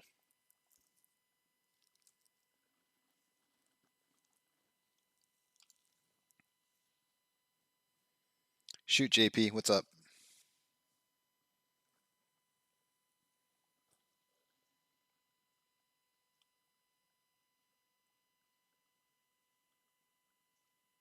Wind Moon. I don't know, man. I'll tell you what, though. Like I was really confident in May, and I'm like 100% certain that if it hadn't been for those 51.5 million shares being sold to the market, it would have been June. It would have been June. But that put a really big halt on our movement. And now I'll tell you what, though, when I see it, JP, it's gonna stand out like a sore thumb in my mind. And I'll let you know. I'll let you know when we're getting there. The very first thing that I'm seeing right now. Let me show you an example of two different. Let me show you an example of two different views. I'm going to show you first. I'm going to show you kind of like a rough analysis, like a skimmed down version analysis of GME's run, tracking from the 8th of January all the way up until the 29th. And what I'm going to show you here specifically was the big meatiest portion of their movement happened on one of their biggest dips. So on January 8th, this happened in a relatively short period of time. From January 8th, the part that I'm going to show you is up until the 22nd. They were really having kind of low dips, 14.3, 22.1, 21.5, 18.6, 15.4, relatively low dips, and then all of a sudden, boom, 29% out of nowhere. Just a much larger dip size, 29%. And that's when they went from $76 down to $54. Then, from the 22nd of January to the 25th, 22nd of January, I'm going back in time here. 22nd of January, yeah, okay, so it was a weekend. So on a Friday, you know, the price goes down, and then they open back up on Monday, and price goes up 149%.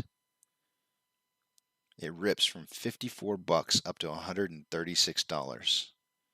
And in the same day, it goes down to 65, back up to 159, and then back down to 61, all in the same day.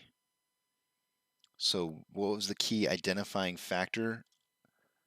Was the really abnormal price dip of 29%. Now I'm going to show you us.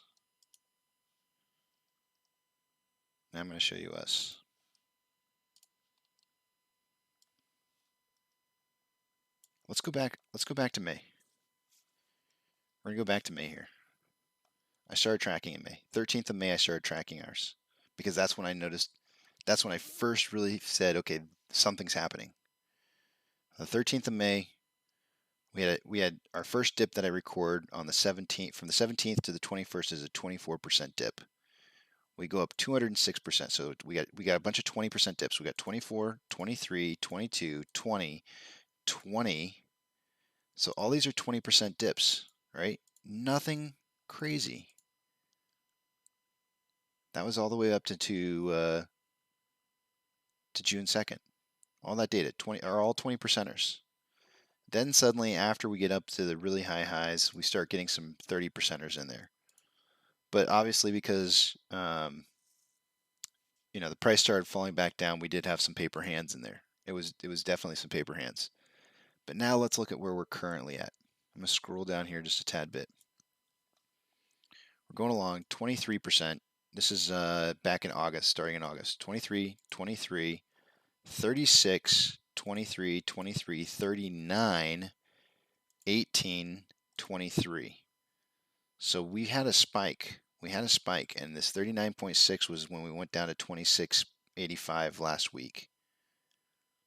That was unusual. That was an unusually large spike down.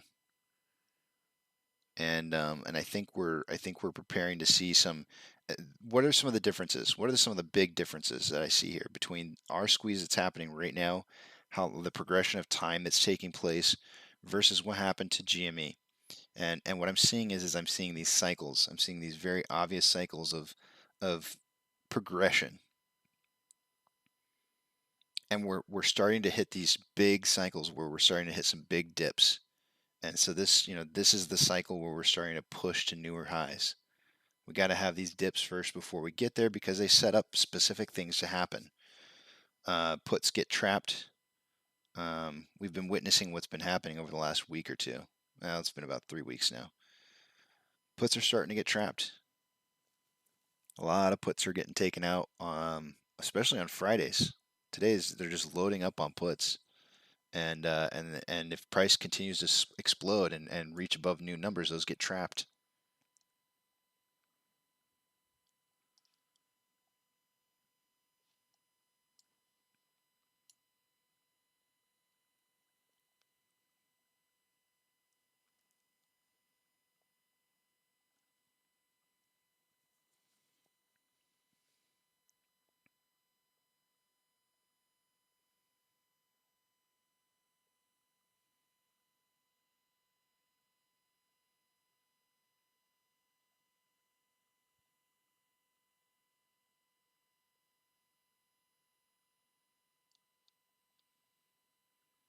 Those are just media attacks, JP.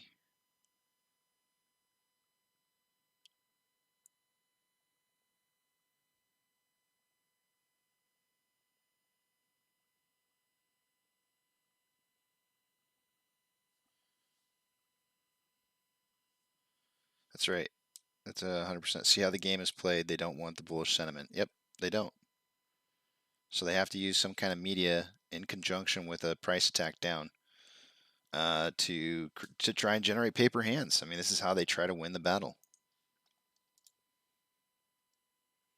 And it's worked for them. It's worked for them a lot in the past. And the only reason they keep it up is because it's worked so often for them. But what's the difference between now versus the past? We're not playing their stupid games. We're holding. Buying and holding.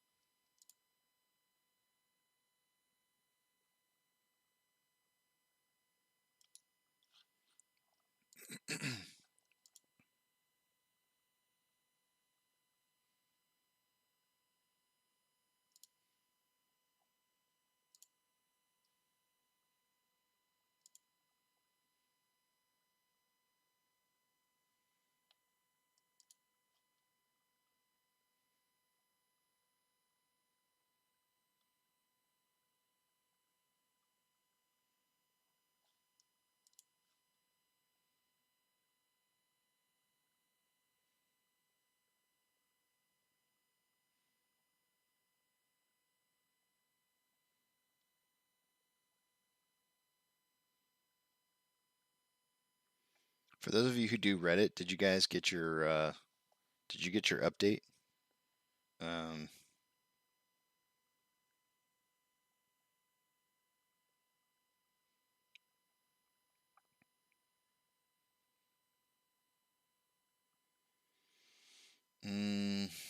What's it called? Is it your recap? If you go to your profile, you have to have like the new, you have to have the new downloaded version. But you can go into recap, and then under your profile, and then you can swipe, and you keep swiping to the right. I'll show you guys. Actually, I tweeted it out yesterday. I'll show you guys what I got. Oh man,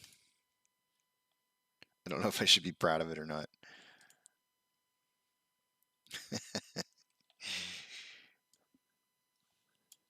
The amount of bananas the amount you scrolled is bananas.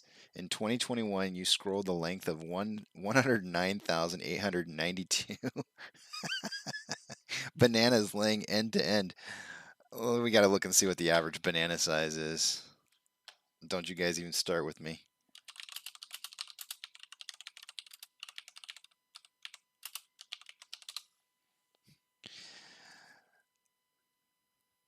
At least 7 inches, but less than 8. So let's just go with 7.5. I'm gonna figure this out. I haven't actually looked into this. So we're gonna go with 7.5 inches as the average banana. Sounds about right to me. 109,892 times 7.5. That is 800. Wait, is that right? Yeah, that's 824,000 inches. 68,682 feet. Let me do a quick conversion.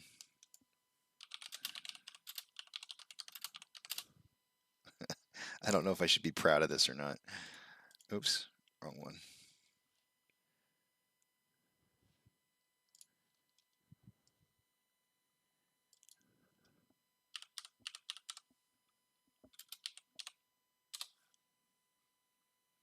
That's wow.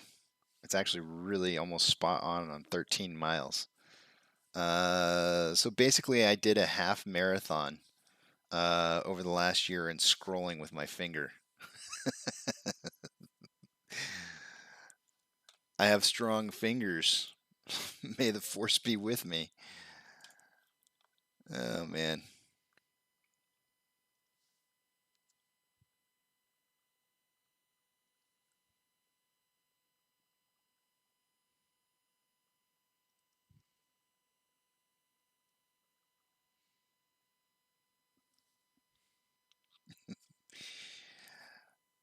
Sean, this channel, and by the way, welcome to the channel, Sean. This channel has grown um, very healthily.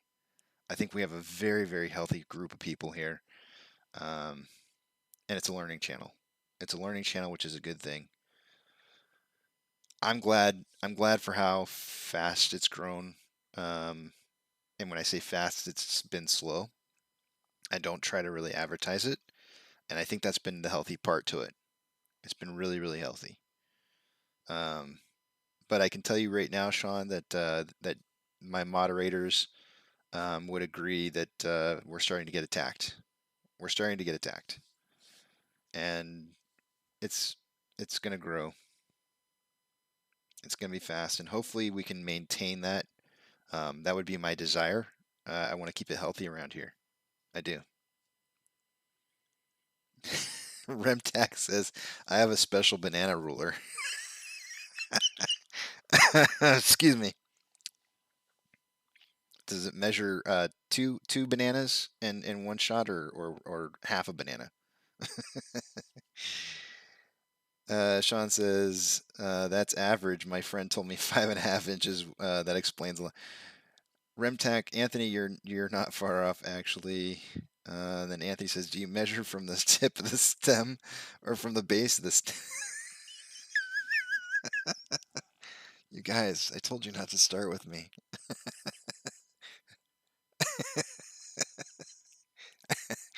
That's some funny shit.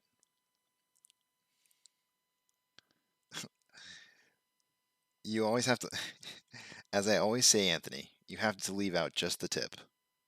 You have to leave just the tip out. Just the tip.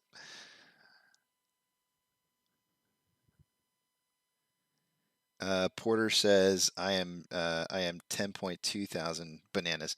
Wait, was that more than me? Hold on a second. I think that might be more. Where did it go? Did I delete my Twitter page? Oh shoot! Give me a second, guys. I gotta open back up my. You guys got me laughing so hard on that last one. I shed a few tears there. Let's see here. I just cleaned my glasses too. Let's see. Log on Twitter.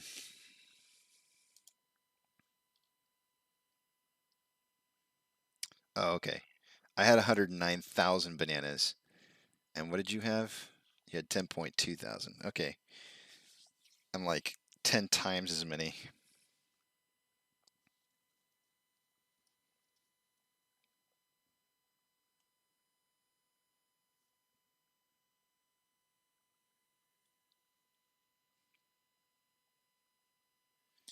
$38 million volume so far today. Not bad for Friday and still not even halfway through the day. That's correct. Remtech says, my ruler has 2 weights to help with accuracy. For weighing the bananas, of course. You know, if you're going to weigh a banana, you need counterweights. Sean says, haha, just, oh yeah.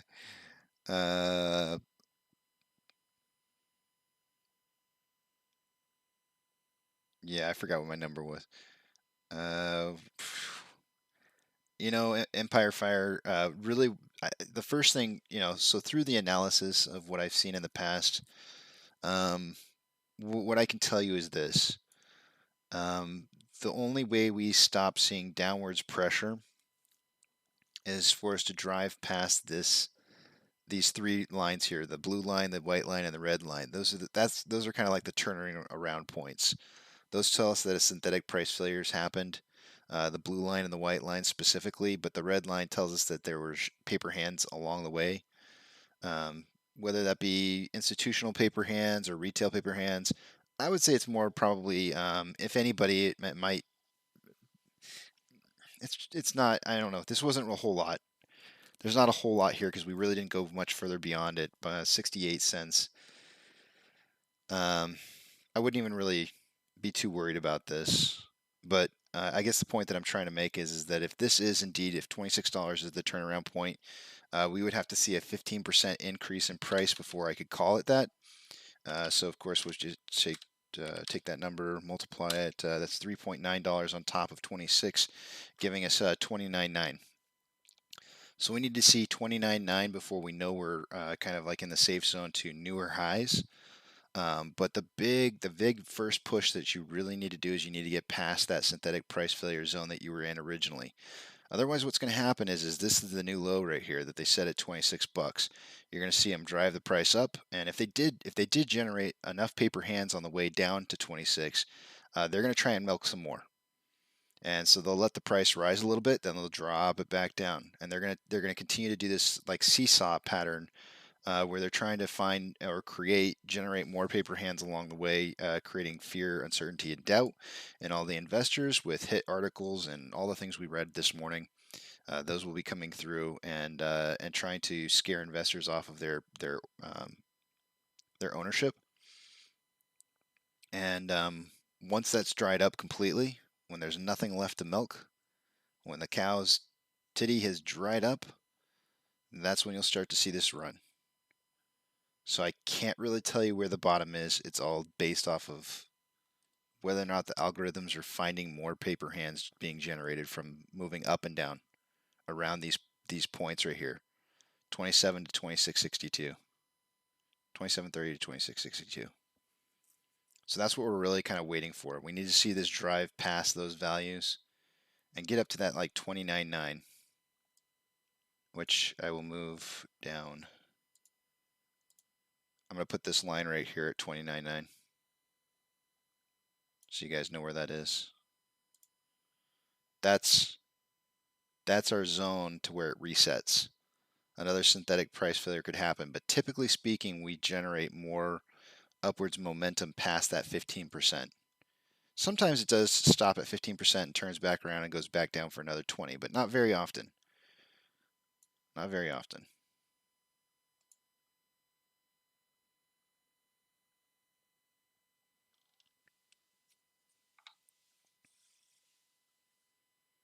Boris says my ex is trying to measure all the bananas. Well, so hopefully she has some counterweights. I do Remtac. Believe it or not, I do have counterweights.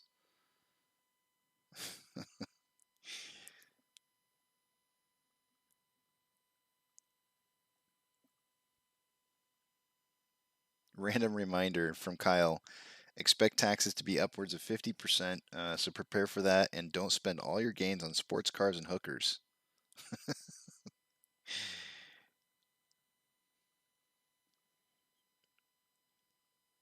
Sean says, I honestly thought we would have seen it fly to distract from the G. Maxwell court case that has, oh yeah, I know what you're talking about.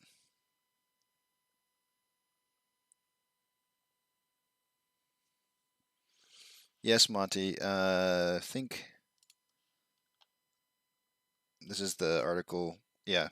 Hedge funds ensnared in expansive DOJ probe into short selling. Yeah, we were talking about that a little bit this morning. When I came back from my break, I wouldn't hold your breath on that. As I was reading earlier, that that's one of the tactics.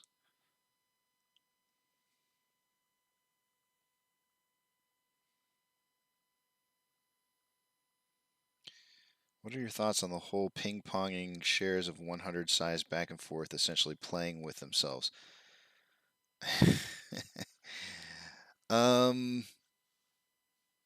It depends. Are you talking about when the price is increasing or when the price is decreasing?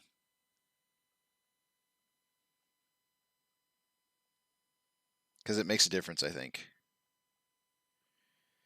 Blocktopian says, what's the hopium for today? I'm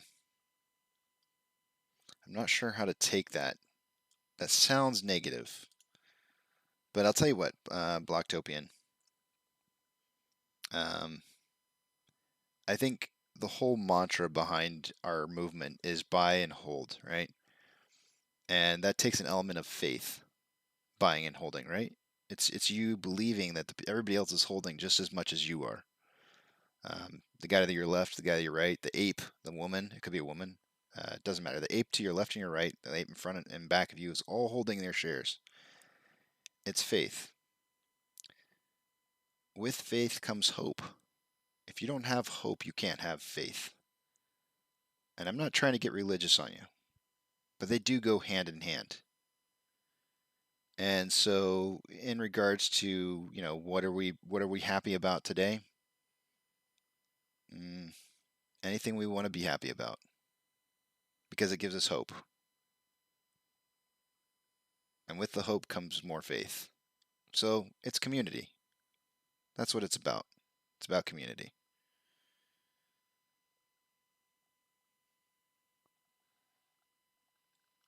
But if you want to know what today's hope is about, I'm still holding. Everybody else is still holding. And I will show you one sweet ass looking number. Orders by Fidelity customers. We have the third largest amount of shares traded or orders traded on Fidelity, with 72% buys to 28% sales. And if you can't be happy about that, I don't know what you can be happy about, because that's showing that we are holding. Retail is holding their position. GME currently in 6th position with highest most shares orders traded on Fidelity. 91% buys to 9% sales. We're doing our job. So irregardless of what negativity may be coming our way, we're doing it.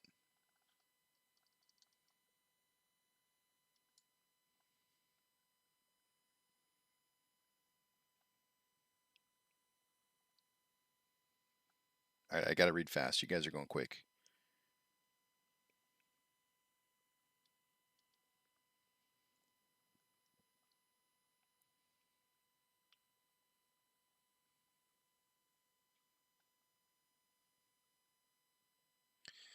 Sean saying, when everything dries up, the bid ask goes to block orders of 100, 200, 500, etc., and always slowly starts to drop the prices. I would be looking more for those single-digit shares. And I'll show you here in just a second, Sean. Let me get finished reading through some of these. What the heck, Ali? You are our prophet? I'm not a prophet, man. I'm just another one of us. I'm no better than you. I promise you. No, Block. It was the way it came across, the way I read it was kind of negative. It was like, like, what are we so happy about? And it was just, that's how I read it. I'll take your word for you to mean it that way. But maybe somebody needed to hear what I had to say there. Who knows? Steroid says, I don't have fur.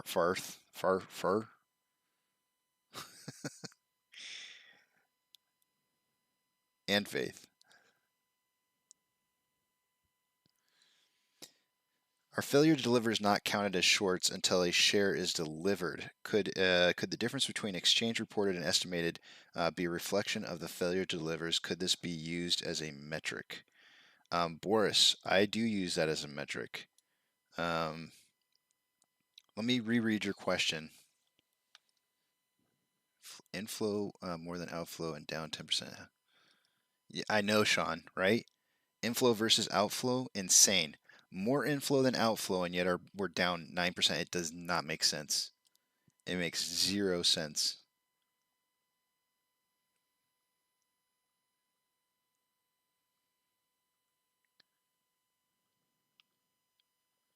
All right, I'm trying to read through these as fast as I can.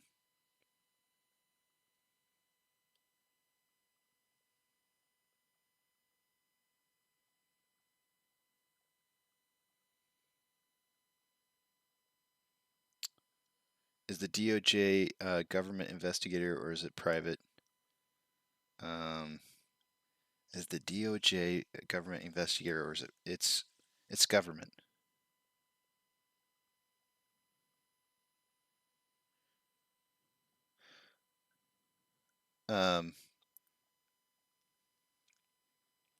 Monty, I think we've had some messages that have come through.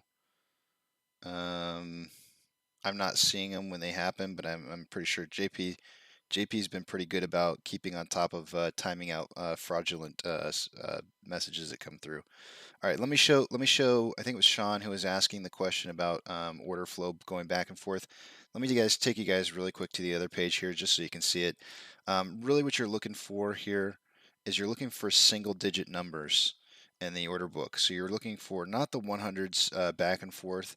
I'd be looking more for the single-digit numbers, and you'll see them pop up on either side of the bid and the ask. They're single-digit 9. When you see those, more than likely they're trying to short the stock down. Usually, there you go, 1. What they're doing is they're filling the gap. Wherever they can find a gap in price, they fill it. They close the gap between the price that it was at to the next price. Those are the nefarious ones. I don't care about the 100s and 200s and 300s. I care more about those single digits. When you see those single digits pop up in the bid and ask side, those are the ones that are nefarious. It's costing them 1 share value to drop the price by a penny. And then they trade it back and forth. They trade those shares back and forth so they can drop it by pennies. And sometimes more than just pennies, sometimes 5 cents, depending on how fast the order flow is going. There's a 2.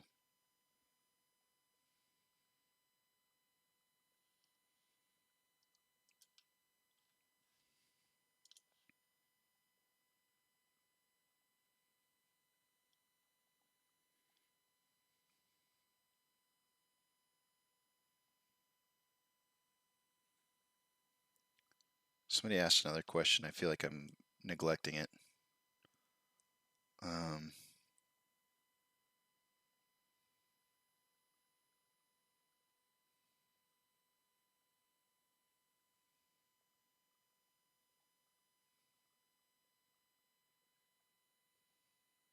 apologize. My ADD is bad, guys. So if I get onto one topic and I skip over your question because I got onto a new topic, I apologize. Just re-put it in there and I'll try to get to it.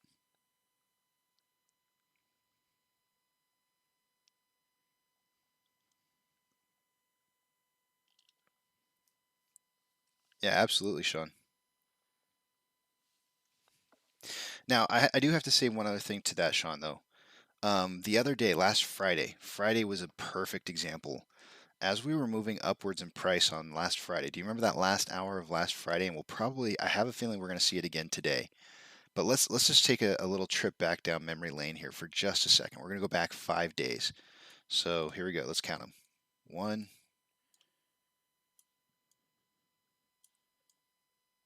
2. I kind of have to go through slowly or else we will start freaking out. 3. Don't freak out, Webull.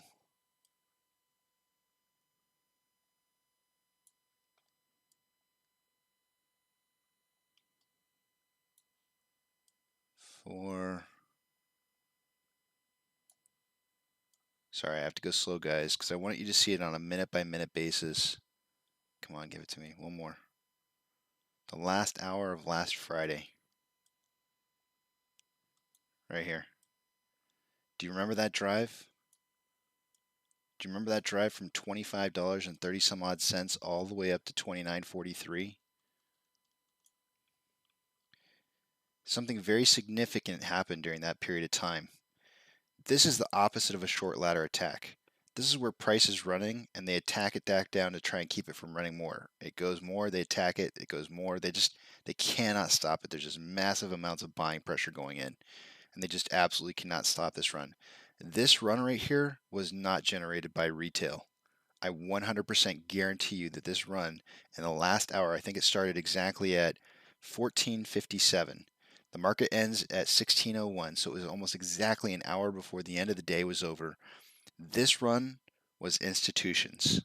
Institutions turned on the buy button, and you saw the order book have a bunch of 100 and 200 share orders. that were just absolutely flying off the chain on the bid versus ask side. And what ended up happening was they were pushing buy orders through the lit market and forcing the price up exactly the opposite way that you see it get attacked down. This was institutional. This is our brokers fighting for us right here. They fought for us really super hard to get us price discovery. Instead of trading it into dark pools or off exchange, they pushed it to the lit market and they drove up the price from 25.31 all the way up to 29.43, and they trapped so many puts out of the money.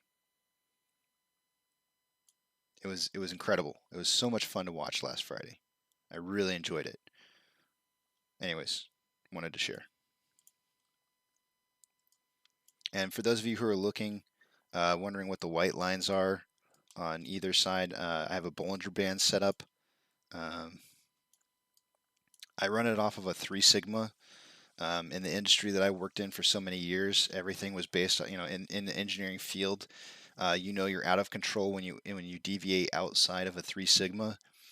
So I set mine for a 3 sigma because I really want to know when we're deviating in price outside of the 3 sigma. 99.7% of your data should be within the 3 sigma. Anytime it's not within the sigma, the 3 sigma, then you're going to have it's a uncommon cause. It's a outlier, and so you're going to see a deviation that tries to correct for that. So if we hit either side of the white bands here, you're going to see a correction back to middle. And I'm just kind of watching right now because we do have a lot of volatility today. Normally I don't have this running all day long, but we have had so much volatility. The white lines will narrow as volatility decreases, and as volatility increases, those white lines will start to spread apart from each other and just show you that the world is opening up.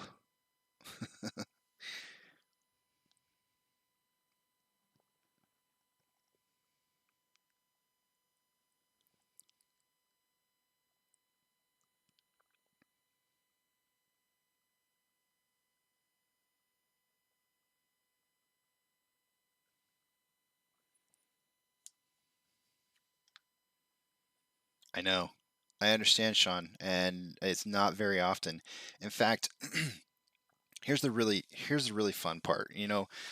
Please try to take this, guys, with a grain of salt. I know some of you guys are gonna misunderstand what I'm about to say, probably just because I'm really bad with words and explaining things. But what I'm about to say is going to sound bad, but I don't mean it as bad. But what you're talking about, Sean, a long time ago, I really kind of said, I thought to myself, I sat down and I wanted to analyze what a short ladder attack down was. And when I started to understand the concept by watching the bid and the ask and seeing how the relationship to the bid and the ask on a short ladder attack worked, what I wanted to do is I wanted to figure out how in the world could you make a short ladder attack up? Because surely if there's a way to make it go down, there must be a way to make it go back up. And the answer to that, and this is going to be so unpopular, this is where you guys are going to misconstrue what I'm trying to say. The answer to that is selling shares. Selling shares at higher values. Right? Because if what they're doing is bidding shares down, then the opposite to that reaction would be selling shares up. And it's possible to do, but not as retail. Retail cannot bid shares up because we're talking about high frequency trading, super fast high frequency trading. It has to be accomplished through our brokers. Only our brokers have the ability to be able to make trades that quickly. So don't get it in your heads thinking that I'm telling you that we need to sell shares, because that's not what I'm saying. But there has to be, right? There always has to be an opposite to everything, right? There's always yin and yang. So if you have a way to short ladder attack a stock down, then surely there must be a way to bring it back up. And what you saw last Friday, that's the way it's done. And so I'm sitting here telling you guys, having our shares not DRS, I'm going to throw this in here just because I love throwing this in to beat down on DRS. having your shares not DRS and having our brokers do this work for us, which they will only do if we have shares invested through them, is so vital. Super, super vital. If we do not have them on our side, then they're against us. We pay them for a service, and we get provided services for them, from them. Of course, they're going to take some of our money in the process, but there's a cost of business. Everybody wants to make money.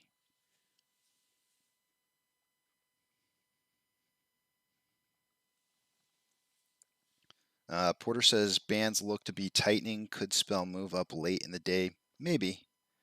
When I see tightenings of the bands, I would say that they're trying to drive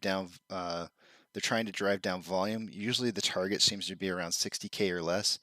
We're already there. We're already around. Most of these minutes in here are under 60K minutes. So we might see another pushback down here. It's hard to say which way it's going to go. It could be down. It could be up. Let's do a little technical analysis because it is 12:01. I have not drawn any patterns today, guys, and I really should. So let me get rid of this Bollinger Band stuff because I really need to see the pattern. And all that other stuff is just noise.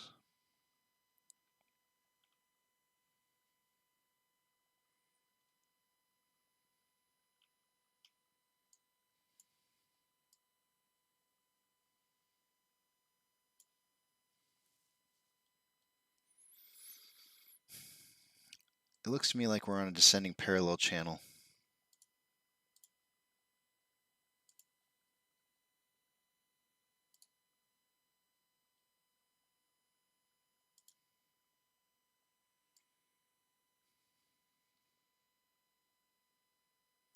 This is a bullish indicator. When we break out, we should go breaking out upwards. Typically, I find that levels of support are good breakout points. So in other words, and I'm just using this as an example, if this red line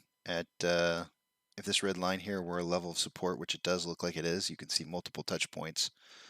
If that were a level of support, what you would see is you would see consolidation happening, leaving out just the tip. You'd see consolidation happening and then a breakout.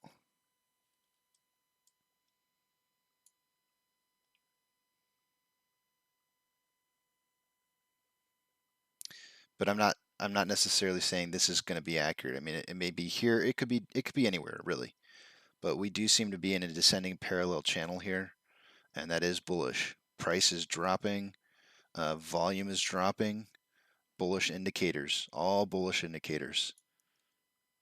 And with that, we'll do a little bit of technical analysis, and we'll take a look at everything and see where we stand.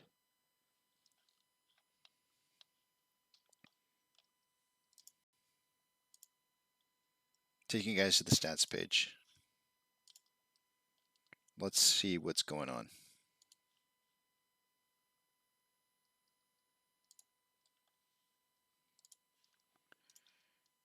Refreshing Stocko Tracker, refreshing Fidelity.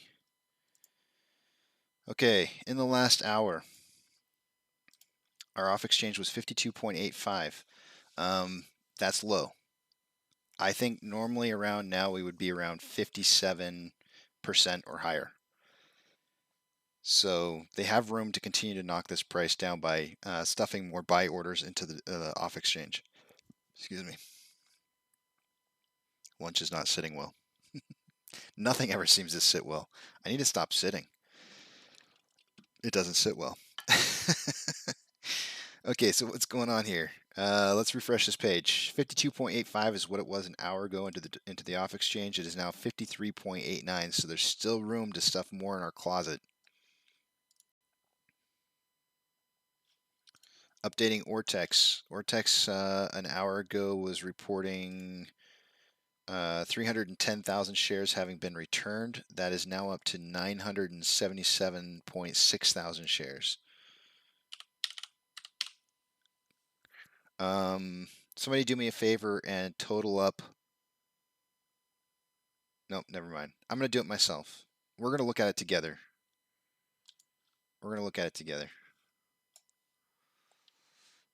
so you guys can see where I'm going with this.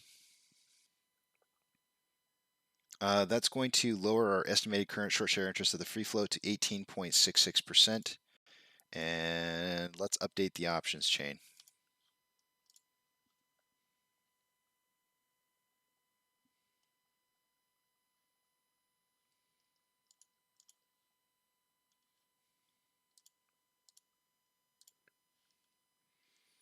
Highest amount of volume in the last hour. It was $30 for the calls, has dropped down to 28. That's probably a little more realistic. It was 12.7 at 30 an hour ago. It is now 16.3 at 28. On the put side, highest amount of volume is at a $25 strike price, still is. It went from 31.4 thousand contracts to 32.7. We have a 2-to-1 ratio in call volume versus puts. This is the same exact setup as last Friday. Exactly the same setup. There's no difference. Last week we saw puts start showing more volume than calls. Same setup.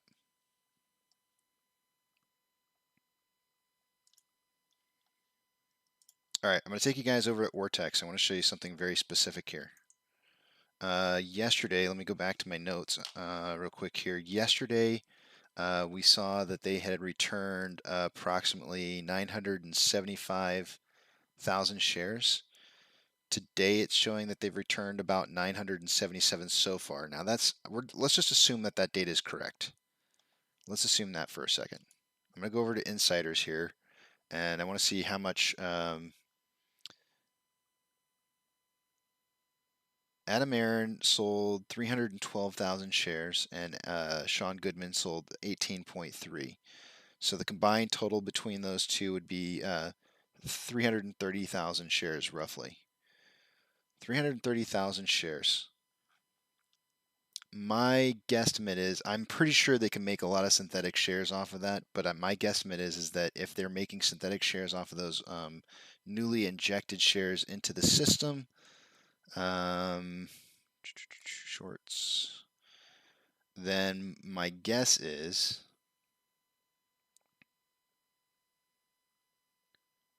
some of the 977,000 shares returned both yesterday and today would have come from that.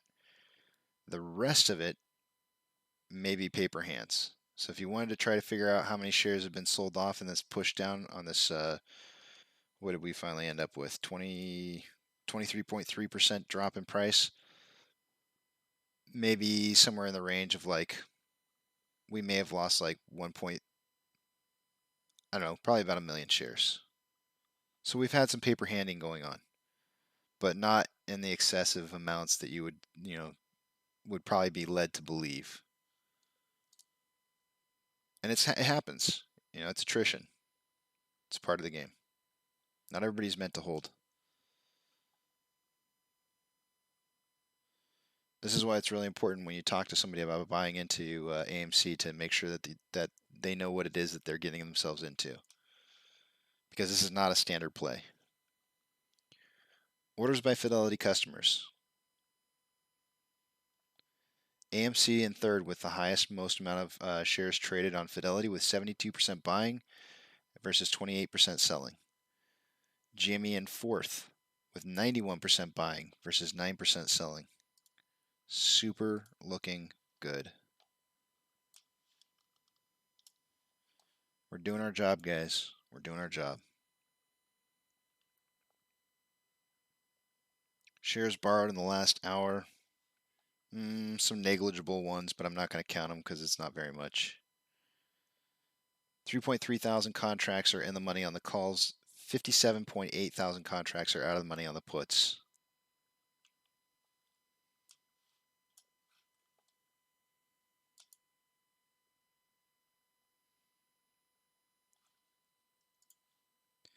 The NASDAQ is up 0.44, Dow Jones is up 0.32, S&P 500 is up 0.62. Currently, the market is declining over advancing with 4,299 decliners to 3,074 advancers.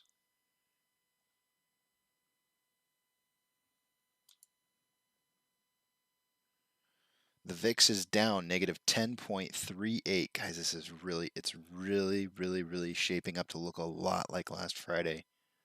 A lot, and I think we've dropped less. It feels like we've dropped less. I'm actually going to do a side-by-side comparison of our price movement today versus last Friday to see what it looks like in contrast. Hold on one second. My wife's texting me here. I got to see what she's saying.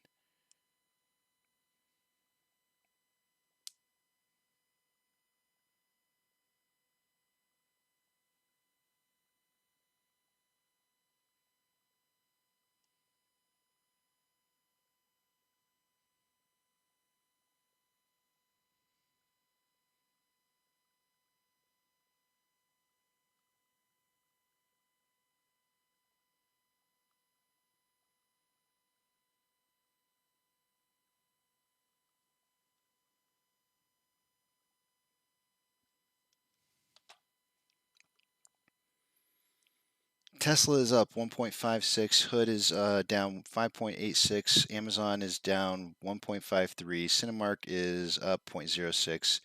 Doge is up 0.04. GME is down 3.33, and AMC is down 8.01%. Currently, we have a 10-point spread in outflow versus inflow, with 10 points more inflow than outflow, resulting in an 8% down in price. 41.19 million shares having been traded for the day today. Let's check out and see what kind of pace we're on here. Wait a minute, I screwed up. Plus.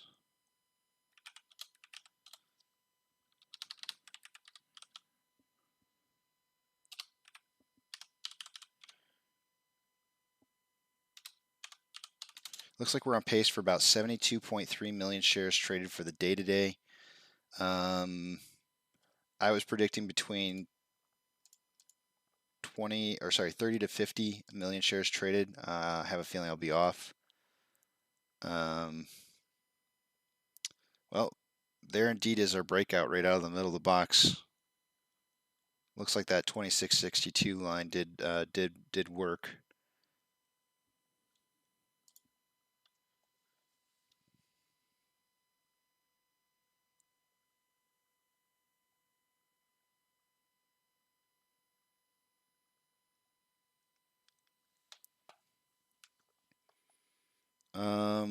Let's see here.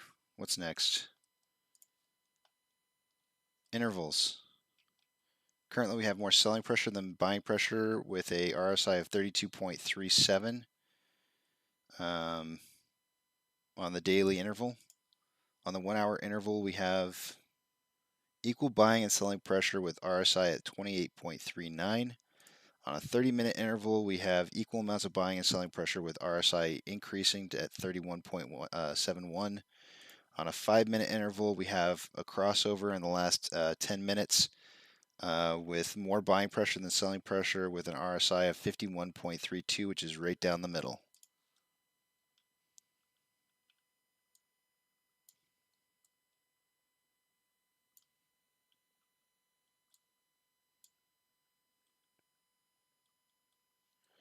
Volume did jump up, but not enough. Not enough.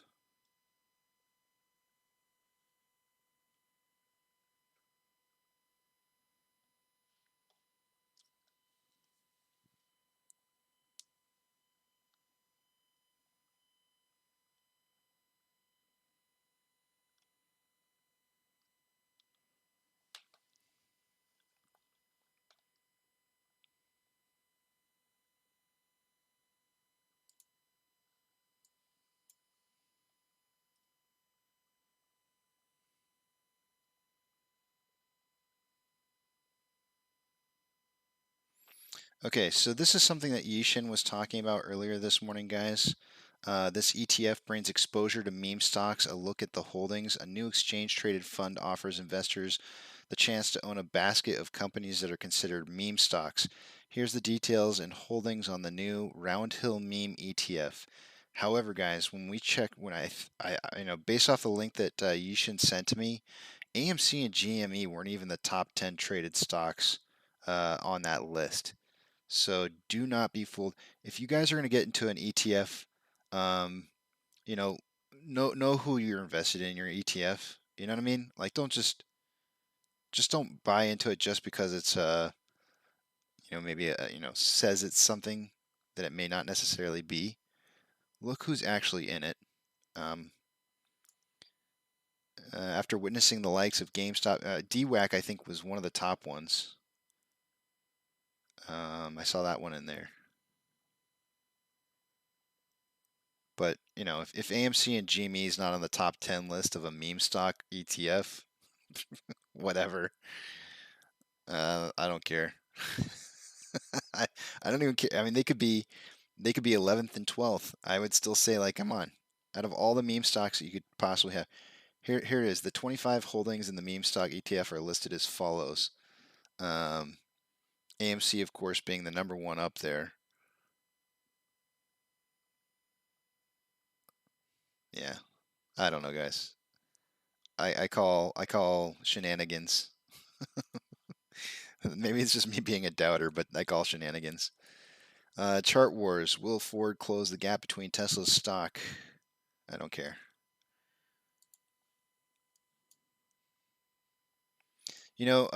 We have enough new faces in here, guys, that I probably should cover this and say why this is the case. Whatever. FUD. Why am I looking at the VIX?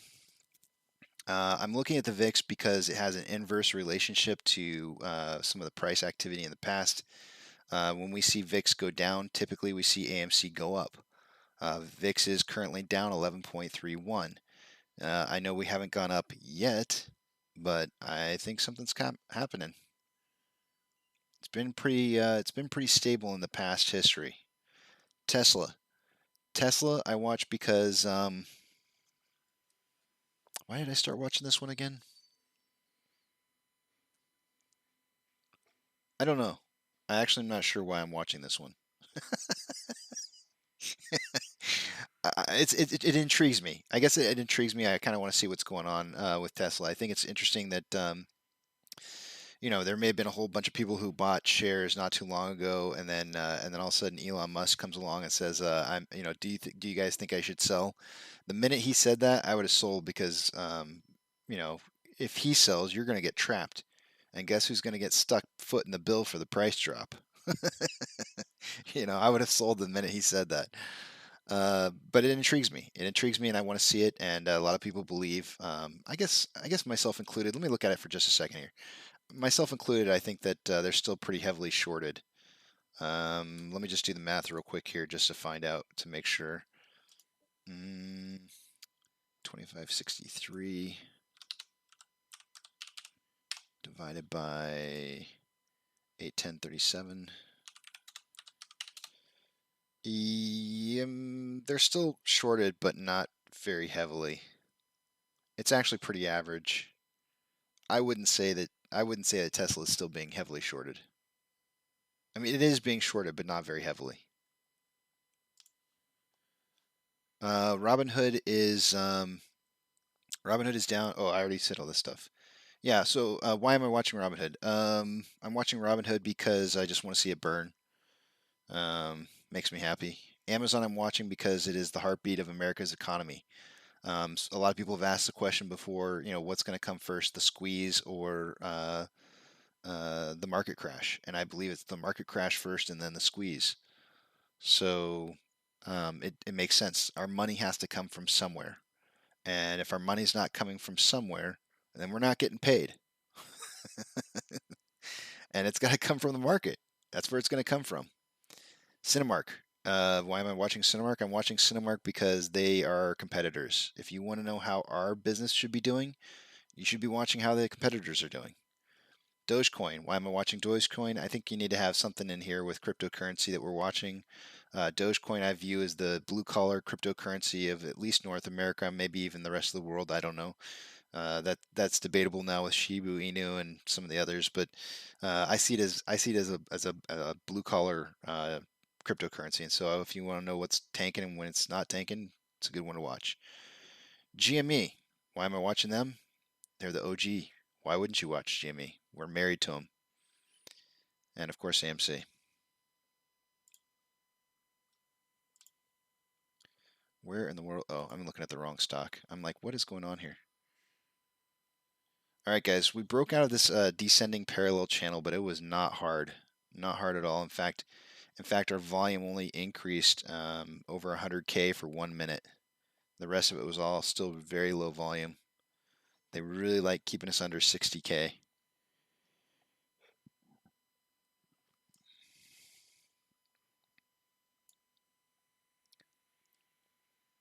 We're not going to see a big push here unless institutions come in and start buying. And I have a feeling they're going to be waiting for a very specific point in time.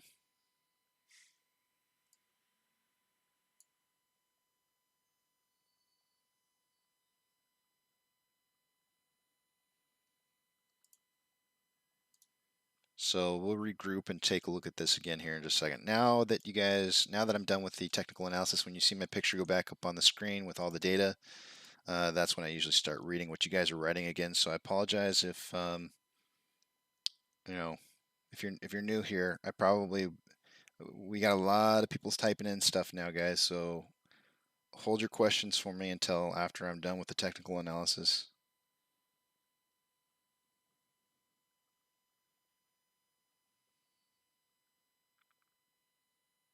Anthony says he can't resist. Why do I always forget his name? I want to call him Jerry, but that's not his name. It'll come to me.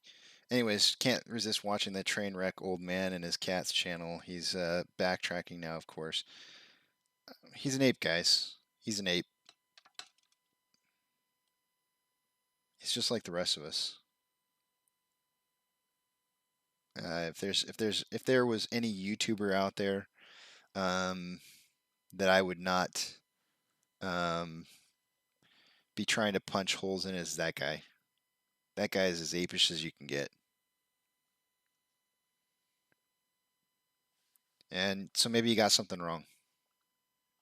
I get stuff wrong all the time. You'll come after me too eventually. for something or another, you guys will hit me up for something eventually.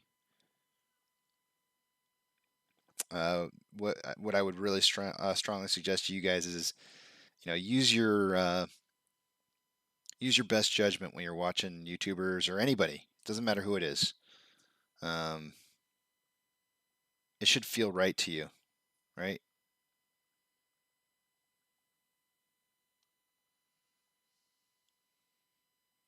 Sean says, I didn't realize the large-scale orders for this last week have been very green. And they have. Absolutely, Sean. You're 100% right. In fact, we've had the outflow. On the outflow side, we've had like 0 large orders, and there's been some very massive large orders going through. Now, that's kind of indicative a little bit of institutional buying straight to the lit market instead of stuffing them someplace where they get hidden, which is, it's a good thing. What if the meme ETF is just a convenient way for the hedge funds to short the stocks indirectly without impacting the IWM? I mean, I don't know. I smell Porter. Welcome to the channel. I smell a rotten fish with that ETF. I really do. I would avoid it at all costs, and I would expect it to have some really good gains in the very near future to try and draw people in. I would look very, very heavily at what it is that they're invested in and try to figure out what the outlier is. I'll guarantee you there's something in there that stands out that they'll be pushing. They'll be pushing to make that ETF run.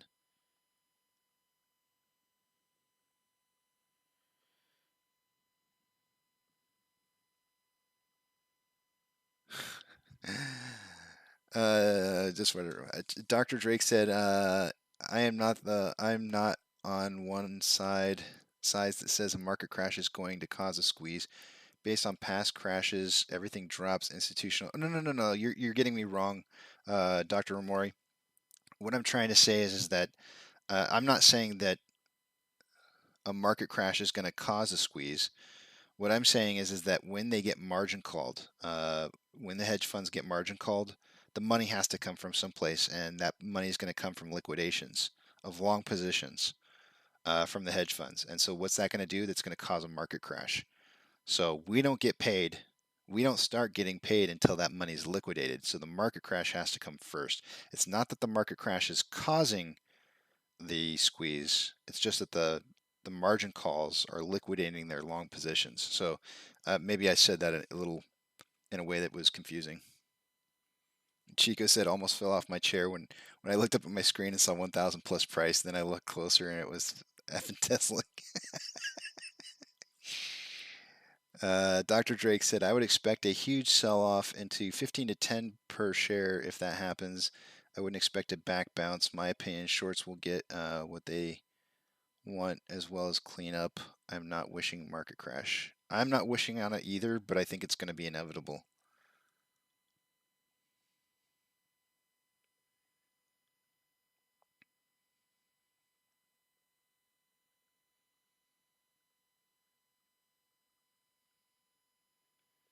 Chica said, I thought I was rich for a second. I'm sorry, man. I'm sorry. I had to look at Tesla for just a second.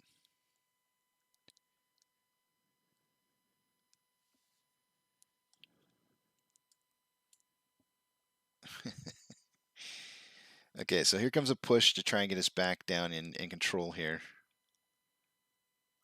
This is going to be the point where our descending parallel channel becomes a wedge. And we'll have to figure out where that wedge is. I'm not going to do it just yet.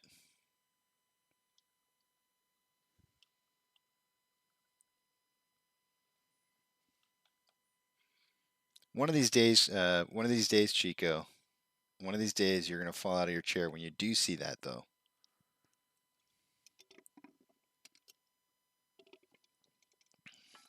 And then I'll be like those guys and girls in those catapult rides where they're like, you know, calling out or talking, and they start screaming. Next thing you know, they're like passed out, and then they start screaming again. They're like wake, and then they pass back out. That's going to be me. I'll be over here screaming and then passing out, screaming, passing out, and Chico's going to look up to be like, what the heck's going on? And then Chico's going to pass out.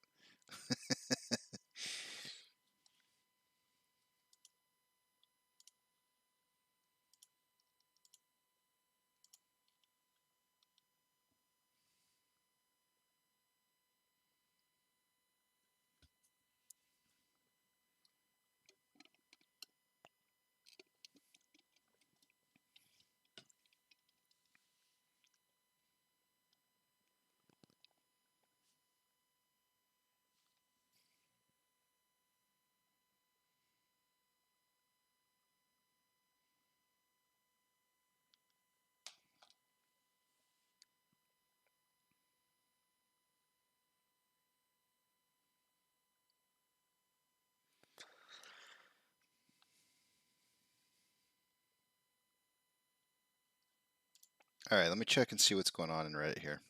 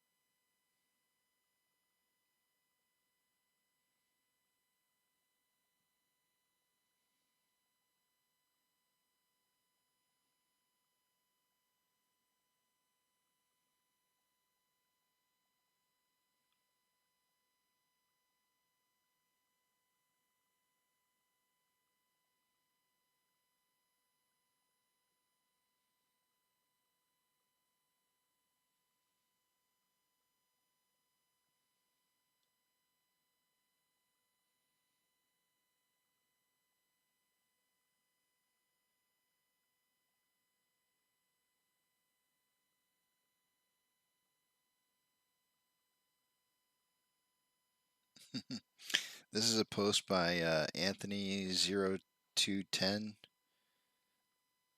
LRM. Citadel stops letting clients withdraw. CV Payne gets muted. DOJ investigates the short hedge funds.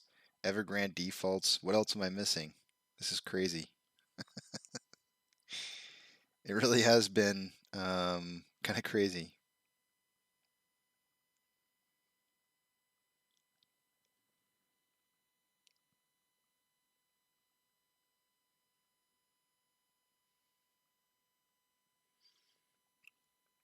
This is posted by Cal2269 on Reddit.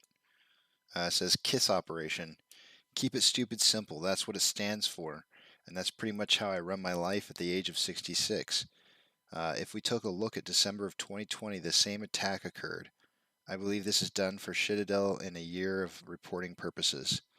We are being attacked by fudsters. Personally, I believe this is a good thing. If we weren't attacked, we wouldn't be over the target. We are holding a royal flush. The only thing that can stop us from our goal of change is ourselves. As for me, I'm holding. Actually, it says hodling. I'm hodling. We've all seen this before. Nothing new except the fudsters are hot and heavy. Here's some good info for you all.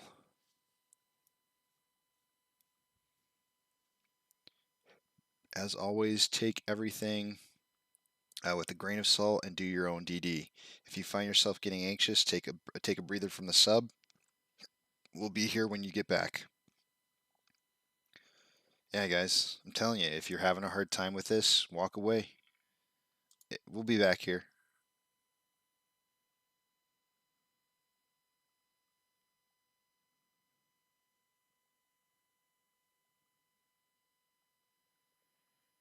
Where did I learn TA? 23 years. 23 years watching, learning. I'm not gonna. First off, who said that? Steroid. Steroid said, "Where did you learn TA?" I'm not gonna tell you I'm the best at it. I know there's definitely room for improvement for what I do.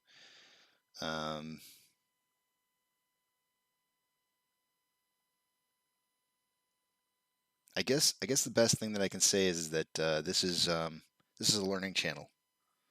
So, and I'm not trying to say you're criticizing me, but I'm criticizing myself right now. You know, I definitely make mistakes, and so you know when you see those mistakes, I don't know what to tell you. You know, I'm trying to do the best that I can. So,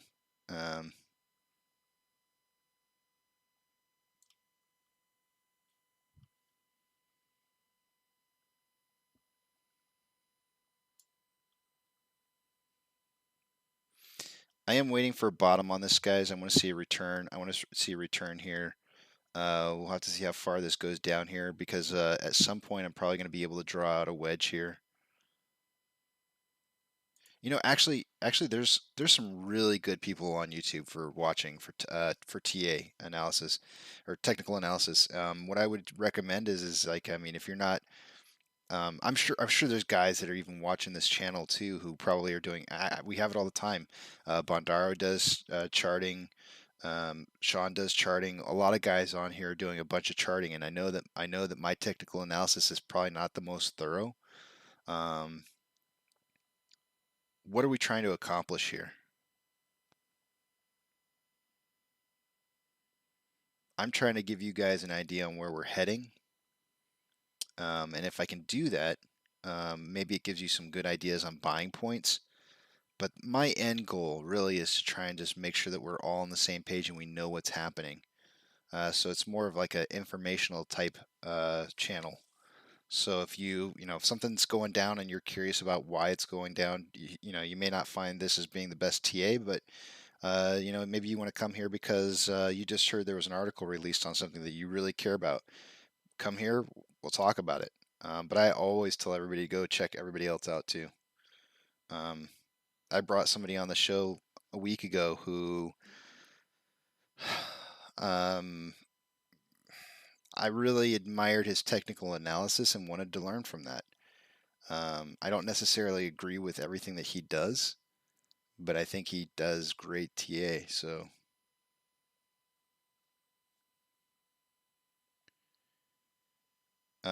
definitely, I think that I don't think accumulation has started just yet, Joshua. You'll know it when it does. The buy it's just going to turn green. Right now, what we're doing is we've got a little bit of testing that's going on here. There are some paper hands that were found on the way down, as seen dropping past 2662. I think that they're trying to find some more paper hands here, so they're letting the price run back up, bring it back down. They're going to do this maybe a couple times until they've bled out all the paper hands they can bleed out, or until it becomes unprofitable. And then we'll see. Then we'll start seeing some green again.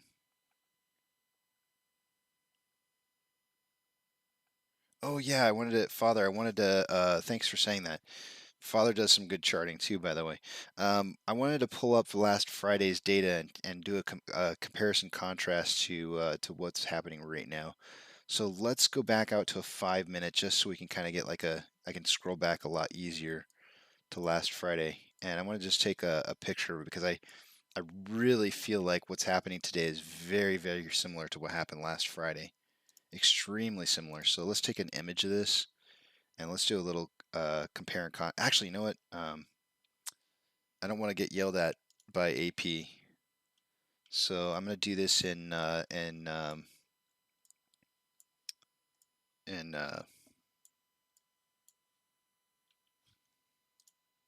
Tradingview. Let me pull Tradingview over, and let's take a look at this on a. We'll do a 5 minute interval. So this is last Friday right here. And what I'm going to do is I'm just going to copy and paste this over and onto today's movement and see how close or how similar this is.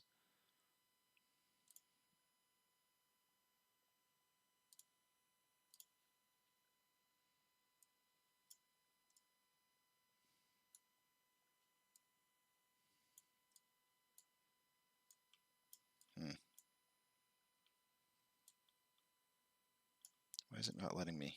Oh, there we go.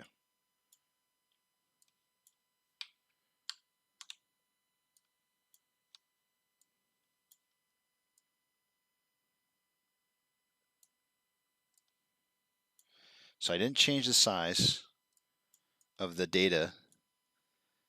I didn't change the size of the data at all to try and fit the to fit today's price movement.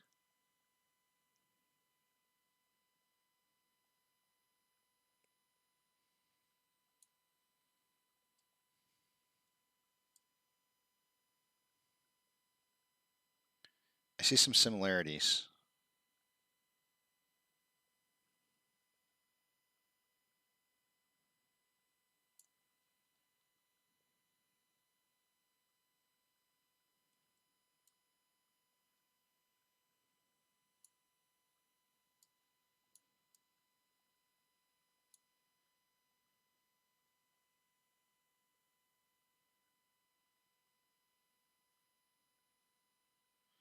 The accumulation last Friday started down at the bottom. If we were to follow something very similar to this, it looks to me like we would drop down to 24.19 before springing back up to 28. That's if. But I do feel like there's some very similar activity going on today to what we saw last Friday.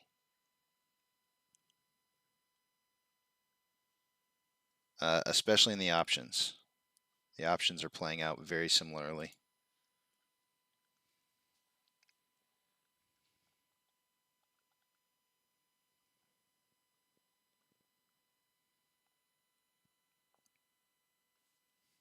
Don't be afraid, James. Because the good news is that we finished out the day at around 20, or I mean, if we were to follow something like this, we would finish out the day at around 28.25. Last Friday, we finished out the day just slightly higher, that at around 29 something. So This is it's not bad.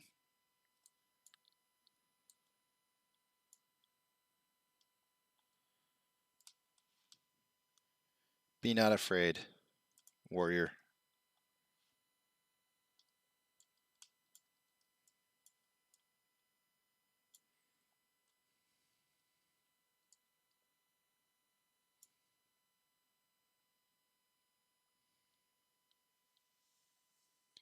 Porter, take care.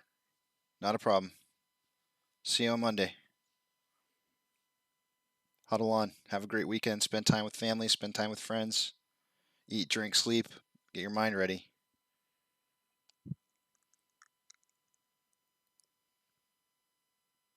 Oh, wait. I'm on a 5-minute interval here. Sorry.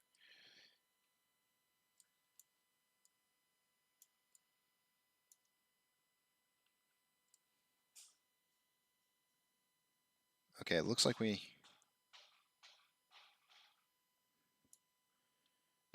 may have hit a bottom here.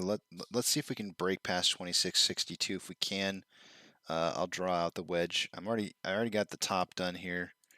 I think we have a good wedge pattern showing up right around here.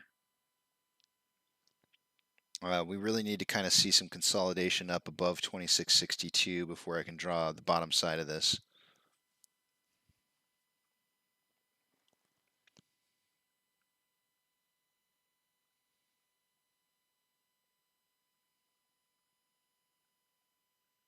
I know, money-making tone.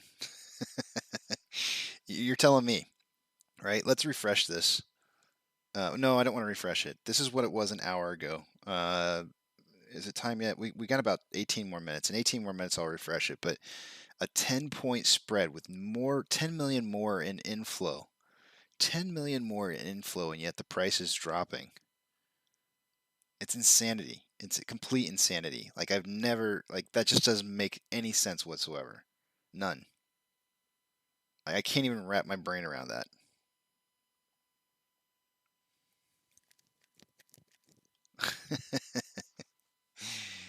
I should have titled today not Happy Fri-Yay. I should have said Happy Wah! Roller coaster ride.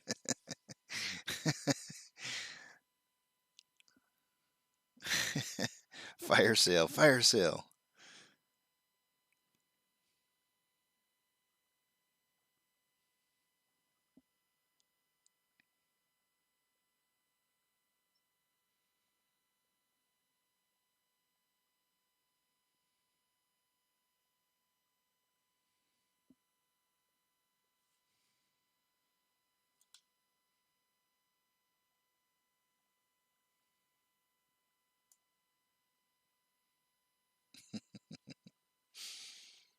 See, I flash you guys subliminal messages. See if you can read what's on the bottom of this cup.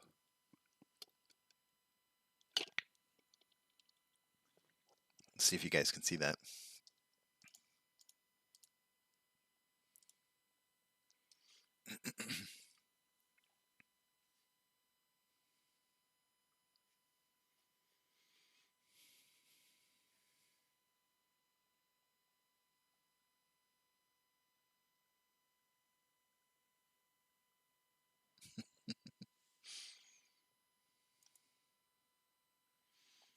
I kind of want to draw the wedge right now, but I really want to see us get above 2662 before I draw it.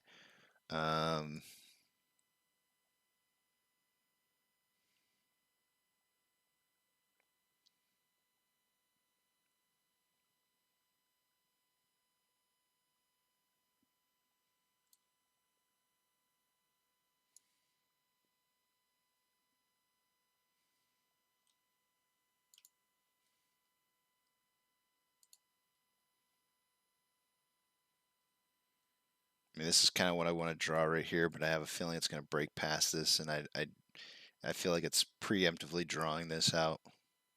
I'm just going to have to adjust it based off of wherever it ends at.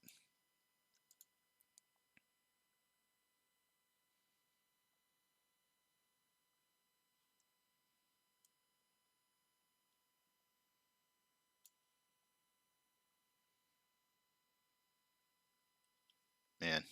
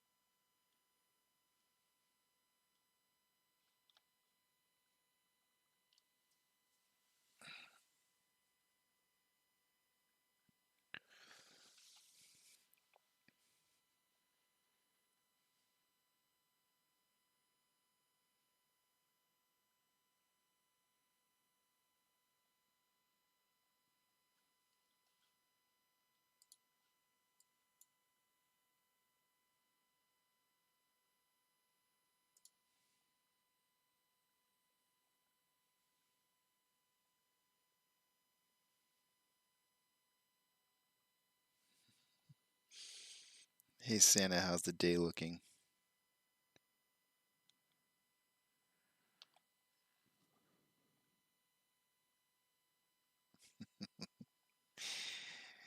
Be patient, Zach.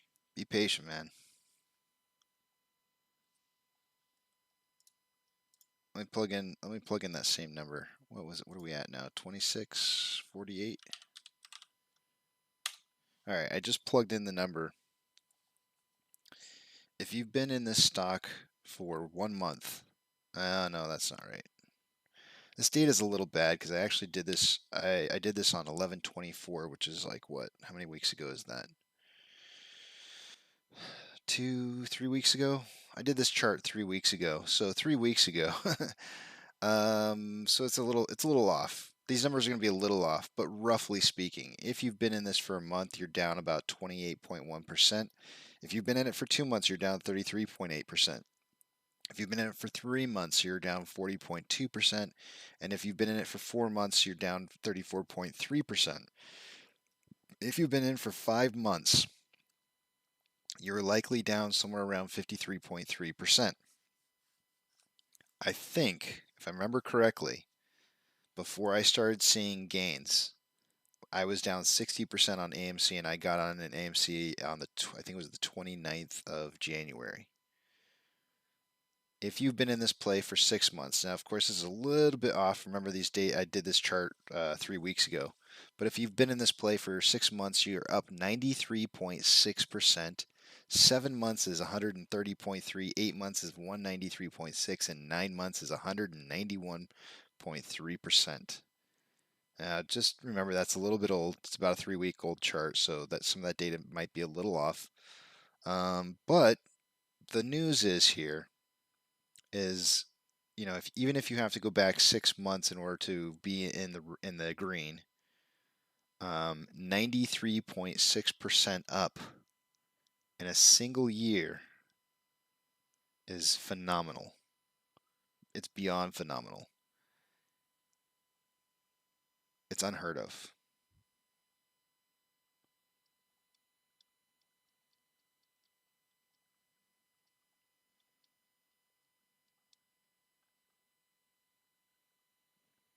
But you're also having to wait a while. This is definitely a long play.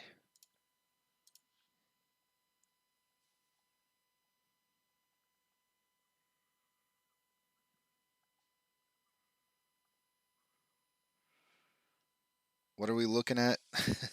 we are looking at our fire sale for lottery tickets. That's what we're looking at.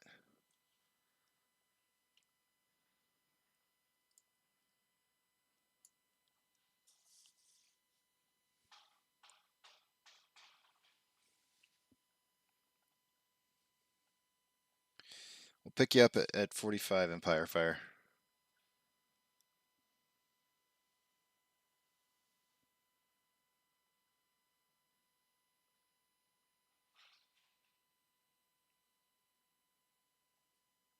Don't change. This is the best channel popped up on my radar so far. I don't plan on changing. I don't plan on changing, guys. I have no intentions of doing anything differently. So I'm in it to win it, just like you guys are. Not a problem. I mean, I get to be successful because you guys are successful. The more successful I make you guys with information, the more money I get to make too. So it's a mutual benefit, right? It's really a mutual benefit for me to be here, to create a space, a place where we can have information, to have a community to where we can feel safe, to be able to get constant live information on our favorite stock for the entire trading day. I mean, we're beneficially benefiting each other. We're all benefiting from this. So, and you guys bring something to the table too. Being here, making comments, bringing DD to the table, just talking in general in the chat box over here, the live chat. It's good. It's good. You're a part of this. Not only are you a part of this, but if you look in there for why am I doing this channel, we're making history.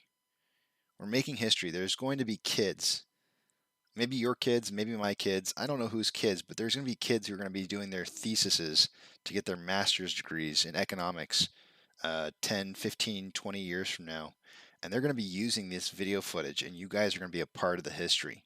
Your comments are going down in record, and you're going to be a part of history. And they're going to see the psychological aspect of every single minute of this throughout the entire thing. That's pretty cool. If you ask me, that's really, really cool.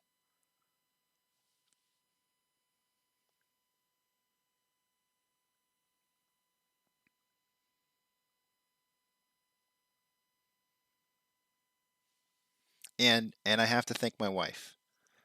She's responsible for me doing this. So you guys, you buy her beer. When it comes time to buying a beer, you don't buy me one. You buy her one, because she's the one who's footing us through this thing. So you got to buy her the beer, because, and I won't be offended. I won't be offended, and she'll gladly accept it. So you buy her the beer, not me the beer.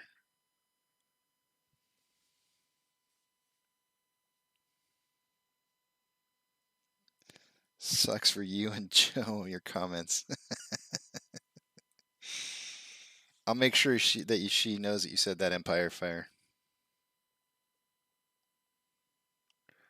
Was it a laser beam dude?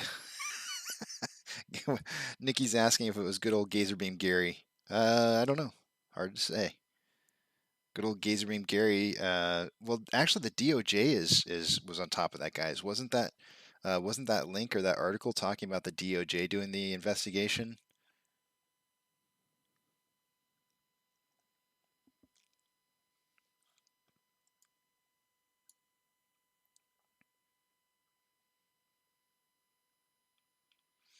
Okay, guys, I've got the wedge drawn out here. Like I said, I really want to see this drive above 2662 before I'm really comfortable with this bottom side of the wedge. But this is what I'm drawing out for right now. I'm not real confident in this until we get above 2662 that this formation, this pattern formation, is going to hold.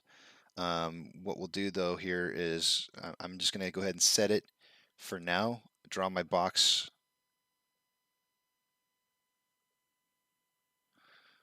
Normally speaking, I would draw my box like here. However, we know what happens in aftermarket hours.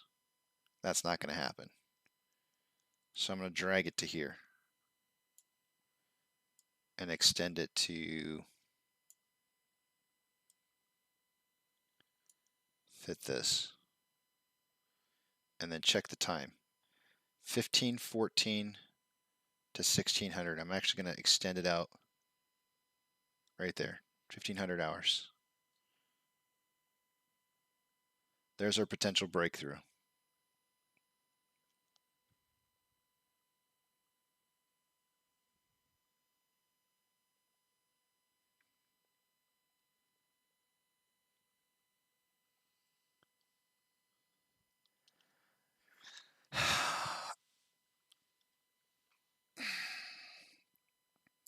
Here's the weird thing though, guys. Think about this for a second. It's DOJ. Department of Justice. Normally the fines come from the SEC. The Department of Justice is something entirely different. That's criminal. So I don't know. I really don't know what to make of it. But the Department of Justice is not the SEC. And the SEC is where the fines come from. So I really don't know what to make of it.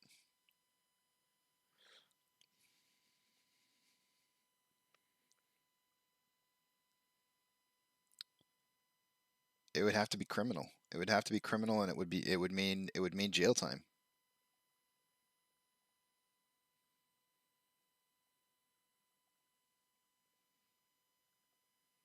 That's not true, Boris. Martha Stewart spent some time in jail. So, sorry. Too soon. If there's a squeeze coming and they want credit, I'm happy to give it to them. I just want my funds.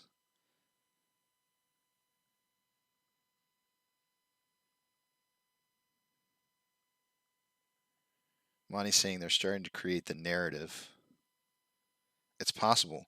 See, the interesting thing to me was that, I mean, because normally you would think that the article would have said the SEC is under, investigating something for something, right? But this is entirely different. This is the Department of Justice. The DOJ starts investigating, that becomes criminal, and that's going to mean jail time.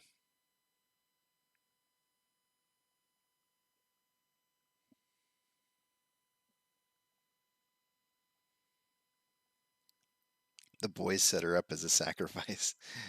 Actually, I just heard that they really wanted to learn how to make pies in jail.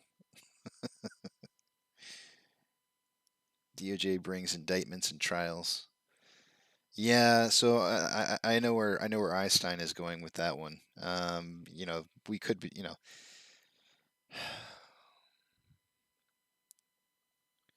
do we really want to be tied up in litigation? That's the problem.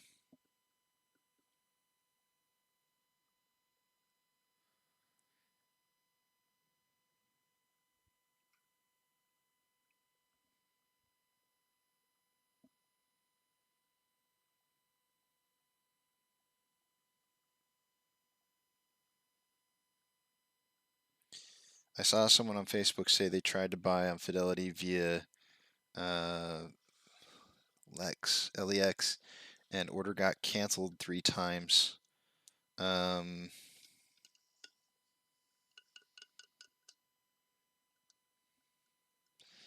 lot of times, Nikki, well, I mean, that sounds like somebody who knows what they're doing, but a lot of times I feel like that's because their order size wasn't correct or something.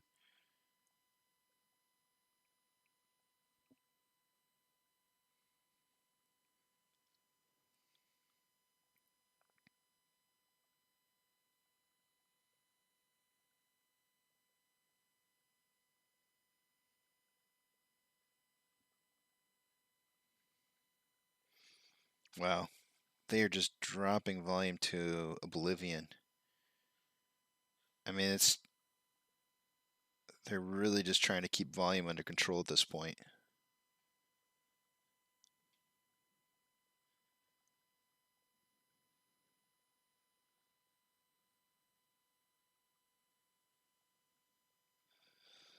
I'm really glad that it's 1 o'clock right now, and the reason I say that is because I really want to see what's going on with a lot of the data. So let's do a little quick analysis, technical analysis here, and figure out what's going on. I really want to see what's going on with the options right now. I'm sensing. I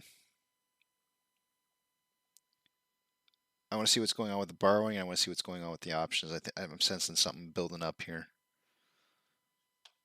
Let's check it out.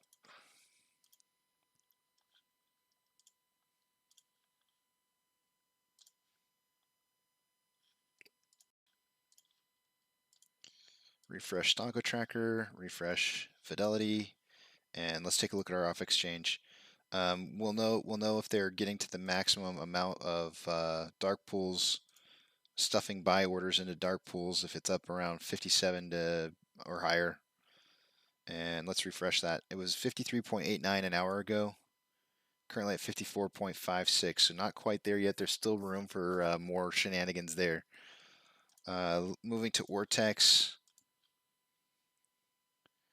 Ortex currently reporting 1.05 million shares having been returned. An hour ago it was 977.6 thousand shares. Let me update my notes.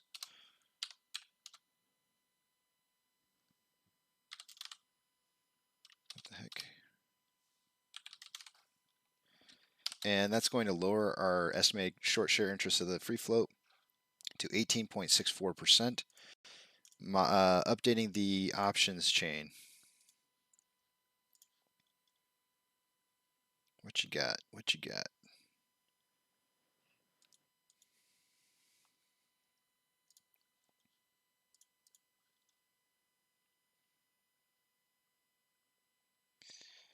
On the call options, an hour ago there was 16.3 thousand contracts. It's now up to 19.3. There might be some money to be made on those. On the put side of things, highest amount of volume still at a $25 strike price. It's gone from 32.7 to 38.2.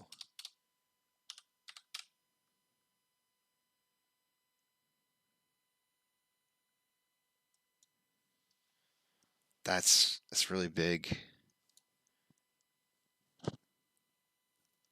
But it's not a 3-to-1 ratio anymore. It's more like 2-to-1.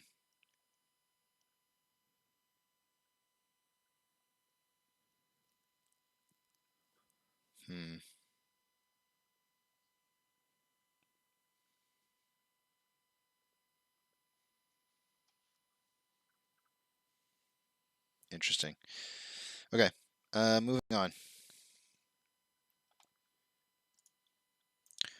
Orders by Fidelity customers.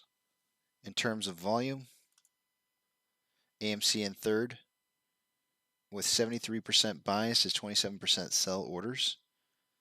Really looking good there. GME slipped a spot. They're in fifth position, but they have really strong 91% buy to 9% sale ratio.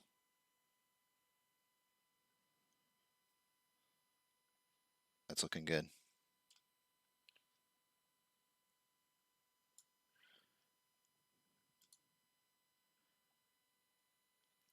The fact that they're not borrowing more shares right now is a good thing.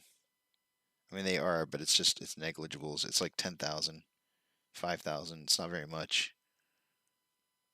And the borrow rate, I don't know if you guys noticed or not, but the borrow fee went up to 0.8, and then it's back down to 0.7.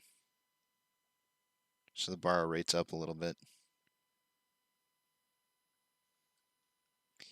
There's currently 3.4 thousand contracts in the money on the calls, 59.1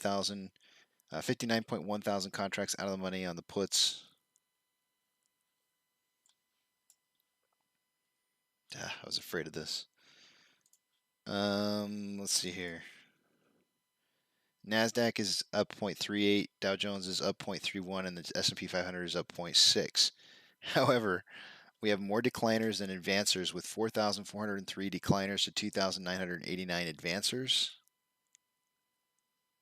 The VIX is down negative 10.57. Tesla is up 1.3. Hood is down 8.06. Amazon is down 1.86. Cinemark is down 1.6. Doge is down 0.77. GameStop is down 3.88%. And AMC is down 10.78% and dropping a little bit here. Our inflow versus outflow, we currently have a 13-point spread with $13 more million being pumped into AMC, and yet our price reduction is 10%. Insanity. We're about ready to cross over my highest threshold for volume for the day today with 2 hours still left to go. So I'm definitely going to be wrong on my prediction on that one. But I don't mind being under. I'd rather be under than over. It is difficult to try and guess volume for the day precisely with, just a couple hours in pre-market trading volume. So I'm not disappointed because I as long as I'm under, that's better than over. 45.5. Let me see here.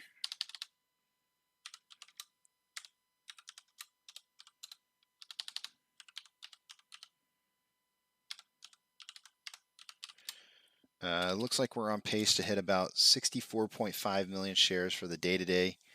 I have not looked at Suck Squeeze Bang Blow today, so we'll have to take a look at that in just a second here.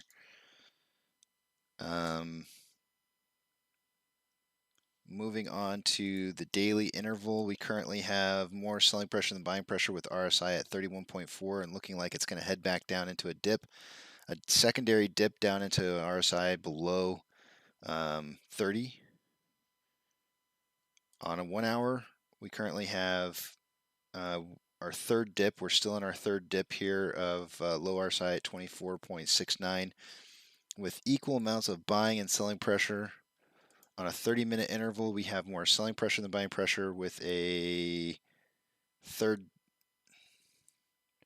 second dip into lower than 30 at 25.39. all indicators are saying that this is way oversold.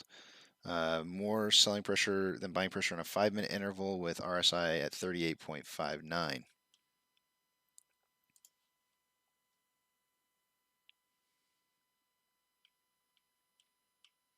I was a little afraid of drawing this here, and I knew it was going to try and push back down. We might be looking at a descending wedge here. I'm gonna redraw this here.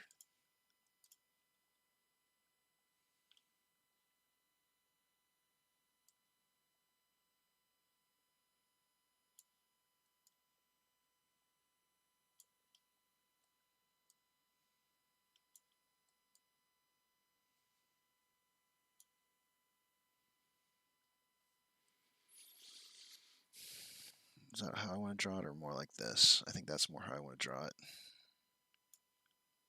But that makes it parallel. All right, let's try it. We might be in a descending parallel channel.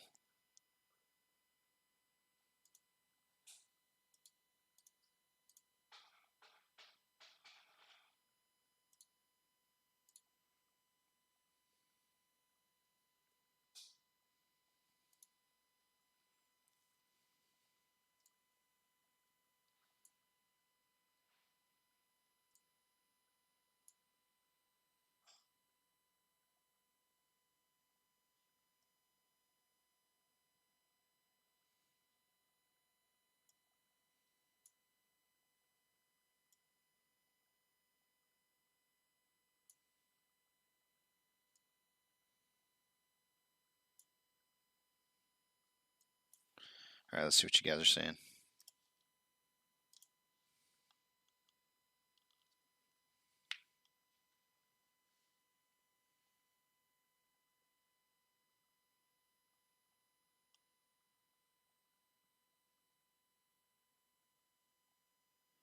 The probe could be a signal to the SEC to cut the BS. I like that. Don't be surprised if AMC drops to the teens in the next week or so. Uh-oh, Monty in with the killer comment. Let's see. Silent Streamer says I have 1040 calls for next week, average 51 a contract. Well, how long ago did you buy those, Silent Streamer?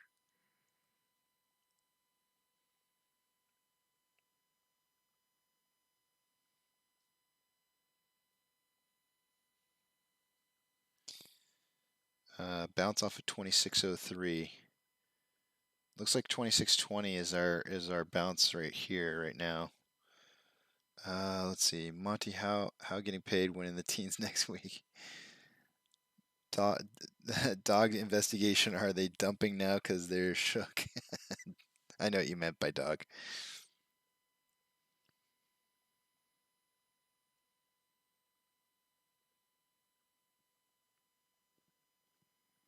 Yeah. See. So basically, what Anthony said there. There's a little bit of a problem. What is most of this squeeze is hedging against the idea that that the short hedge funds have to cover really old, out of the money. Well, here, it's really hard for me to just say it. Let me show it to you. I'm more of a visual person than I am a communication talking. Words are hard for me. I never in a million years imagined myself being a YouTuber just because I hate talking. Well, I shouldn't say I hate talking. I just don't. I don't do it very well. This is what I want to show you guys. Our on loan average age per day, and then our on loan amount. And then our short interest reported. And let's get rid of the price action in here, because it's what I'm about to show you is very. Actually, we got to put the price action back in there. Shorten this up just a tad, and then take it out. There we go. Okay. when the on loan amount, I'm going to have to take a screenshot of this because otherwise it's going to pop up all that junk and I don't want to see it. So let's screenshot.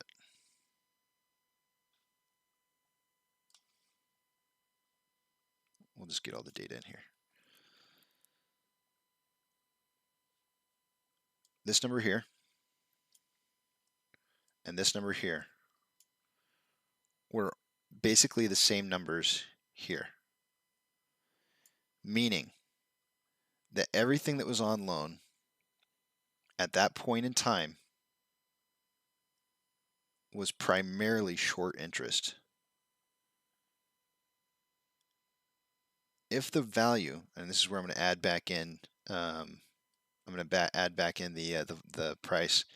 If the price gets below, well, I guess what I should say next is that if this is the case, if all of our short interest is all that was on loan during this period of time, then that means this, the on loan average age per day, which is currently 80 days out, and it's actually hidden, and there's a lot more in there than just 80 days, but 80 days is how much it is reporting.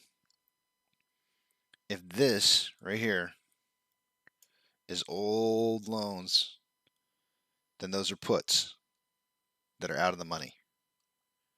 Now, if we take that information and we apply back in price, if price drops below a certain point, and this is why I was saying what I was saying about, what Lou had to say about just stop buying, and why that was like the dumbest idea in the whole wide world. And the reason for that is it's our buying that causes us to see, that causes us to resist the hedge funds from moving the price down. If this price of this stocks get below a certain value, whatever this is right here,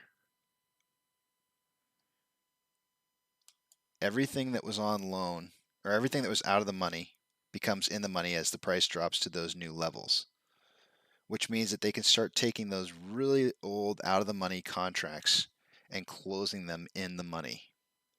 They can close them in the money, which means that they're no longer on hook for those. And so the most damning part to, when Lou said stop buying, he says, what's the worst it could do if it hits down to $12? Well, the worst it could do is that we're all holding $12 shares that have no leveraging against it to force value upwards. That's the worst that could happen, and we don't want to see that. So seeing this drop down into the teens would put pretty much all of this price action in here, anything that were puts during this period of time, back in the money. We don't want to see that. That would be bad news. But I don't think we're going there. And the reason for it is that our all but one other time when we saw the on loan average age per day drop down the way that we're seeing it drop down right now and then starting to head back up, within 15 days of that period of time, 15 trading days, we see a big price increase. So I know a big price increase is coming, so we're not going to have to worry about that for too much longer. I don't know if it's going to be on the 15th day. I don't know if it's going to be in 1 to 2 days from now. We'll have to just kind of see, but somewhere within 15 days.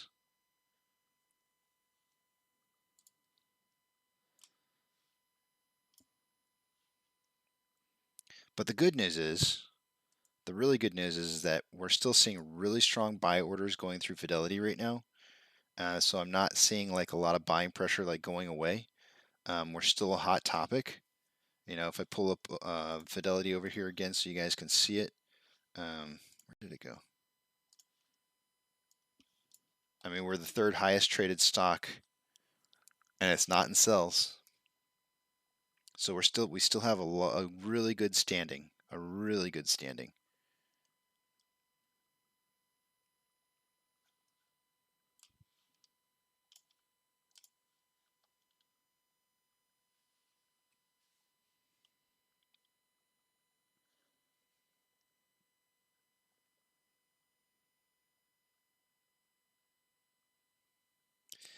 Silent Streamer said, I wonder if they go long. They do. They do go long. 100%. You can see it in Fintel.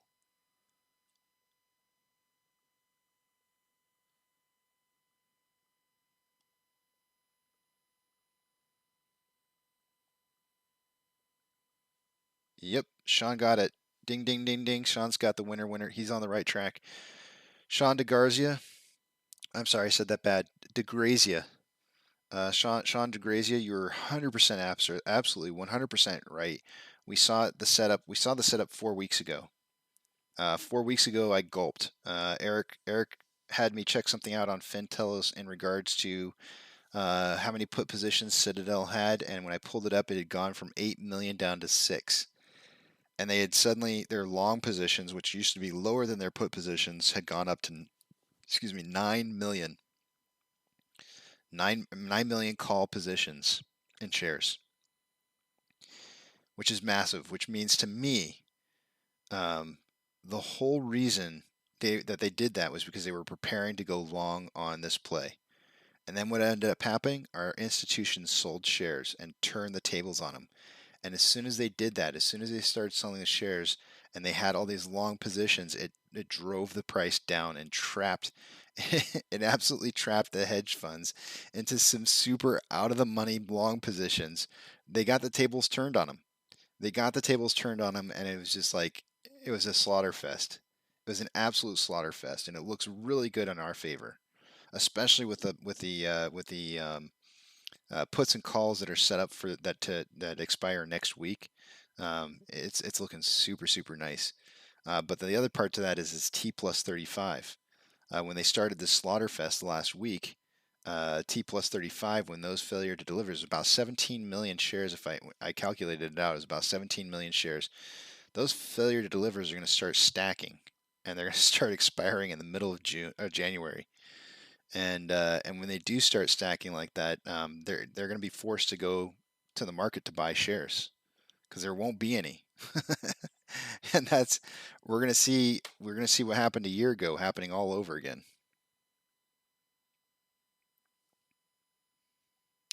Well, why did the institutions do that, Dan? It's really great that you're bringing that up. Shout out to the institutions, right? Why would our institutions do that? Let me pull that back up here real quick, and let's put ourselves in our institutions' shoes, right? Let's look at it objectively and say, like, why in the world would our institutions do that? And I'll show you. Our institutions do not believe in a squeeze. Call up your broker and ask them, should I buy Fidelity? Because if they did believe in a squeeze, they would tell you, heck yeah, go buy it. But they won't tell you to do that. They are not for it. We already made the phone call once and I showed you guys. But why did they start doing that? Why did the institutions sell off a bunch of shares and create downwards price movement, forcing the hedge funds to go on a buy frenzy? Because the hedge funds want them. Every single share that hits the market, they want them. And so they had to start buying as the price went down. And so then they were forced into a position to create liquidity. And it was just an absolute slaughterfest. But why did our institutions do that? Because of this point right here. No lending was happening other than the shares that were happening for short interest. And all of our institutions said, we're not making money on what? We're not making any money on loans. Because the only money that was being made was made by the hedge funds on short interest. The loans, there was no gap. Do you see all this gap in here between the red line and the green line? That's where our institutions are making money because they're lending shares out. But all of a sudden, the red line met down with the short interest line, and it was basically the same thing, which means there was no loaning happening. And our institutions weren't making money, and they were like, screw you guys, we're selling off shares. We're going to sell off shares. We're going to force you into buying, to creating liquidity because we know the apes are going to continue to buy as the price drops. And then all of a sudden, on loan amount just goes through the roof. Look at the spread now. Look at the spread between the green line and the red line. Just absolutely massive.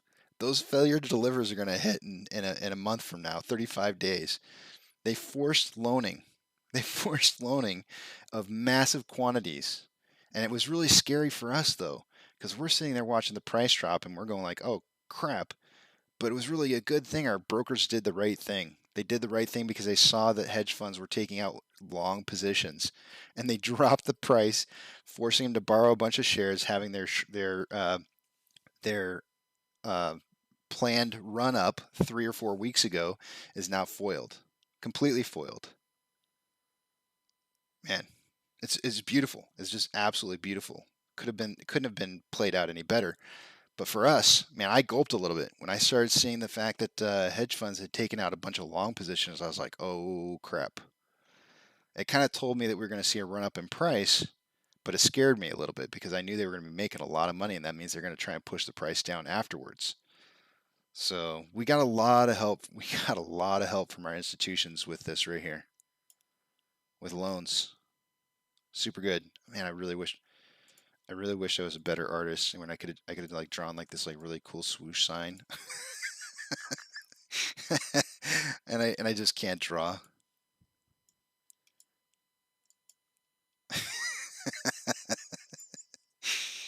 Oh man, I wish I would have been blessed with artistry. I like music, and I do love being a musician, but I wish I was blessed with being able to draw.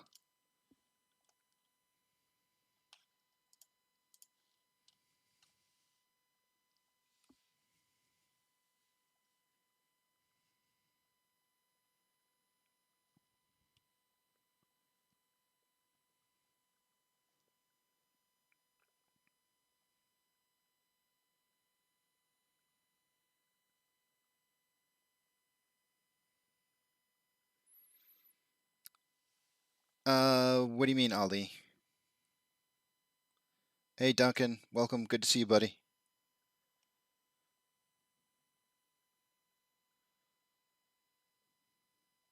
But see, here's the thing, Dan, and I'm included on this. I'm included. I'm going to go ahead and call myself out on this one. It's 5, 6, 5, 4, 3, 2. I don't know. Probably within the last 4 months. 4 months ago, if you would have asked me if borrowing from our brokers to hedge funds was a good thing, I'd have said no. I'd have said no. But it's because I didn't understand the relationship to those borrows and how it impacts price movement upwards in the future. I didn't understand it. And this is why borrowing is so vital. And I keep trying to say this because I can't beat my head. I feel like I'm beating my head on a door, or on the desk or whatever. And I'm going like, guys, we need our shares to be borrowed. We really need them to be borrowed because that's what the hedge funds use to dig themselves into a hole.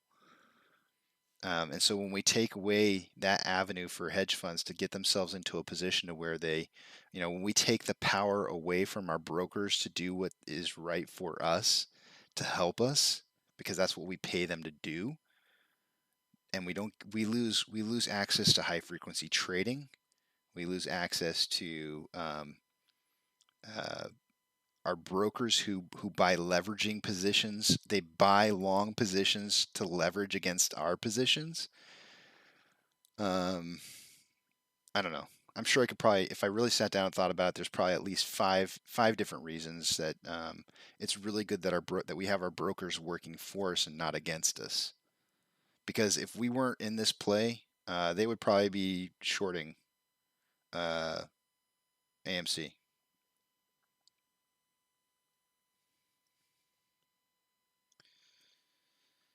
Yes, it does hurt. Ultimately, it hurts the price action in December, but it was a necessary goal to keep the hedge funds from making money.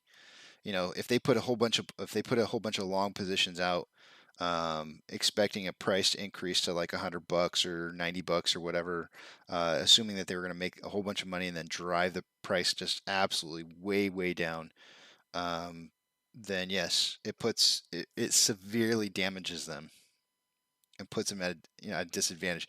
So now they're scrambling. They're scrambling to try and make money on downwards price action, and to hedge against those long positions that are going to be out of the money now because we're not going to be reaching that upwards price movement that they were expecting us to have in December.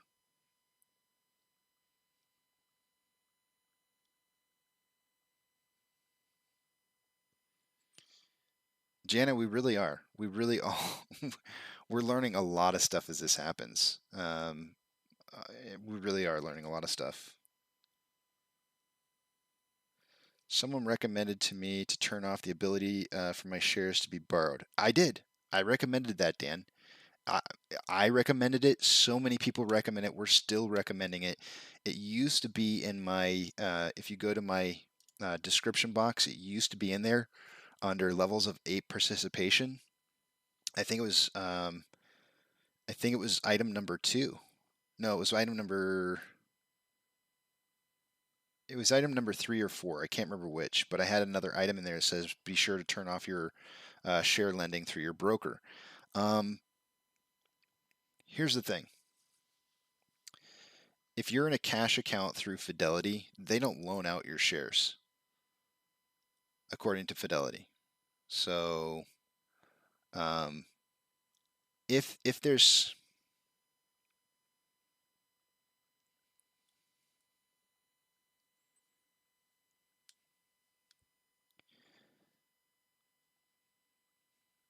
I'm trying to decide. I don't want to give you financial advice. I don't really want to tell you to turn the share lending back on. But I would assume that you're not with Fidelity if you turned it off, because if you're with Fidelity and you're in a cash account, then you shouldn't have had to turn it off. So I would just leave things as they are. Just let it ride. Because right now our institutions they did what they needed to do earlier this month, and they're still lending out shares, which is a good thing. I don't know. I kind of want to tell you to turn it off, but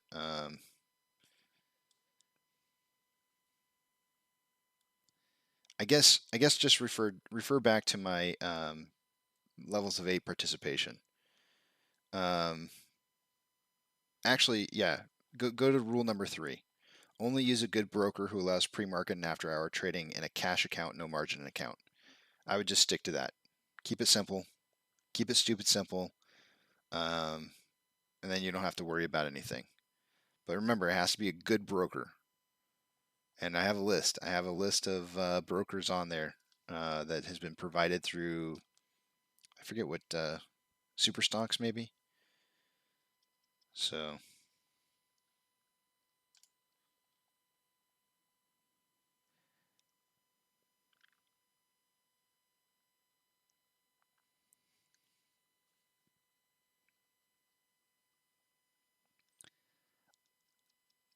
I don't know, Dan, if or I'm saying Empire Fire, you said you think the DOJ news is going to affect our play. I don't know. I really don't know. I do think that it's interesting that it's the DOJ and not the SEC.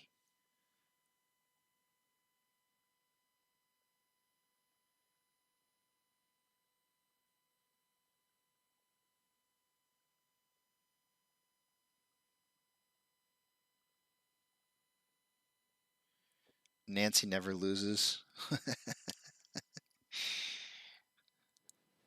Not yet.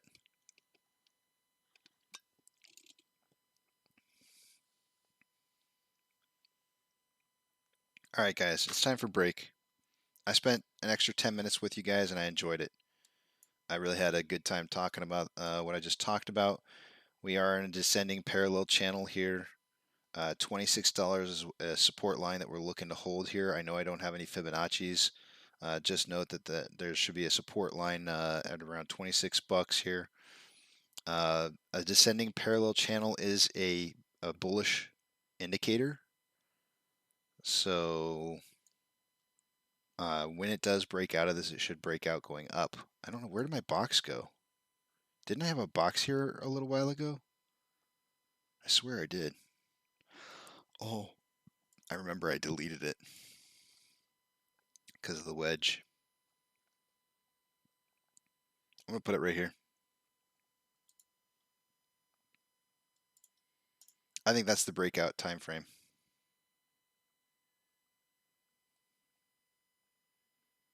So I'm going to head to break, guys, and I'll see you back at 2. I won't come back late today.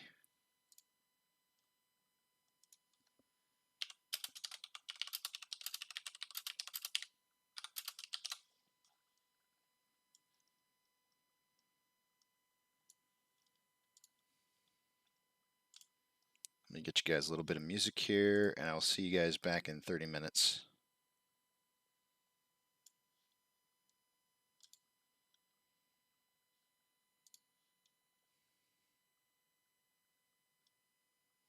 All right, see you in a bit.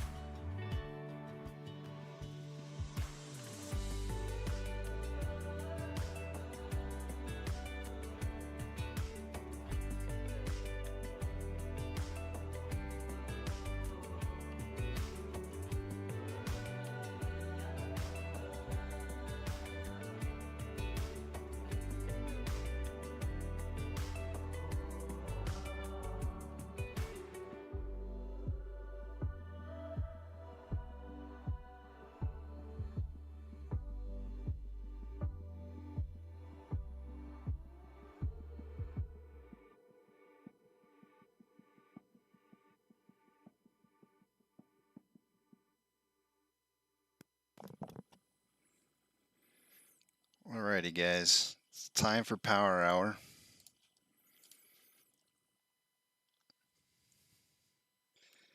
Merry Christmas. First thing I see is I'm gonna sell my daughter's dog to buy more of this dip, and then I see Merry Christmas. I'm assuming that the dog is what she's getting for Christmas, and you're selling it instead. I don't know.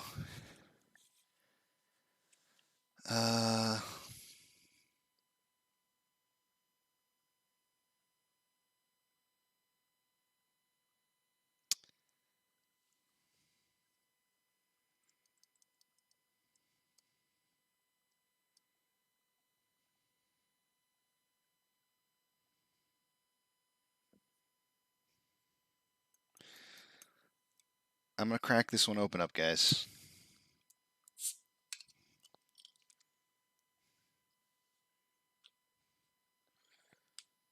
Cracking this beer open.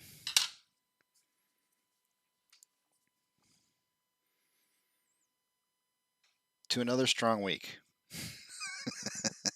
You're going like, wait, what? We're still holding. We're still buying and holding, guys. I'm still not feeling the pressure here yet. Price is really just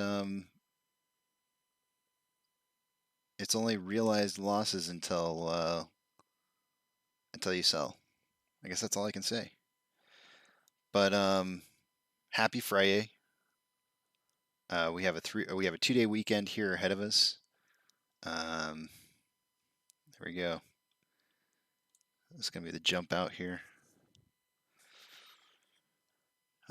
Cheers to us, guys. You know, this is a strong battle. This is a really tough battle to hold through. I understand. I totally do understand.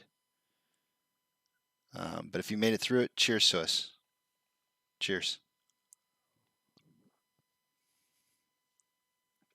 Time to go through the technical analysis.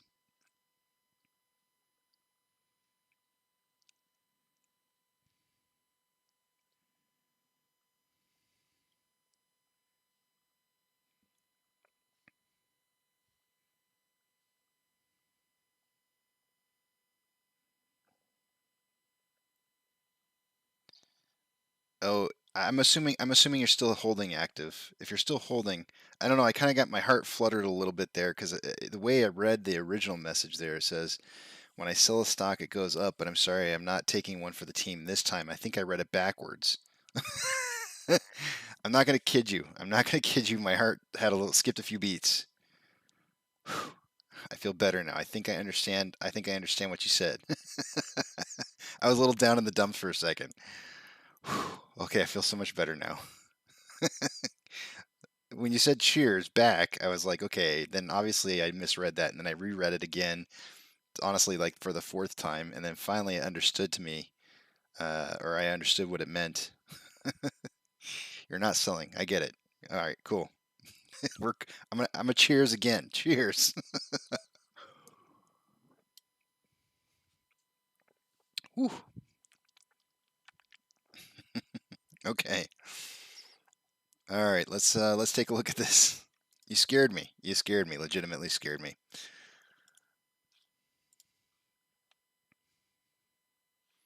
Let me refresh Stonko Tracker. I'm gonna take you guys to the other page. Let's do one last run through here before we close out this week. Really strong here. It's been tough. It's been really tough, but I'm gonna show you guys something here in a minute. I think that will kind of make you feel a little bit better, possibly. I don't know, maybe not. We'll see. So let's do this. There. And all right, we're gonna refresh the off exchange. It was 54.56 an hour ago. Refreshing it, it is now at 55.51. So it's steadily creeping up there. Refreshing Ortex. Currently showing 1.06 million shares having been returned. That is, it was 1.05 earlier. So not much of a change. So the short share interest of the free float is going to be about the same number. Moving on to options chain. The higher we get this thing at the close at the end of the day today, the more those puts are going to expire out of the money.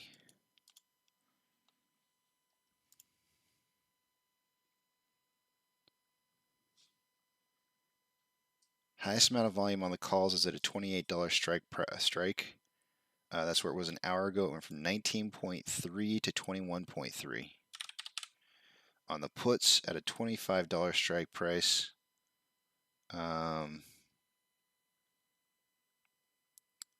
That's still the highest amount of volume. It went from 38.2 to 40.5. Guys, there's a lot.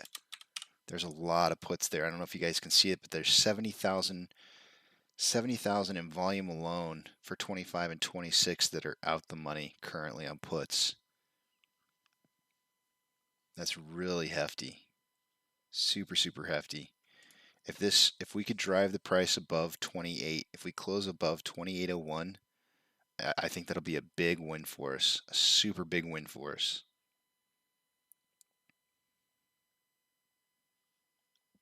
Wow, that's a lot. Going to the main screen. Have we done our part? AMC currently in third position with the highest amount of trades, with 73% of them being buys and 27% sales. GME in fifth position with 91% buys and 9% sales. Still looking really good numbers on both of those. Super, super good. That's not what I'm going to show you yet. It's coming. Amount of shares loaned in the last hour. 5,000. Nothing really. 3.3 thousand contracts are in the money on the calls. 57.8 thousand contracts are out of the money on the puts.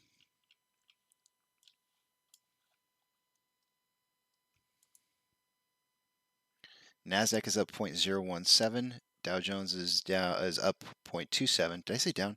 NASDAQ is up 0.17. Dow Jones is up 0.28. S&P 500 is up 0.49. The market is showing declining over advancing, even though those three indices are showing up, with 4,626 decliners to 2,785 advancers. The VIX is down 10.43. Tesla is up 0.58. Hood is down 9.2.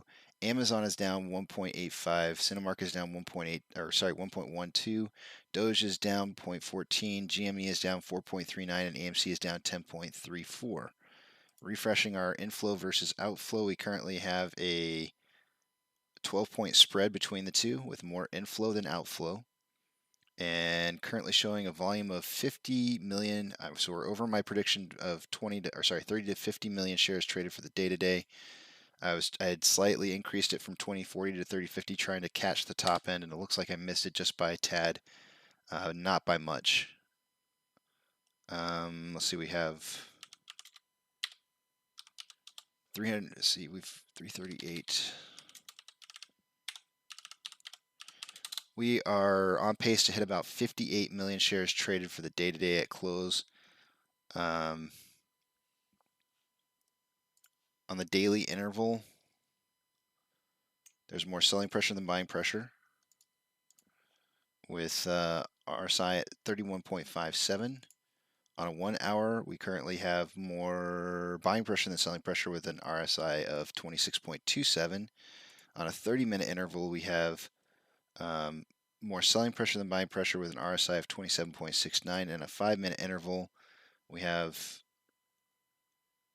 just slightly more buying pressure than selling pressure, and it looks like it's trying really, really hard to cross over for like the last 5, 10, 15, 20, 25 minutes or so.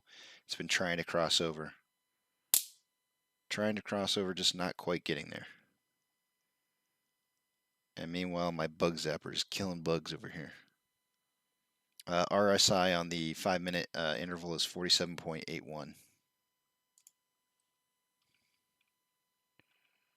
Really trying to stretch this thing. Most of the time when we start our runs really super early in the power hour, we need institutional help to continue to drive value upwards. And it doesn't seem like we're getting that right now at this point. If we were, you'd see it jumping really, really quick. super, super large amounts of volume and it just super jumping fast. And you'd see like Sean was saying earlier, you'd see 100s and 200s in the list over here just going back and forth and back and forth.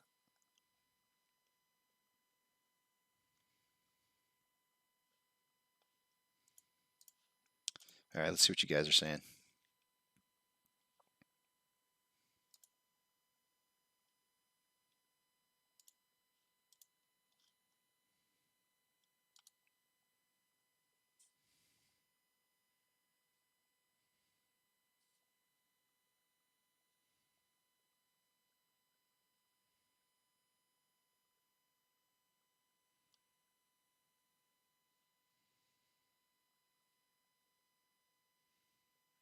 That's correct. Max Payne is 31.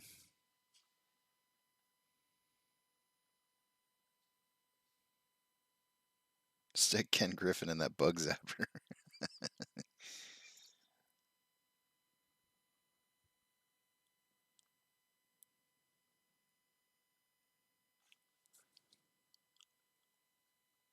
I almost forgot to show you guys the really good news. Check this out. So this was last Friday overlay. Last Friday's overlay compared to today. So we didn't have that rundown that hit maybe an hour ago. So we're trading straight across. Some similarities in here other than the fact that we didn't have the big rundown before the big jump up.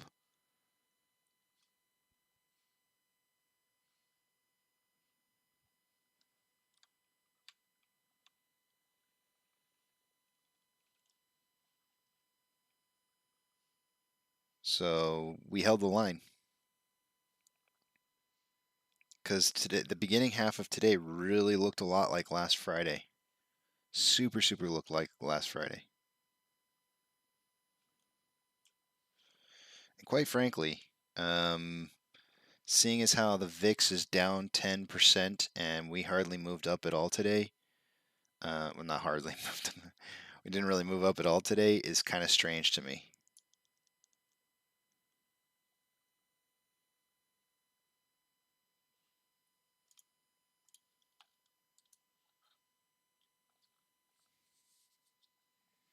That's a nice big, Doug, it is. This is, this is not Barley Pop. This is Thirsty Goat Amber Ale.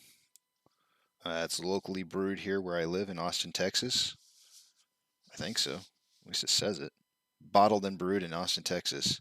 I'm going to take their word for it.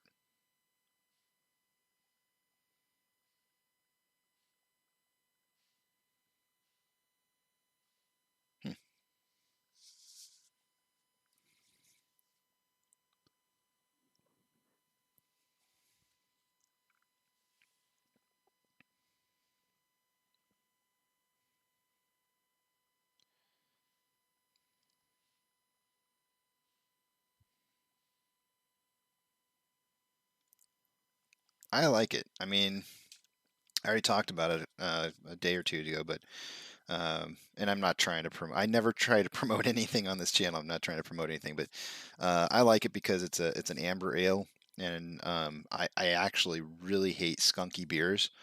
But for some reason, this one it's a pretty skunky beer, and it excites my palate. It really excites my palate, and I like it a lot. I don't know how to explain it. It's it's like taking a mouthful of skunk and then going like, wow, that was actually kind of refreshing. I kind of want some more.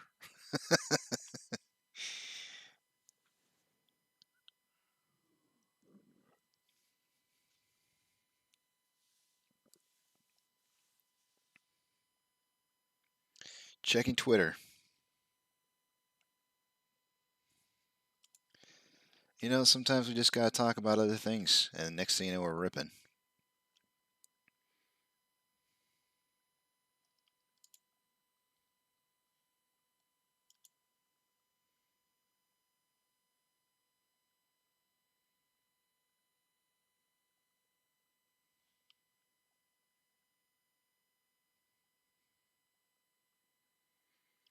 Ooh boy.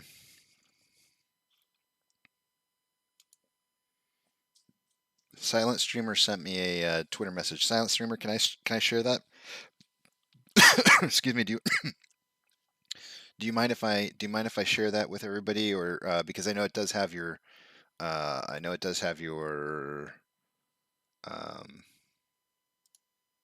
Twitter ID on there, so I don't want to disclose that if you're not willing to. Actually, I think I can share it without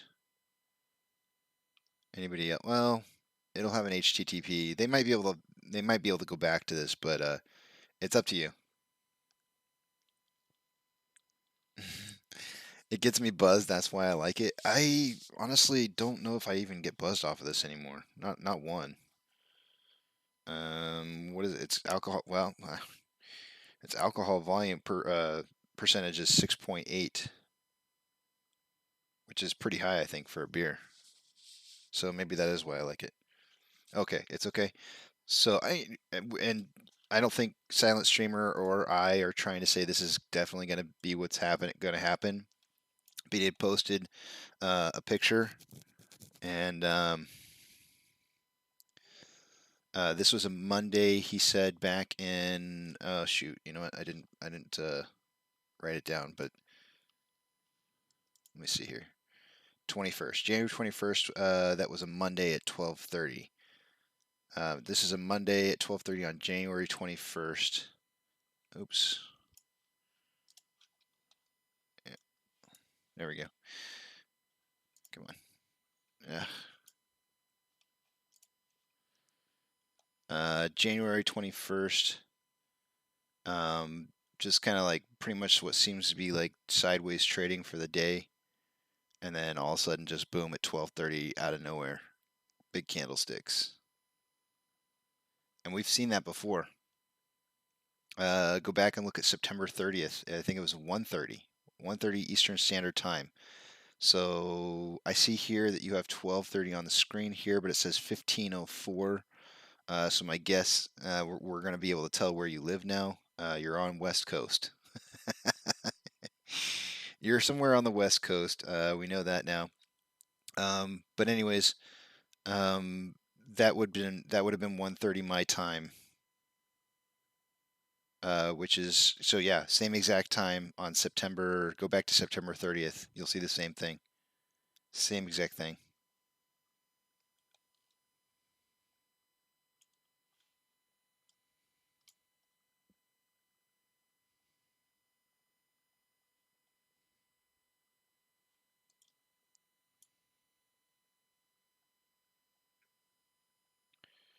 The ideal price for us to hit on close today, guys, is 28.01 or higher.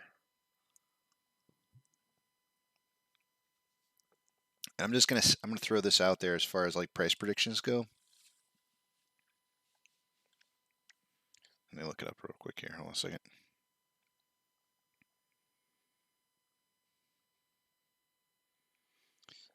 I forgot to mention this to you guys. Monty's price prediction was 30.10 to 33.10. And since we kind of called it in the beginning of the day and said that whoever had the closest average price to break the tie amongst the four of us for the week would be the winner for the week, I'm going to hold true to that. And not because I'm the winner, but because Eric will be the winner at 29.5 to 32.5.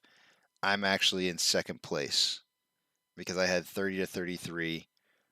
Monty would be in third place with 31 to 33.1, and AP, who's filling in for Duncan, would have fourth place for 30.25 to 33.25.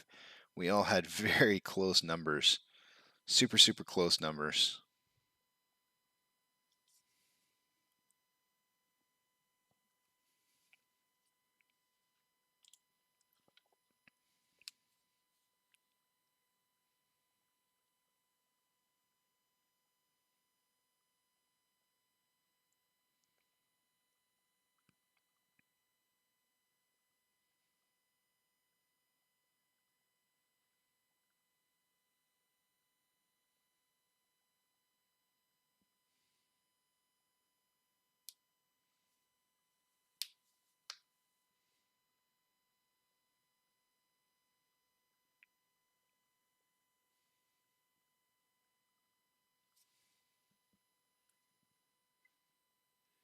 So we definitely had a very clear drive outside of that descending parallel channel that we had there. That's definitely a breakout. Let's get rid of this. Definitely happened inside the box. Let's see if we've got something else forming here.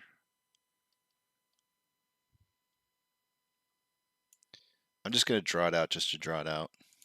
I don't expect this to hold.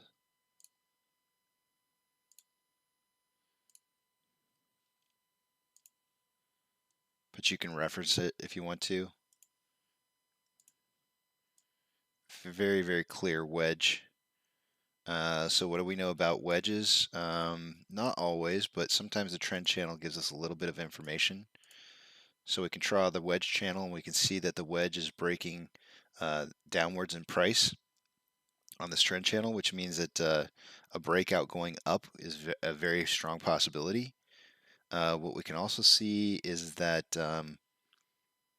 price is obviously falling on average during this period of time. But we have volume kind of falling, but then increasing here towards the last little bit. So I don't know. If we didn't include this last little bit in here, we would see something more along the lines of this. And it would be falling volume with falling price, which is bullish also.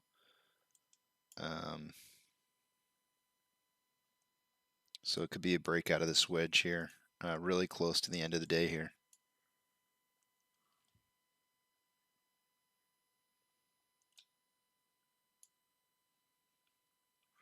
A breakout of this wedge may drive us past the red, white, and blue.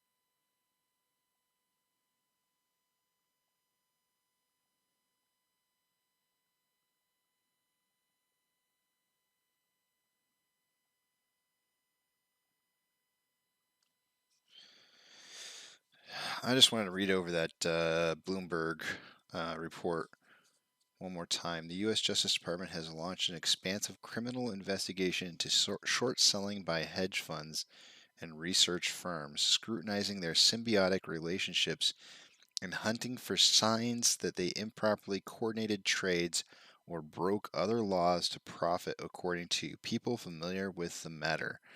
I remember Iceberg Research, guys.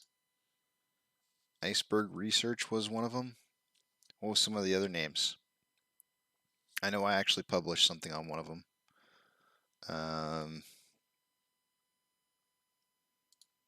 It was Shark something rather. Shark Tornado, or I don't remember what it was. I'm looking it up to see. I posted about it. It was a SPAC.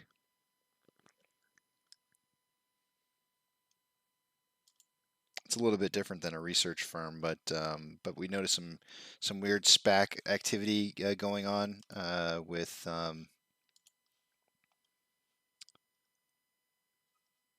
linked to Citadel. Let me see if I can find it here.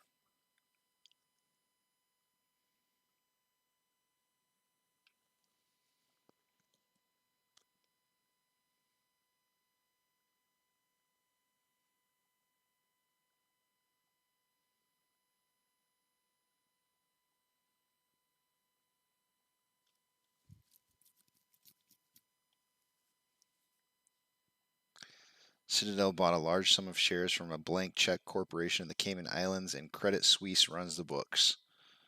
This is the DD that I did on back on 5 months ago.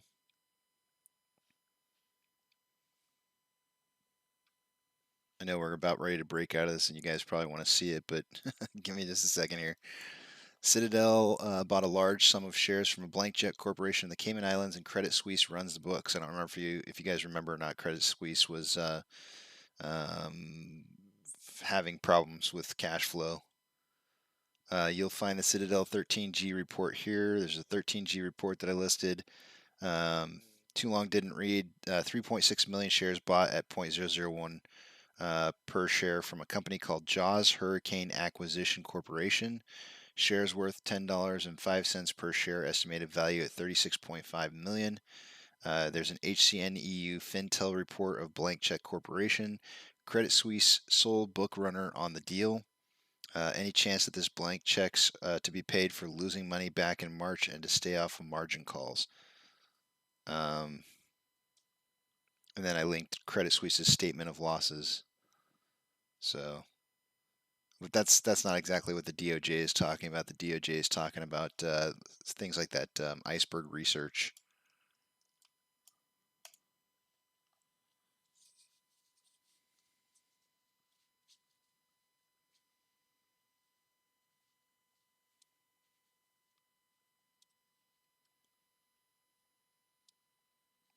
GME almost went vertical.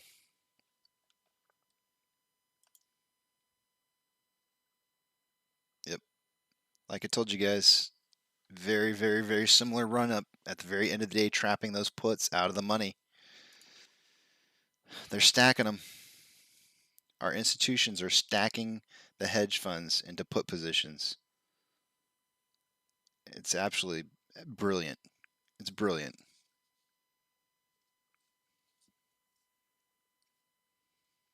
$28.01 is all we need to finish above. And they're absolutely just stacked. Massively stacked.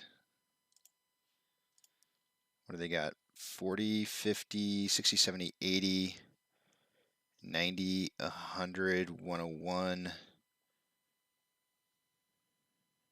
or 110, I mean, 120, 130, 140, like 150,000 contracts, I think. 150,000 contracts, 160,000 contracts. Remember, each contract is worth 100,000 or 100 shares. So 160,000 contracts times 100 would be 16 million shares. Last week it was 17 million shares that they got screwed on. This week it would be an additional 16 million shares if we hit 28.01. I'm telling you guys, our institutions are doing the right thing. They are absolutely trapping these guys in place. In place.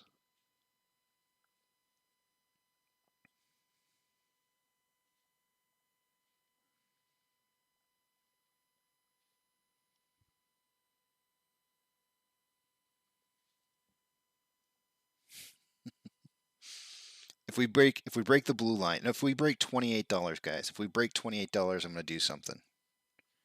If we break 28 bucks, I'm going to do something. Uh-oh, hold on a second.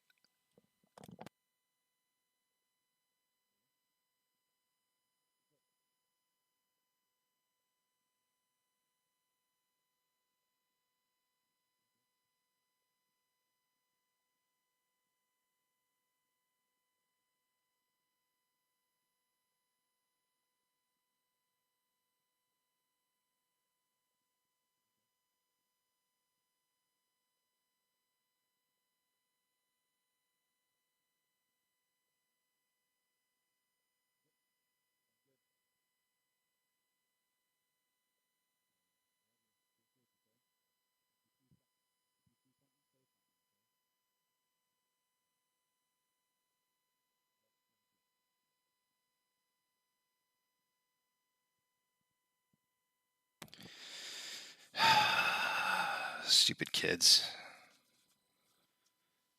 My son's coming home. He just called me and told me he's driving home right now from school because there's a reporting that there's going to be a shooting at their school at 3 o'clock.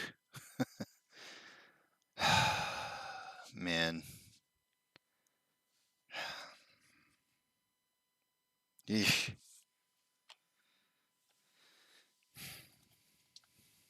I told him, I said, man, if you see something, say something. Report it. Blink, blink.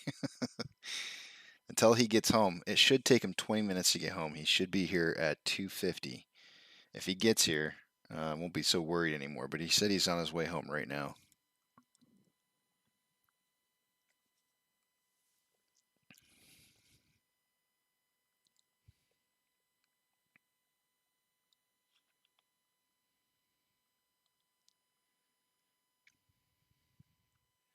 Kyle says, days like these are some of the most important for this play, trapping shorts and feeding the beast. You're 100% right.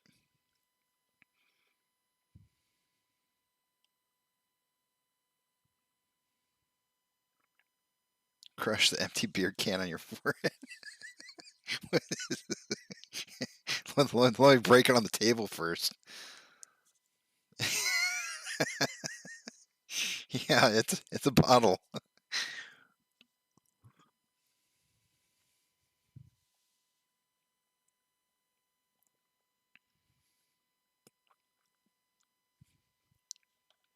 Gosh darn, guys. There it is. There it is. We are getting last Friday without the big massive dip beforehand. If it continues on this pace, it'll make it over 28.01 easily.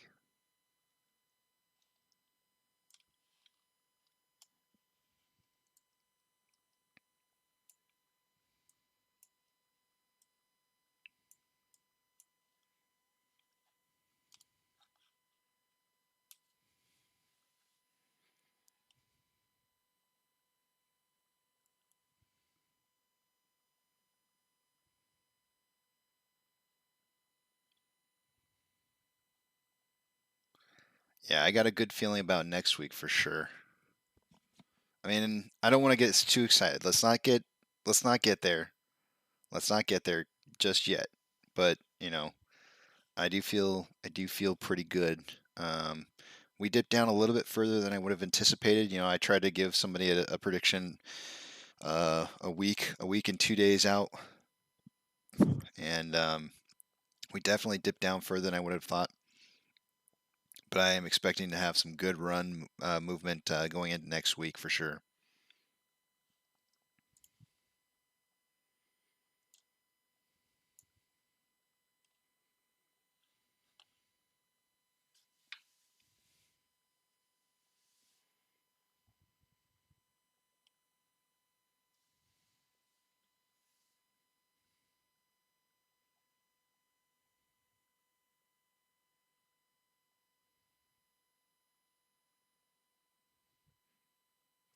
Yeah, Bondaro, that's exactly. See, you just nailed that on the head, Bondaro.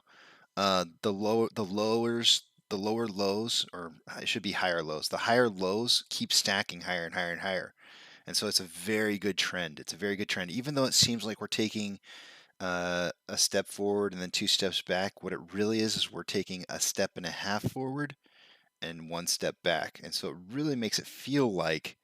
It makes it feel like you're taking a step forward and 2 steps back, but that's just because anytime you ever learn, you learn this in poker all the time.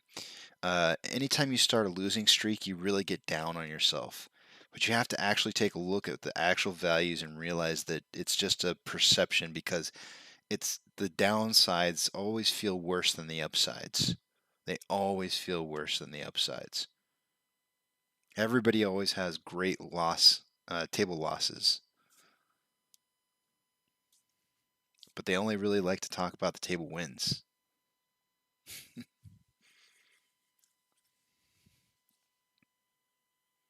Alan said, this stock is just mad. Been a really depressing day. Now in the last 10 minutes, it mini rips and you feel amazing. Then realize we are still down for the day. Yeah, you got to take the emotion out of it. Don't let it get to you.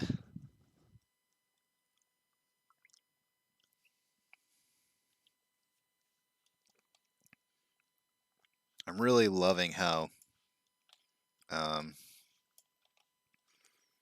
mean, the blue guys, just for those of you who weren't here earlier today, I said, I mean, it looks like we're doing, I don't know what time it was, probably maybe somewhere in here.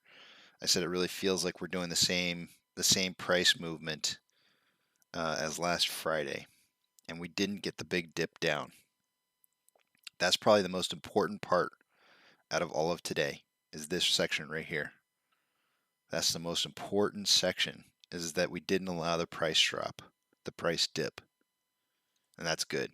And that's because of the fact that I'm gonna go ahead and chalk it up to the fact that we're still buying really heavily.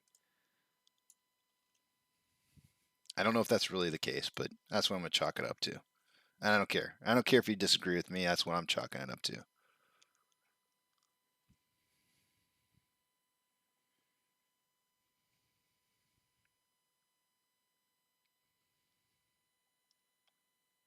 Yes, Kyle's right. Do not look at your portfolio. Just ignore it. Ignore your portfolio. I honestly just don't look at it anymore. I don't look at it. I know what I'm invested in.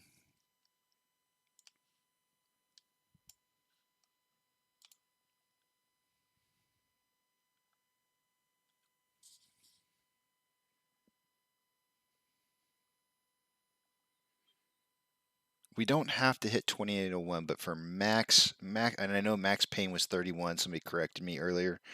I'm talking about max pain based off of the current amount of puts that have been created today. Not what was going into today, but 2 days volume. And I'm going to pull it up over here so you guys can see it.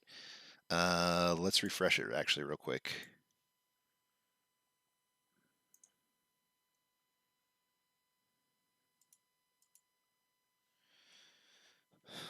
Look at this. Look at all this. Look at all this volume in here. Out the money. I'm going to break out my calculator. I'm going to add it up. I'm just going to add anything over 5,000 shares.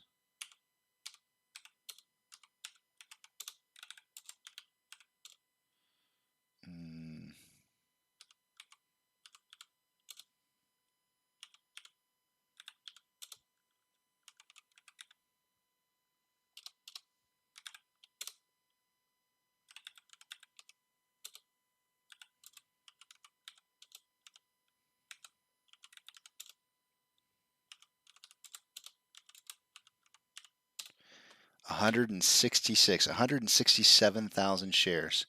And I didn't even add it all up. I just added everything over 5,000. Times that by 100. That's how many shares that they're going to be looking for. It's looking really good for us, guys. The icing on the cake will be 2801 or higher. The icing on the cake, because that's going to add another 28,000 contracts. That'll be the icing on the cake.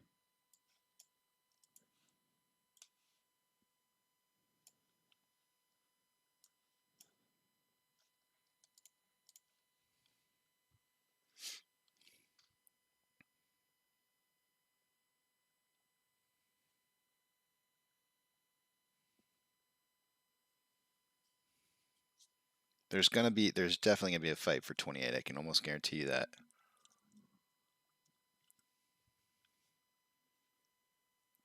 Man, I don't think I normally finish my beer by this time. I struggle to finish it before the end of the show, and I'm almost done.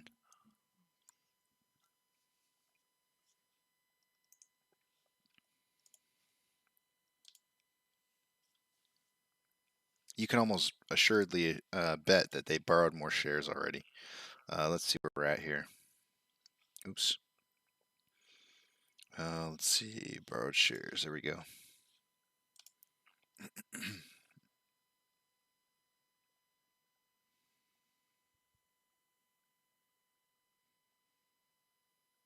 Yep. 200K. They borrowed 200,000 shares to keep us from hitting that 28. Which puts us at 5.05 million shares traded borrowed for the day today. It's definitely more than average.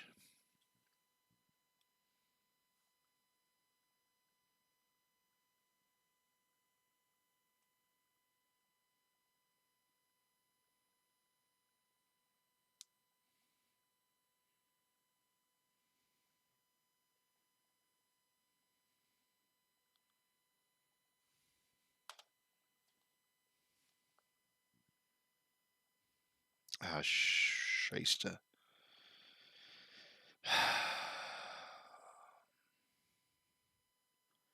I forgot to do something today, guys, that I like to do.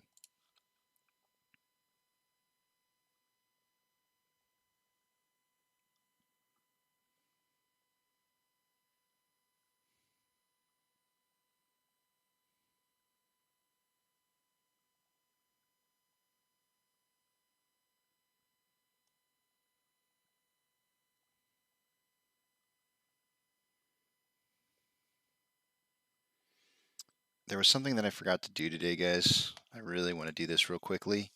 So give me just a few minutes here while I work on something, and then I'll join you guys back here. I'm going to work on a little project, and I completely forgot about it, and I did not mean to.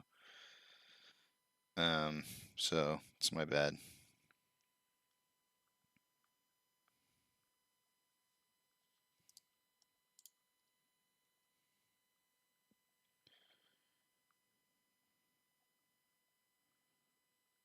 It shouldn't take me too long.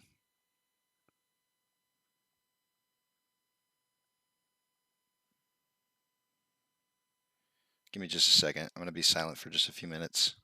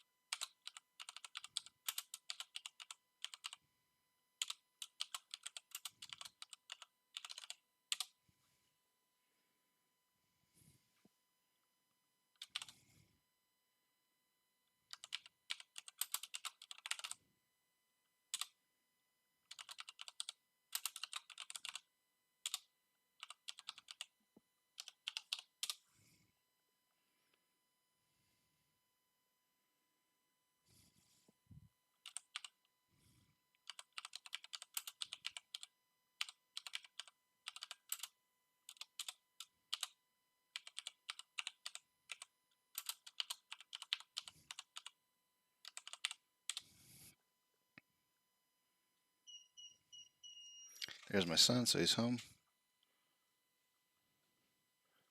Hunter, come on over and say hi. Yeah, it's a stream. Hey, apes. Hunters and apes. Hey, hunters and apes. I'm a 3-stock ape. He's a 3-stock ape. 3 share, I guess. 3 shares. He still makes you an ape. Yeah. Doesn't matter. I'm on the subreddit. Are you buying or are you holding? Or are you doing both? Holding. I love how he says it all like, duh. I'm glad you're safe.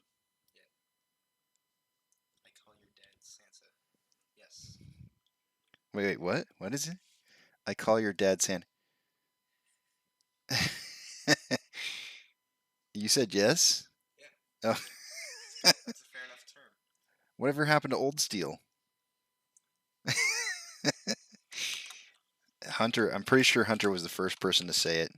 I was? Yeah, I think so. I think you were the first one. My gaming tag, guys, is Cold Steel, which is where that comes from. That was Bradley. You think it was Bradley? No, I'm not in the army. It is my brother who is in the Air Force. Come a little closer, so that I can smell you. No, I'm just kidding.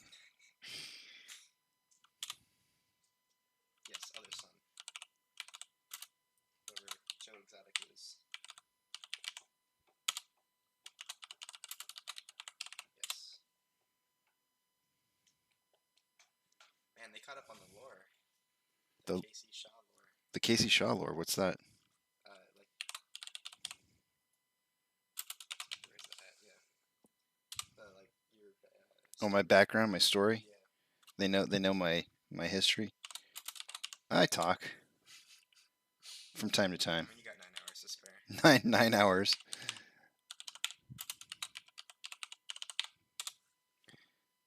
I'm almost done here, I think, guys.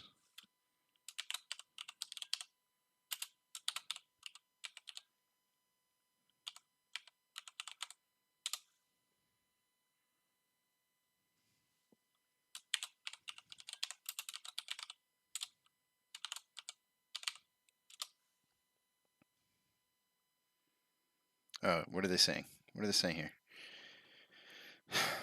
Hunter, we know everything. Well, that's what they're saying. Your first girlfriend. Oh, maybe I did talk about your first girlfriend. Oh, no, he said just joking. Never mind. I didn't say anything about your first girlfriend.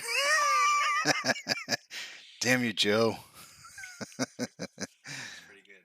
Well, he does have his first girlfriend. We only spend 9 hours a day. Your dad adopted us too.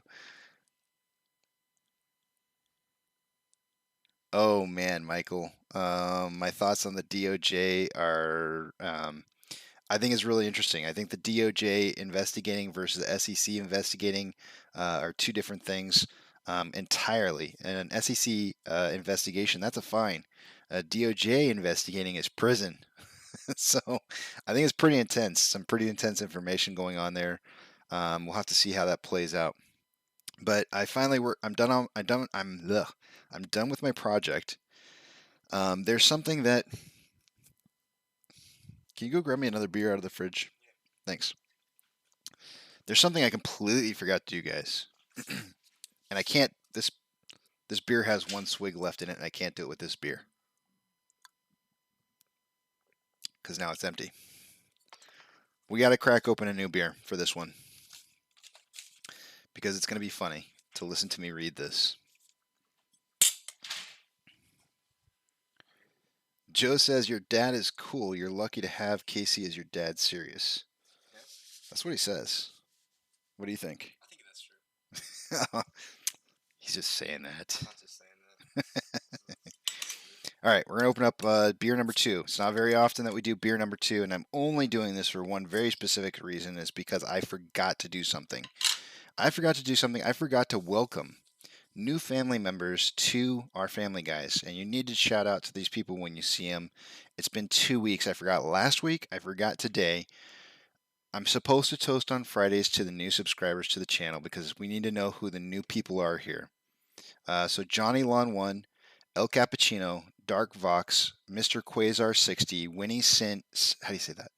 Sign? I don't know. Singh. Winnie Sign, Dre Kimball, Isaac Brown, Mike Coney, J Rod 537, Nikitas Zarikik. I can't say it. Darius Z. Kolodinsky. Ryan Lawrence, Christopher Kessler, Silvio Krab, Conviet Family, Matt Barr, Mackinnon, Siandra, Mike Scott, Trent Bass, J.E.V., Michael Castillo, Albert and Cancer. Michelle Castillo. What is it? Michelle. Oh, Castillo. oh, sorry. Michelle Castillo, Albert and Carnacion, Robert Dean, and Pesh. Welcome to the channel, all of you guys. Thank you, guys and gals. Welcome you apes to the family. So a lot of names in there. I know it was a lot, but we're gonna go out and cheers to you guys for being part of the family. We have a really close knit family here, and I think you're gonna enjoy it. So that's what I enjoy. I enjoy it. They should. Yeah. Cheers. I got a bug over here. Come on, bug zapper, work. Singh is sing. Did I get it right? Did I say sing? I said Winnie Singe. I think I said Singe. Winnie Sing.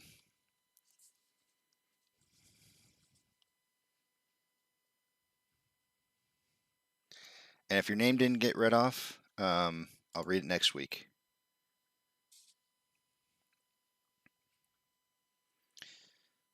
Let's see. Dr. Drake coming in saying, "Who else thinks Mark Scahodes is shorting AMC? I think that guy is full of it and doesn't care if AMC moons. The guy is a career short seller. His interactions with people on Twitter is getting weird."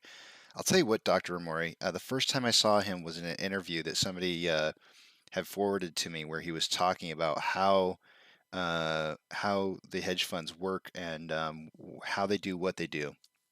And he had no interaction with AMC at the time.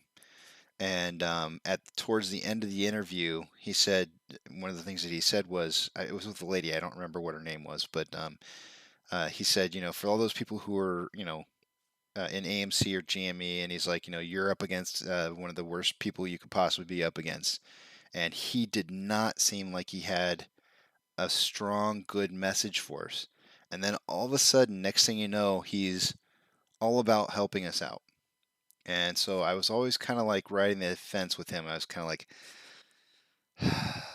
I hope he's on our side, but and I'll hope for the best, but I'm always going to be cautiously nervous. And I think some of his true colors have kind of come out in the last couple weeks. So I'm in agreement with you on that, Dr. Omori. Even a close of 27.38 is anything above 27 is still fine. 28.01 would be icing on the cake, but anything over 27 is just as good.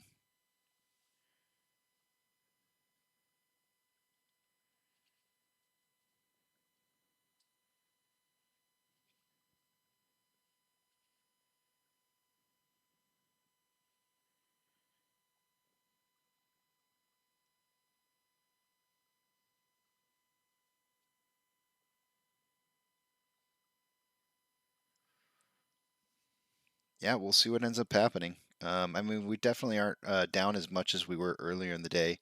GME had a nice little run up. They're up over the day, or almost up 2% for the day today. Let's see if they're flagging out here.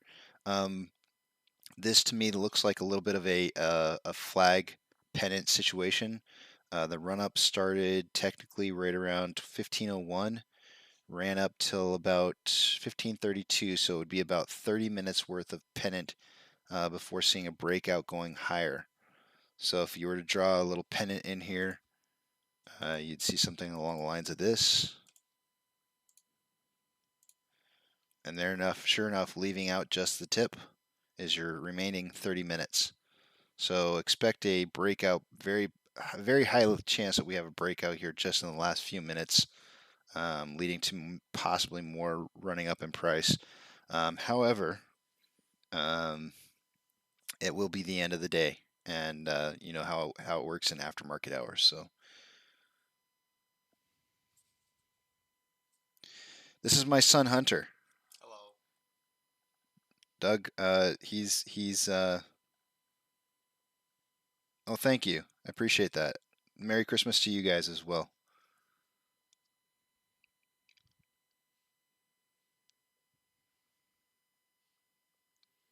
I think he's playing those people on the Twitter spaces. The dude is highly educated and he listens to these people saying AMC owes them blah blah. He has to be rolling his eyes during.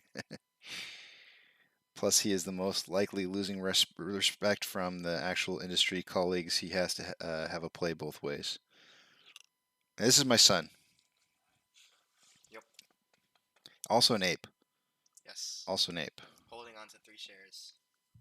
It's still 3 shares though. No, I know. I mean, $10,000 a share is still $30,000. That's a nice car. Yeah. Yeah. What you gonna get? I'm not a car guy. They love talking cars though. Oh, they're car guys. Yeah, they're car guys. Okay. You don't know? I mean, Jeeps are cool. Jeep. They work. Something manual. What if it's 50,000 a share? Would you get something like more exotic? No, probably not. No? Probably just something that works good.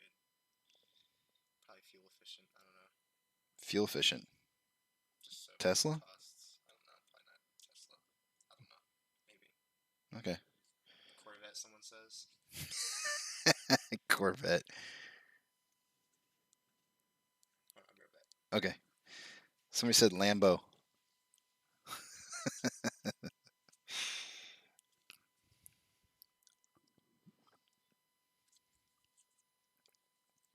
Well, we already have a Jeep in the family, so one more Jeep would be okay. Ford Raptor. Uh-oh. Windows update. I have updates to do over the weekend, guys. Make sure your guys' computers are up to date and stuff. Wouldn't it be awful to have to do a reboot during some unusual price movement?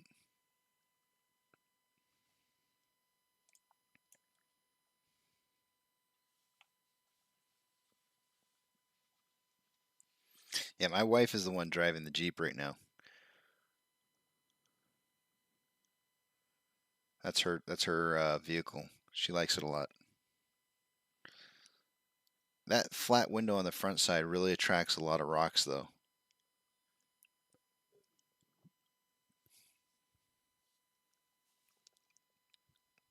You know, I know we only have like a minute left. I'm going to say this real fast. You know what I find very odd? We went to go get the window changed, and they told us that an OEM window versus a second hand-me-down window or whatever cheaper window was still going to be the same price. What the heck is up with that? How is an OEM window the same price as a knockoff window?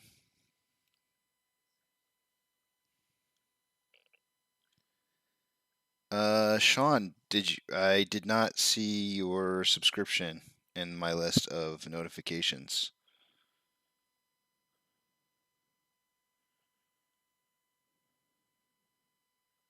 Is it new? I went through the last 2 weeks and read off everybody that was in my list.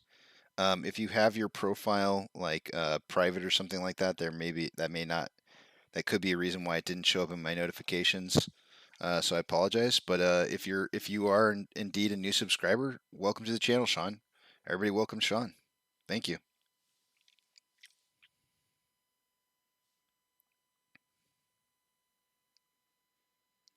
You know what time it is, guys? It's time to end this day. We got the breakout of that pennant here going into the very closing end of the day. It would be awesome to see 2801. Fingers crossed. We'll see what happens. But you know the routine. Eat, sleep, drink. Spend time with your family this weekend. Spend time with your friends if you don't have family. Spend time with your pets if you don't have friends. If you don't have any of those, go do a game or something. Find some friends. If there's kids playing games, you can friend kids and get in trouble or something. I don't know. But do something. Do something that gets your mind prepared and off of AMC for the weekend, because next week is a new week and you've got to be mentally prepared and fresh. So don't have a good weekend. Have a great weekend. See you guys later.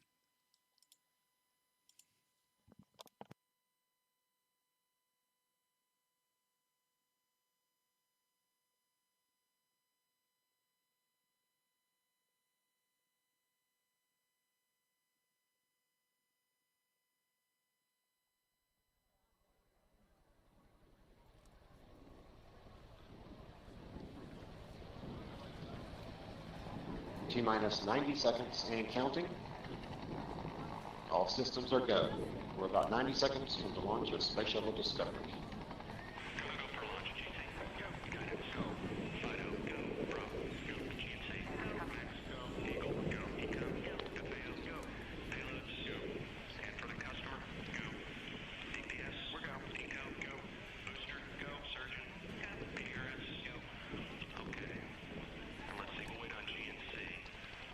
T-minus 60 seconds and counting. We are transferring to orbiter internal power at this time. Discovery is now running off its 3 onboard fuel cells. Coming up on a go for auto sequence start.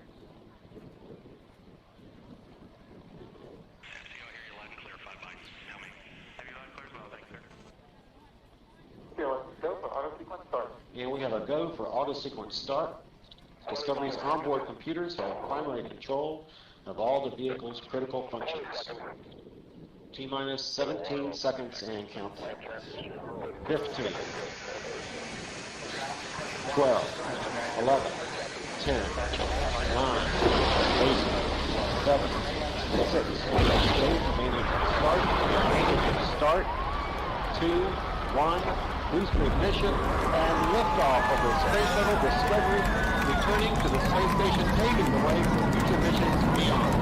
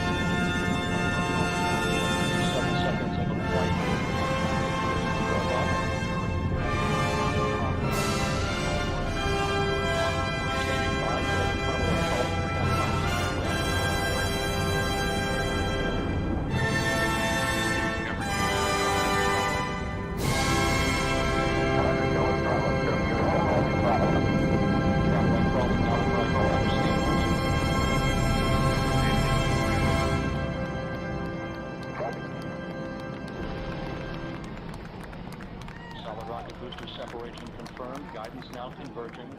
Discoveries on board computers commanding the main engine nozzles to swivel, aiming the shuttle for its precise target in space for main engine cutoff.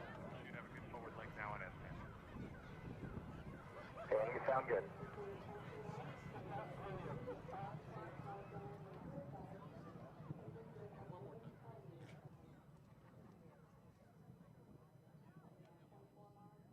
Discovery Houston, negative return. Copy, a negative return.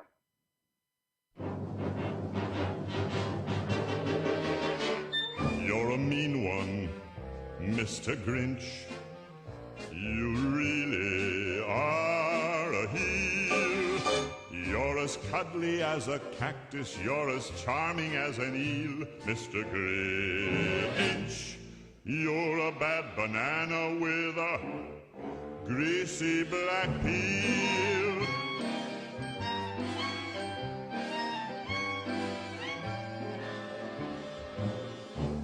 You're a monster, Mr. Grinch. Your heart's an empty hole. Your brain is full of spiders. You've got garlic in your soul, Mr. Grinch. I wouldn't touch you with a 39.5-foot pole. You're a vile one, Mr. Grinch. You have termites in your smile. You have all the tender sweetness of a seasick crocodile, Mr. Grinch. Given the choice between the two of you, I'd take the seasick crocodile. You're a foul one, Mr. Grinch. You're a nasty, wasty skunk. Your heart is full of unwashed socks. Your soul is full of gunk, Mr. Grinch. The three words that best describe you are as follows, and I quote: stink, stank, stunk. You're a rotter, Mr. Grinch. You're the king of sinful sots. Your heart's a dead tomato splotched with moldy purple spots, Mr. Grinch. Your soul is an appalling dump heap, overflowing with the most disgraceful assortment of deplorable rubbish imaginable, mangled up in tangled up knots. You nauseate me, Mr. Grinch, with a nauseous super nos. You're a crooked jerky jockey and you drive a crooked hoss, Mr. Grinch.